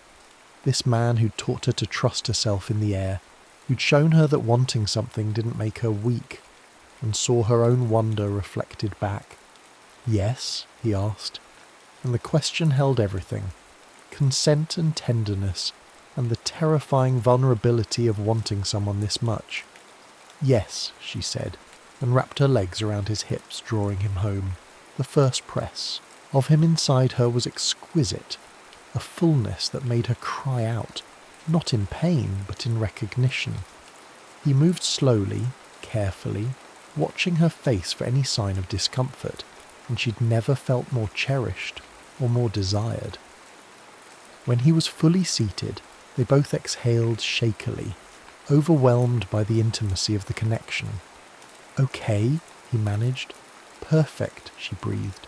Move, please move. He did, withdrawing almost completely before sliding back in, and the drag of him against her sensitive flesh made stars burst behind her eyes. They found a rhythm together, slow at first, then building, his hips rolling in deep, purposeful movement that hit something inside her that made coherent thought impossible. Sarah clutched at him, his shoulders, his hair, the flexing muscles of his back, anchoring herself as sensation built and built. The hangar was silent except for their breathing, the slick sound of their bodies moving together, the small sounds of pleasure neither could contain. Look at me, she demanded, and when he did, she saw everything. Desire and devotion, and the terror of wanting something this much, all laid bare in his storm-coloured eyes. I love you, David said, the words torn from him like confession. God help me, I love you. Good. Sarah pulled him down into a kiss that was more breath than contact. Because I love you too, and I'm not letting you forget it. His control frayed then, his careful discipline abandoned. His thrusts grew harder, deeper, and she met him movement for movement, chasing the pleasure building at the base of her spine.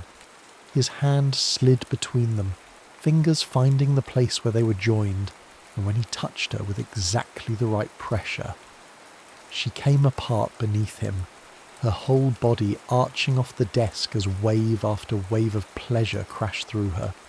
She heard herself cry out his name, felt herself clench around him in rhythmic pulses, distantly registered the way his breathing went ragged against her neck. Sarah. God. I can't. Yes, she gasped. Yes, David. Let go. I want to feel you.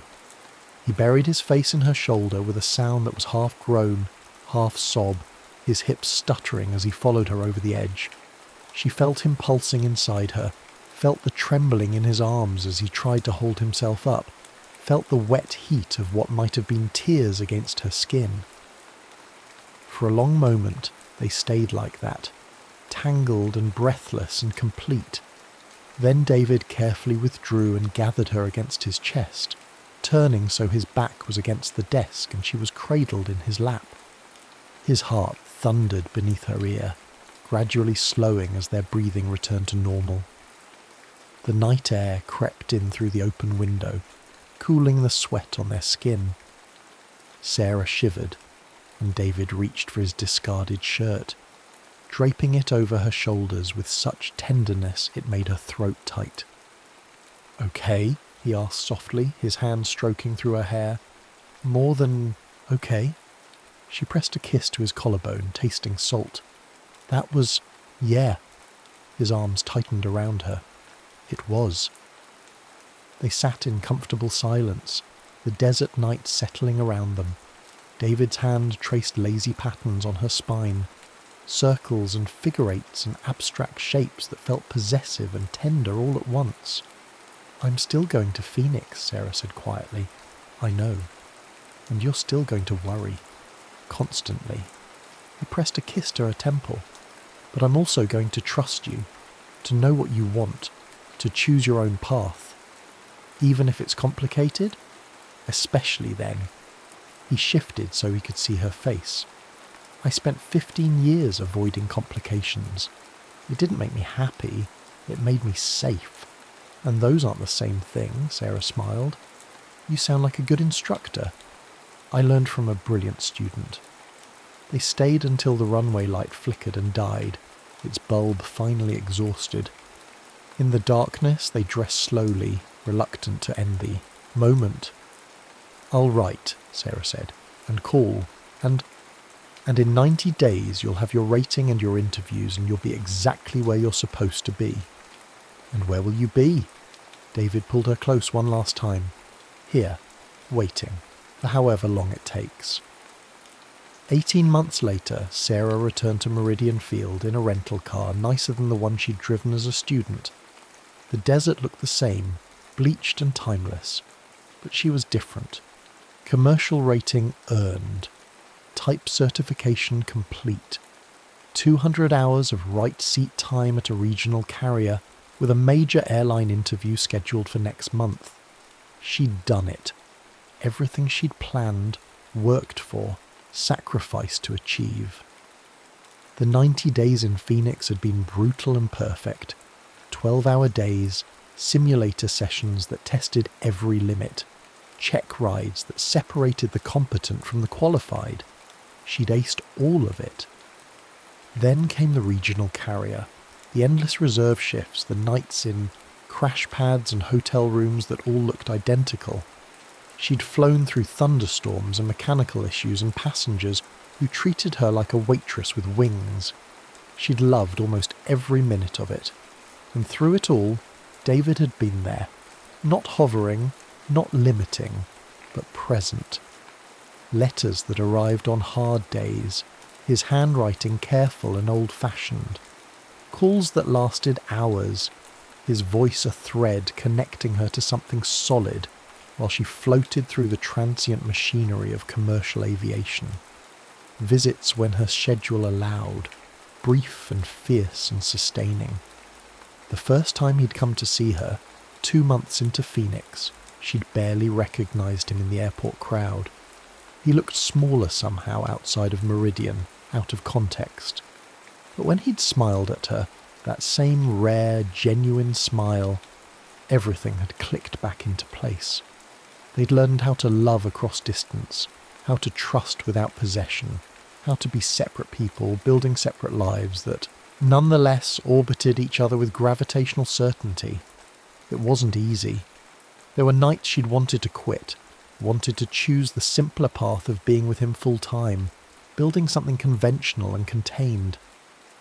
But David had never let her. "You're doing exactly what you're supposed to do," he'd say when she called crying after a particularly brutal training session. "And I'm going to be here when you're ready to come home." Home. Somewhere along the way, Meridian had become that. Not despite her ambitions, but alongside them. Now she was home. The runway light was burning again. A new fixture, LED bright and steady. David had written about installing it, about small improvements to the field, about 2 new students whose hunger reminded him of someone he used to teach. She found him in Hangar 2, elbow deep in an engine rebuild. He looked up when her shadow fell across his workspace, and his whole face transformed. "You're early," he said, that old familiar line. "And punctual," Sarah corrected and walked into his arms. He held her like something precious and hard-won, like coming home. "How was the flight?" he asked into her hair. "Perfect. Textbook. Boring in all the best ways." She pulled back to look at him. "How's the field?" "Surviving, improving. The new light works." "I saw." She touched his face, thumb tracing the lines that had deepened over 18 months. He looked tired, happy, real. "I have 2 weeks before training starts again." 2 weeks? I was thinking... She hesitated, then committed. "I was thinking we could stop being careful." David's eyes darkened. "Define careful. Separate cities, visiting schedules. Acting like this is something I can compartmentalize." Sarah stepped closer. "I want messy, David. I want complicated. I want to figure out how to build a life that includes both flying and you, and I don't care how many logistics that requires. Your career is mine, and it's going exactly where I want it to." She smiled. "Turns out you can be an excellent pilot and in love at the same time. Someone very wise taught me that wanting something doesn't make you weak." "He sounds insufferable." "He is. I'm crazy about him." David kissed her then, slow and thorough and certain. When they broke apart, he was smiling, truly smiling, the kind of joy she'd spent 18 months working to earn. 2 weeks, he said. "We better not waste them." They didn't. They flew together, Sarah in the instructor's seat now, calling out corrections with the same exacting precision David had taught her. They fixed the windsock that had been broken since her first day. They sat under the new runway light and planned logistics, her flying schedule, his teaching commitments, the apartment they could rent halfway between Meridian and her base. It wouldn't be easy, but nothing worth having ever was. On her last night before returning to base, they lay in David's bed above the hangar, windows open to the desert, stars. Sarah's head rested on his chest, his heartbeat steady beneath her ear. "I used to think love would ground me," she said quietly, "that it would be weight I couldn't afford to carry. And now I think it taught me how to land." She tilted her head to look at him. "You taught me that coming back is just as important as taking off, that there's no shame in needing a place to return to." David's arms tightened around her. "You'll always have clearance here." "I know." She kissed his jaw, soft and certain. "That's why I'm not afraid to fly." Outside, the runway light burned steady. No longer the last light of a dying field, but the first light of something beginning. A beacon for the lost. A welcome for the returning. A promise that some landings are worth the risk of flight. And in the desert darkness, two people who had learned to trust the space between earth and sky held each other close and understood.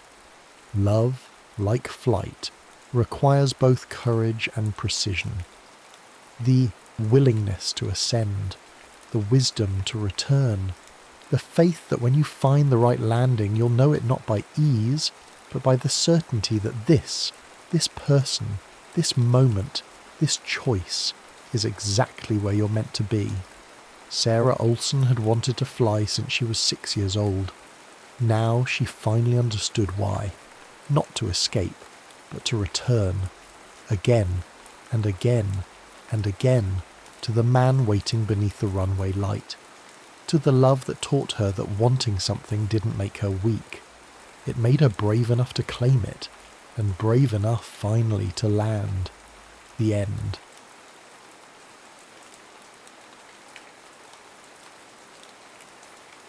The silence between vows. The wedding was held on a Tuesday morning in March, with no one present but the vicar, his housekeeper, and a gardener called in from the grounds to serve a second witness. Catherine Hale, now Catherine Thornfield, stood in the dim nave of St. Michael's and listened to her own voice make promises she only half believed she would keep. The man beside her spoke his vows with the same studied neutrality one might employ when ordering coal.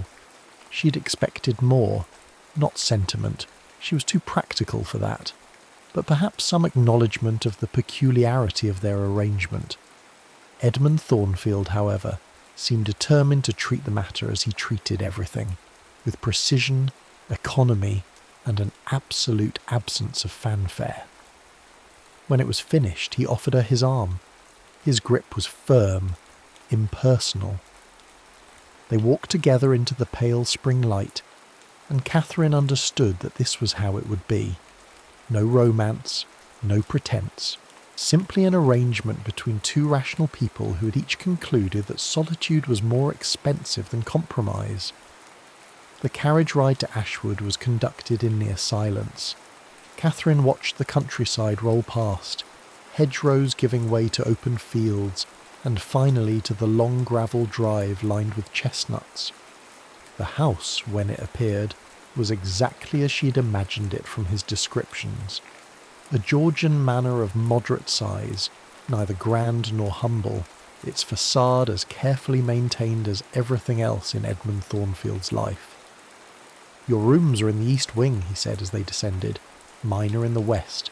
Mrs. Croft will show you. Dinner is at 7. She nodded, and he disappeared into the house ahead of her, his boots clicking against the marble with metronomic regularity. That first evening Catherine ate alone. A note arrived just before 7, brief, apologetic in structure if not in feeling. Business in the greenhouse. She was not to wait. She read it twice, then folded it neatly and placed it beside her plate. The meal was excellent. The solitude was familiar.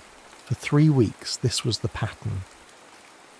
They met at breakfast, where he read correspondence and she reviewed proofs of her latest pamphlet, a sharp critique of property law that had already earned her the enmity of half the county.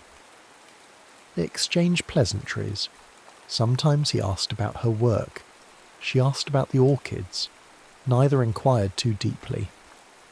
But on the 22nd day of their marriage something shifted. Catherine had gone to the library after breakfast, seeking a volume of parliamentary records. The door was ajar, and through it she saw him, standing before the window with a book open in his hands, though he was not reading. His posture was one of complete stillness, and his face, normally so carefully composed, wore an expression of such profound sorrow that she stopped in the doorway, unable to intrude. The moment passed. He closed the book, returned it to the shelf with his usual deliberation, and only then noticed her presence. "Mrs. Thornfield," he said, when she heard the effort it took to reassemble himself, "I did not expect you. Forgive me, I did not mean to disturb you." He gestured toward the shelves, an invitation to continue her search. But Catherine found she could not move, could not pretend she had not seen what she had seen. "The book," she said carefully. "Was it?" "A volume of poetry, nothing of consequence." The lie sat between them, obvious and oddly vulnerable.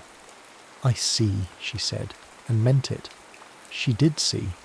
She saw the careful architecture of his restraint and the weight it was built to contain.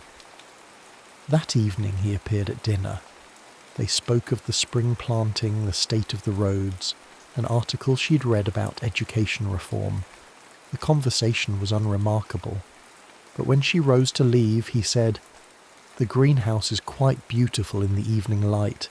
If you have any interest in horticulture, you would be welcome to visit." It was not quite an invitation. It was not quite an apology. It was, Catherine understood, an opening. The greenhouse became their territory. Catherine went first on a Thursday afternoon, when the light was slanting gold through the glass panes, and the air was thick with the scent of earth and growing things. Edmund was bent over a tray of seedlings, his sleeves rolled back, his hands, usually so clean and controlled, dark with soil. He looked up when she entered, but did not speak.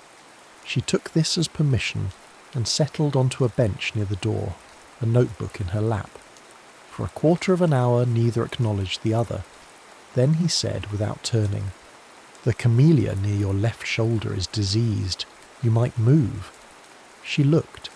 The plant was beautiful, its leaves glossy and dark. "It appears healthy to me. Look at the underside of the third leaf from the top. You'll see the discoloration."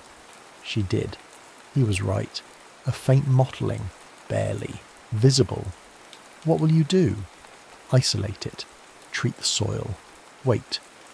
And if it does not recover? He was quiet for a moment. Then I will have learned what I could from the attempt. It was a small exchange, but Catherine found herself returning the next day, and the day after that. Sometimes they spoke. More often they simply existed in parallel, he with his plants, she with her writing. The silence was not uncomfortable. One afternoon in May, she asked him why he'd married. He was repotting a fern, his movements careful and exact. The house required a mistress. I required, he paused, searching for the word, order. And I provided that. You provided the absence of disorder, he said, which is not the same thing, but serves nearly as well. She should have been offended. Instead, she laughed. I have been called many things, Mr. Thornfield, but the absence of disorder is perhaps the most accurate.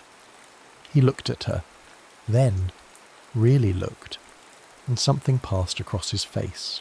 That might have been amusement. I suspect, he said slowly, that you contain a great deal of disorder. You have simply learned to direct it productively. The observation was so unexpected, so precise, that Catherine found herself without a response. She'd spent years cultivating the appearance of certainty, of rational control. To have it seen through so easily was both alarming and oddly exhilarating.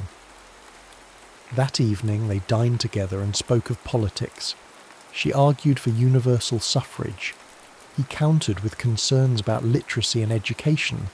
Neither yielded. The debate grew heated, their voices rising, until Mrs. Croft appeared in the doorway with visible alarm. Edmund waved her away. "We're not quarrelling, Mrs. Croft. We're thinking aloud." When the housekeeper left, Catherine said, "You disagree with me, profoundly, and yet you continue to argue."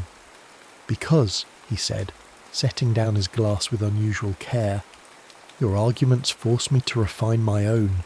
I find the exercise valuable." It was the closest he'd come to a compliment. Catherine felt something shift in her chest, a loosening of a constraint she had not known she carried. The summer brought heat and lengthening days. Catherine worked in the mornings, wrote furiously through the afternoons, and found herself drawn each evening to the greenhouse, where Edmund tended his plants with the patience of a man who understood that growth could not be rushed. They developed rituals. He would explain the properties of a particular species. She would relate some political absurdity from the newspapers. Sometimes their hands would brush as they both reached for the same volume in the library. Neither acknowledged these moments, but neither pulled away quickly. One evening in July, she found him standing before a particular orchid, his expression troubled. The plant was magnificent, white blooms so perfect they seemed artificial. It was hers, he said, before Catherine could ask. My wife. My first wife. The word hung in the air between them. Catherine had known he was a widower. The settlement papers had made that clear. But he had never spoken of it, and she had not asked. She died in childbirth, he continued, his voice careful and distant. 6 years ago. The child as well. I'm sorry. She liked to read poetry aloud, badly. She had no sense of metre whatsoever. He touched one of the blooms with a gentleness that made Catherine's throat tighten. I would give a great deal to hear her mangle Wordsworth one more time. Catherine understood then. The silence, the precision, the careful maintenance of emotional distance. He had loved completely, and it had destroyed him. I will not ask that of you, he said, still not looking at her. I know what our arrangement is. I will not mistake it for something else. But Catherine found that she did not want to be an arrangement. She wanted... what? She hardly knew. Only that the careful distance between them had become unbearable. Edmund, she said, and it was the first time she had used his given name. He turned. Their eyes met. The moment stretched, taut and trembling. Then he stepped back, and the spell broke. "Forgive me," he said. "I should not have burdened you with this." "It is not a burden. Good evening, Catherine." He left her standing among the orchids, her heart beating hard against her ribs, knowing that something had changed irrevocably. The autumn brought frost in the inevitable scandal. Catherine's latest pamphlet, a scathing indictment of inheritance law, had been printed and distributed before Edmund knew of its existence. The response was immediate and vicious. Anonymous letters arrived daily. The vicar called to express his concern. 2 neighbouring families withdrew their invitations. Edmund said nothing. His silence was worse than any rebuke. Catherine told herself she did not care. She had not married for social acceptance. She had married for independence, and independence she had. If her work made her husband uncomfortable, that was his limitation, not hers. But the distance between them grew. He stopped coming to dinner. She stopped visiting the greenhouse. They moved through the house like ghosts, aware of each other but unable or unwilling to speak. October arrived. The trees burned gold and red. Catherine worked with furious energy, writing letters and organising meetings. She told herself she was satisfied. She told herself she had everything she needed. But at night, alone in her rooms, she found herself listening for his footsteps in the hall. The breaking point came on a Tuesday evening in late October. Catherine had been working in the library when she heard voices in the hall, Edmund's low murmur and another man's sharp insistence. She recognised the second voice, Thomas Waverley, Edmund's solicitor and oldest friend. "You must speak to her," Waverley was saying. "The situation is untenable. She's making you a laughingstock. That is not your concern." "Not my concern? Edmund, she is destroying your reputation. You should never have married a woman like that. Opinionated, unwomanly, she—" Enough. The single word was quiet but absolute. Catherine froze, her hand on the door. "My wife," Edmund continued, "writes with clarity and courage on matters that most men are too comfortable to examine. If that makes her unwomanly, then I can only conclude that womanhood has been too narrowly defined. And if it makes me a laughingstock to be married to a woman of intelligence and principle, then I will wear that badge with considerably more pride than I have worn any honour bestowed by men who value reputation over truth." There was a long pause, then Waverley. "I see. Forgive me. I had not realised. Good evening, Thomas." Catherine heard the front door close, then silence. She stood in the library, her heart pounding, and understood with sudden clarity that she had been a fool. His silence had not been disapproval. It had been respect. He had given her the freedom to write as she chose, to argue as she believed, and had asked nothing in return except that she allow him the same privacy he afforded her. And she, in her fear of being controlled, had mistaken his restraint for coldness. She found him in the greenhouse, as she knew she would. He was standing before the white orchid, his shoulders tense. "I heard," she said. He didn't turn. "I apologise. Waverley had no right. Why did you not tell me?" "Tell you what?" "That you defended me. That you—" She stopped, struggling. "That you believed in what I do." Now he did turn. His face was carefully blank. Would it have mattered? "Yes," she said, and the word came out fiercer than she intended. "Yes, it would have mattered. I believed you disapproved, that you thought me reckless, unwomanly." Something shifted in his expression. "Catherine, I have spent 6 years learning to be silent, learning to keep the things I feel locked away where they cannot injure anyone. It has become—" He paused, searching for words.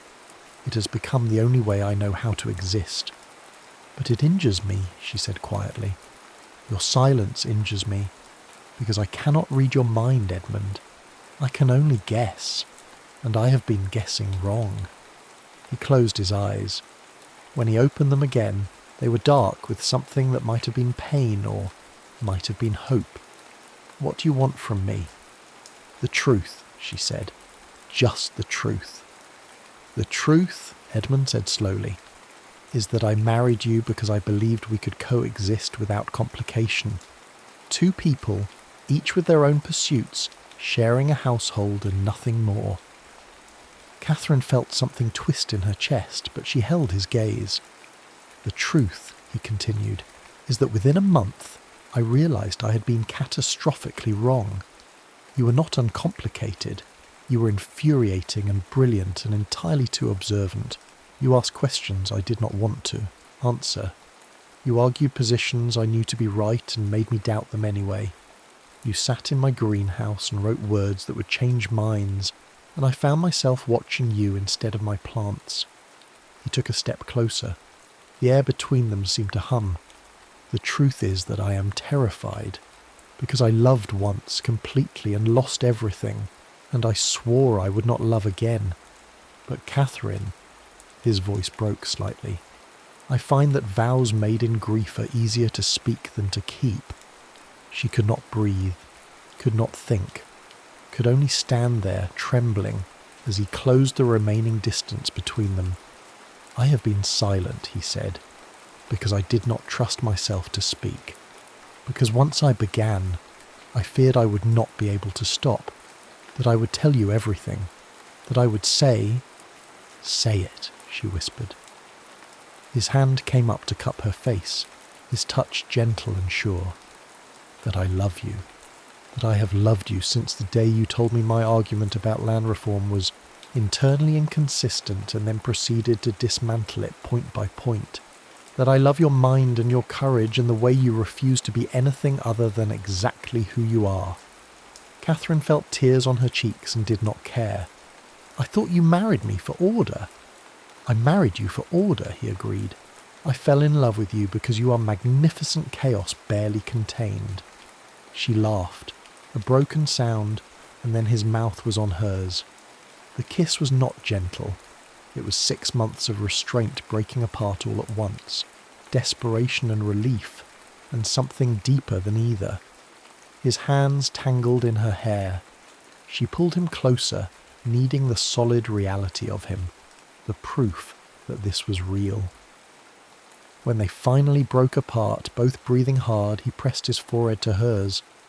I should have told you, he said, months ago. I should have... Edmund. Yes? Stop talking. She kissed him again, and this time there was no hesitation, no careful restraint, only the two of them, finally honest, finally free. His hands moved to her waist, steadying her, claiming her. The greenhouse was warm around them, the air thick with the scent of earth and blooming things, and Catherine felt as though she were coming apart and being remade all at once. Catherine, he breathed against her mouth, and the way he said her name, rough with want, tender with wonder, made something inside her dissolve entirely. She pulled back just enough to meet his eyes. They were dark, pupils blown wide, and she saw in them the same desperate need that was coursing through her own veins. Take me inside, she said. Please. He needed no further invitation. His hand found hers, their fingers lacing together with an urgency that belied the careful distance they had maintained for so long. They moved through the darkened house like conspirators, past the library and the drawing room, up the stairs to the west wing where his chambers lay. The door closed behind them with a soft click. For a moment they simply stood there in the lamplight, facing each other. Catherine felt a flutter of nervousness. Not fear, but the profound awareness that this was a threshold from which there would be no return. "Are you certain?" Edmund asked, his voice low. Even now, even with desire written plainly across his face, he was giving her the choice. "I have never been more certain of anything," she said, and reached for the buttons at her collar. His hands covered hers, stilling them. "Let me," he murmured, and there was something in his voice, part request, part command, that made heat pool low in her belly. She let her hands fall away, watched as he undid each button with maddening slowness, his fingers steady despite the tension thrumming through him. The fabric parted, and she felt the cool air on her skin, followed immediately by the warmth of his touch. "You are extraordinary," he said softly, tracing the line of her collarbone. "I have thought so from the first moment I saw you argue with the vicar about tenant rights," she laughed breathlessly. "That is possibly the least romantic declaration I have ever heard. And yet it is the truth." His mouth found the hollow of her neck and she gasped. "I wanted you then. I have wanted you every day since." His words undid her more thoroughly than his hands ever could. Catherine pulled at his coat, his waistcoat, needing the barrier of cloth gone between them. He helped her, shrugging out of the garments with an efficiency that would have been amusing in any other moment. When they finally came together, skin against skin, Catherine felt as though she'd been holding her breath for months and could only now exhale. He was warm and solid and real, and every careful fiction she'd constructed about what their marriage was crumbled to dust. Edmund guided her toward the bed, his movements careful but purposeful. He laid her down as though she were something precious, then stood for a moment simply looking at her. The intensity of his gaze should have made her self-conscious, but instead it made her feel powerful, desired, chosen. "Come here," she said, and he obeyed. The first touch of his bare skin against hers drew a sound from her throat that she had never made before. His weight settled over her, grounding and electrifying all at once. She wrapped her arms around him, drawing him closer still until there was no space left between them. "Catherine," he murmured again, and she realized it was the only word he seemed capable of saying with any coherence. His hands mapped her body with the same careful attention he brought to his plants, learning, discovering, treasuring each response. When his fingers found the place where she ached most, she arched against him with a gasp. The sensation was overwhelming, pleasure so acute it bordered on pain. He watched her face as he touched her, learning what made her breath catch, what made her bite her lip, what made her say his name like a prayer. "Please," she managed, though she was not entirely certain what she was begging for. He understood anyway. His mouth found hers as he positioned himself above her, and when he finally entered her, they both went still. The feeling was foreign and familiar all at once, a joining that felt less like possession and more like completion. There was a moment of adjustment, her body accepting his, and then he began to move, slowly at first, with the same patience he brought to everything. But Catherine found she had no patience left. She lifted her hips to meet his, urging him deeper, faster, until the careful control he prized so highly began to fray. "Catherine!" Her name became a litany, a benediction, a surrender. She felt the tension coiling tighter and tighter within her, pleasure building to an impossible peak. His rhythm grew less measured, more desperate, and she gloried in the knowledge that she had brought him to this, had made him lose the careful restraint that defined him.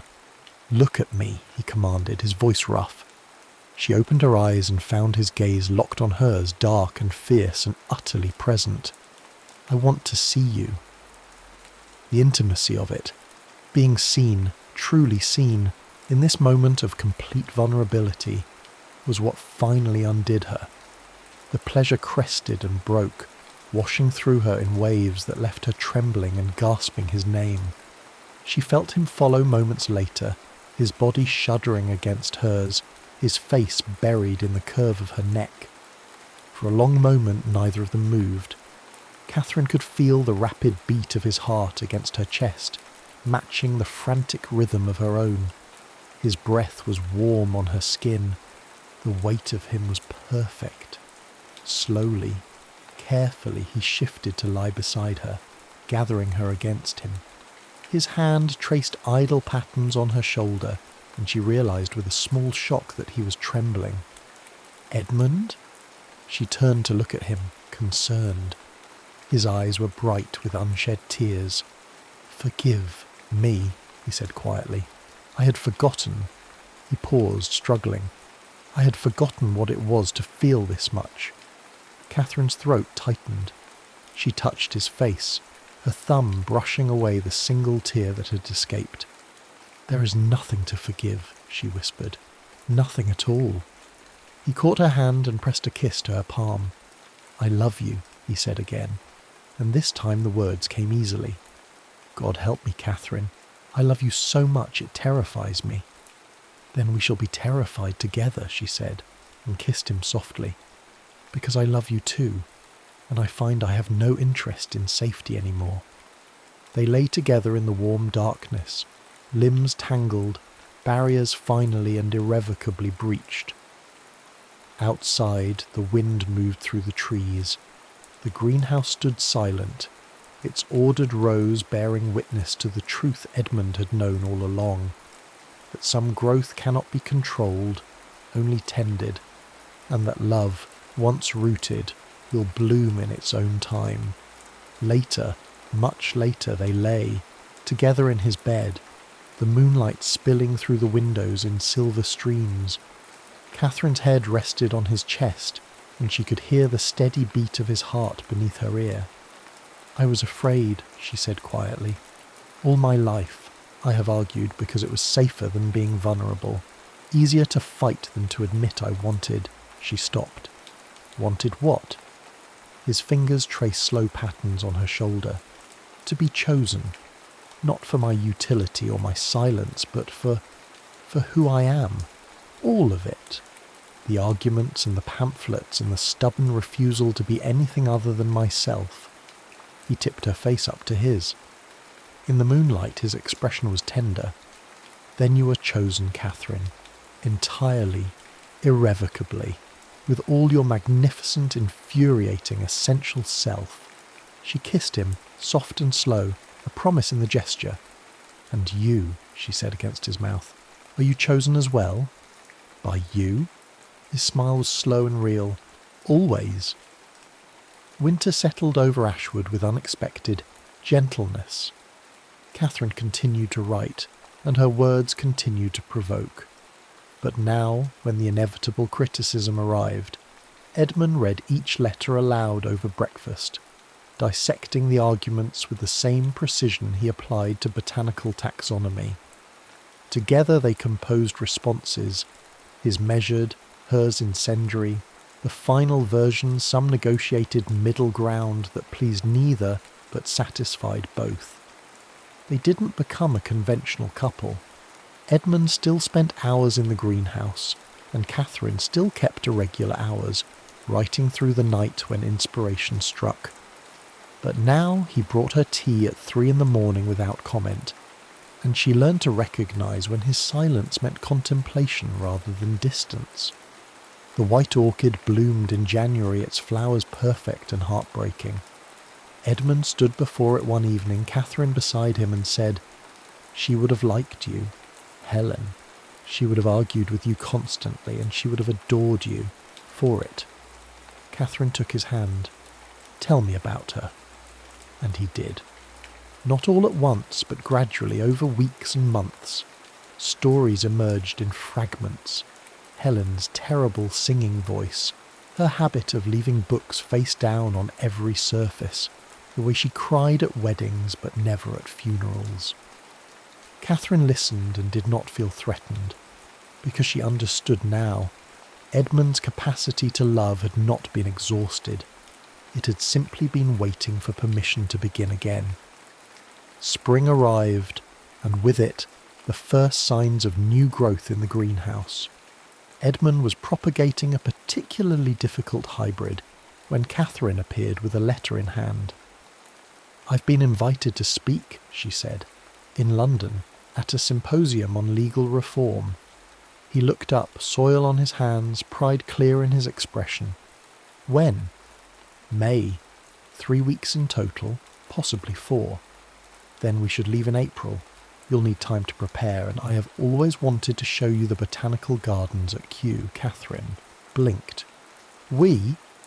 He set down his trowel and came to her, taking her face in his hands despite the dirt. Did you imagine I would let you go alone? Catherine, I intend to sit in the front row and watch you dismantle every comfortable assumption in that room. And then I intend to take you to dinner and tell you how magnificent you were. She laughed, sudden and bright. You'll be bored senseless. Impossible. I find you endlessly fascinating even when you're wrong. I am never wrong. You were wrong about the camellia. You thought it was healthy. That was observation, not argument. Entirely different category of error. He kissed her, stopping the debate before it could properly begin. When he pulled back, he was smiling, that rare, genuine smile that still made her chest tighten. I love you, he said simply. The words still felt new, still carried weight, but Catherine no longer feared them. I love you too, she said, even though you're impossible. We're both impossible, he corrected. It is perhaps our greatest compatibility. That evening, as the light faded to dusk, they worked side by side in the greenhouse. Catherine was proofreading her speech, and Edmund was tending to the new hybrid. The silence between them was comfortable, familiar, full of the 1,000 small intimacies they had built together. Outside, the world continued its complicated turning. There would be more scandals, more arguments, more difficult seasons. But here, in this moment, there was only peace. The silence between vows, Catherine thought, was not emptiness. It was the space where love grew quietly, rooted deep, learning patience, and bloom it would, in its own time, in its own way, irrevocably. The end.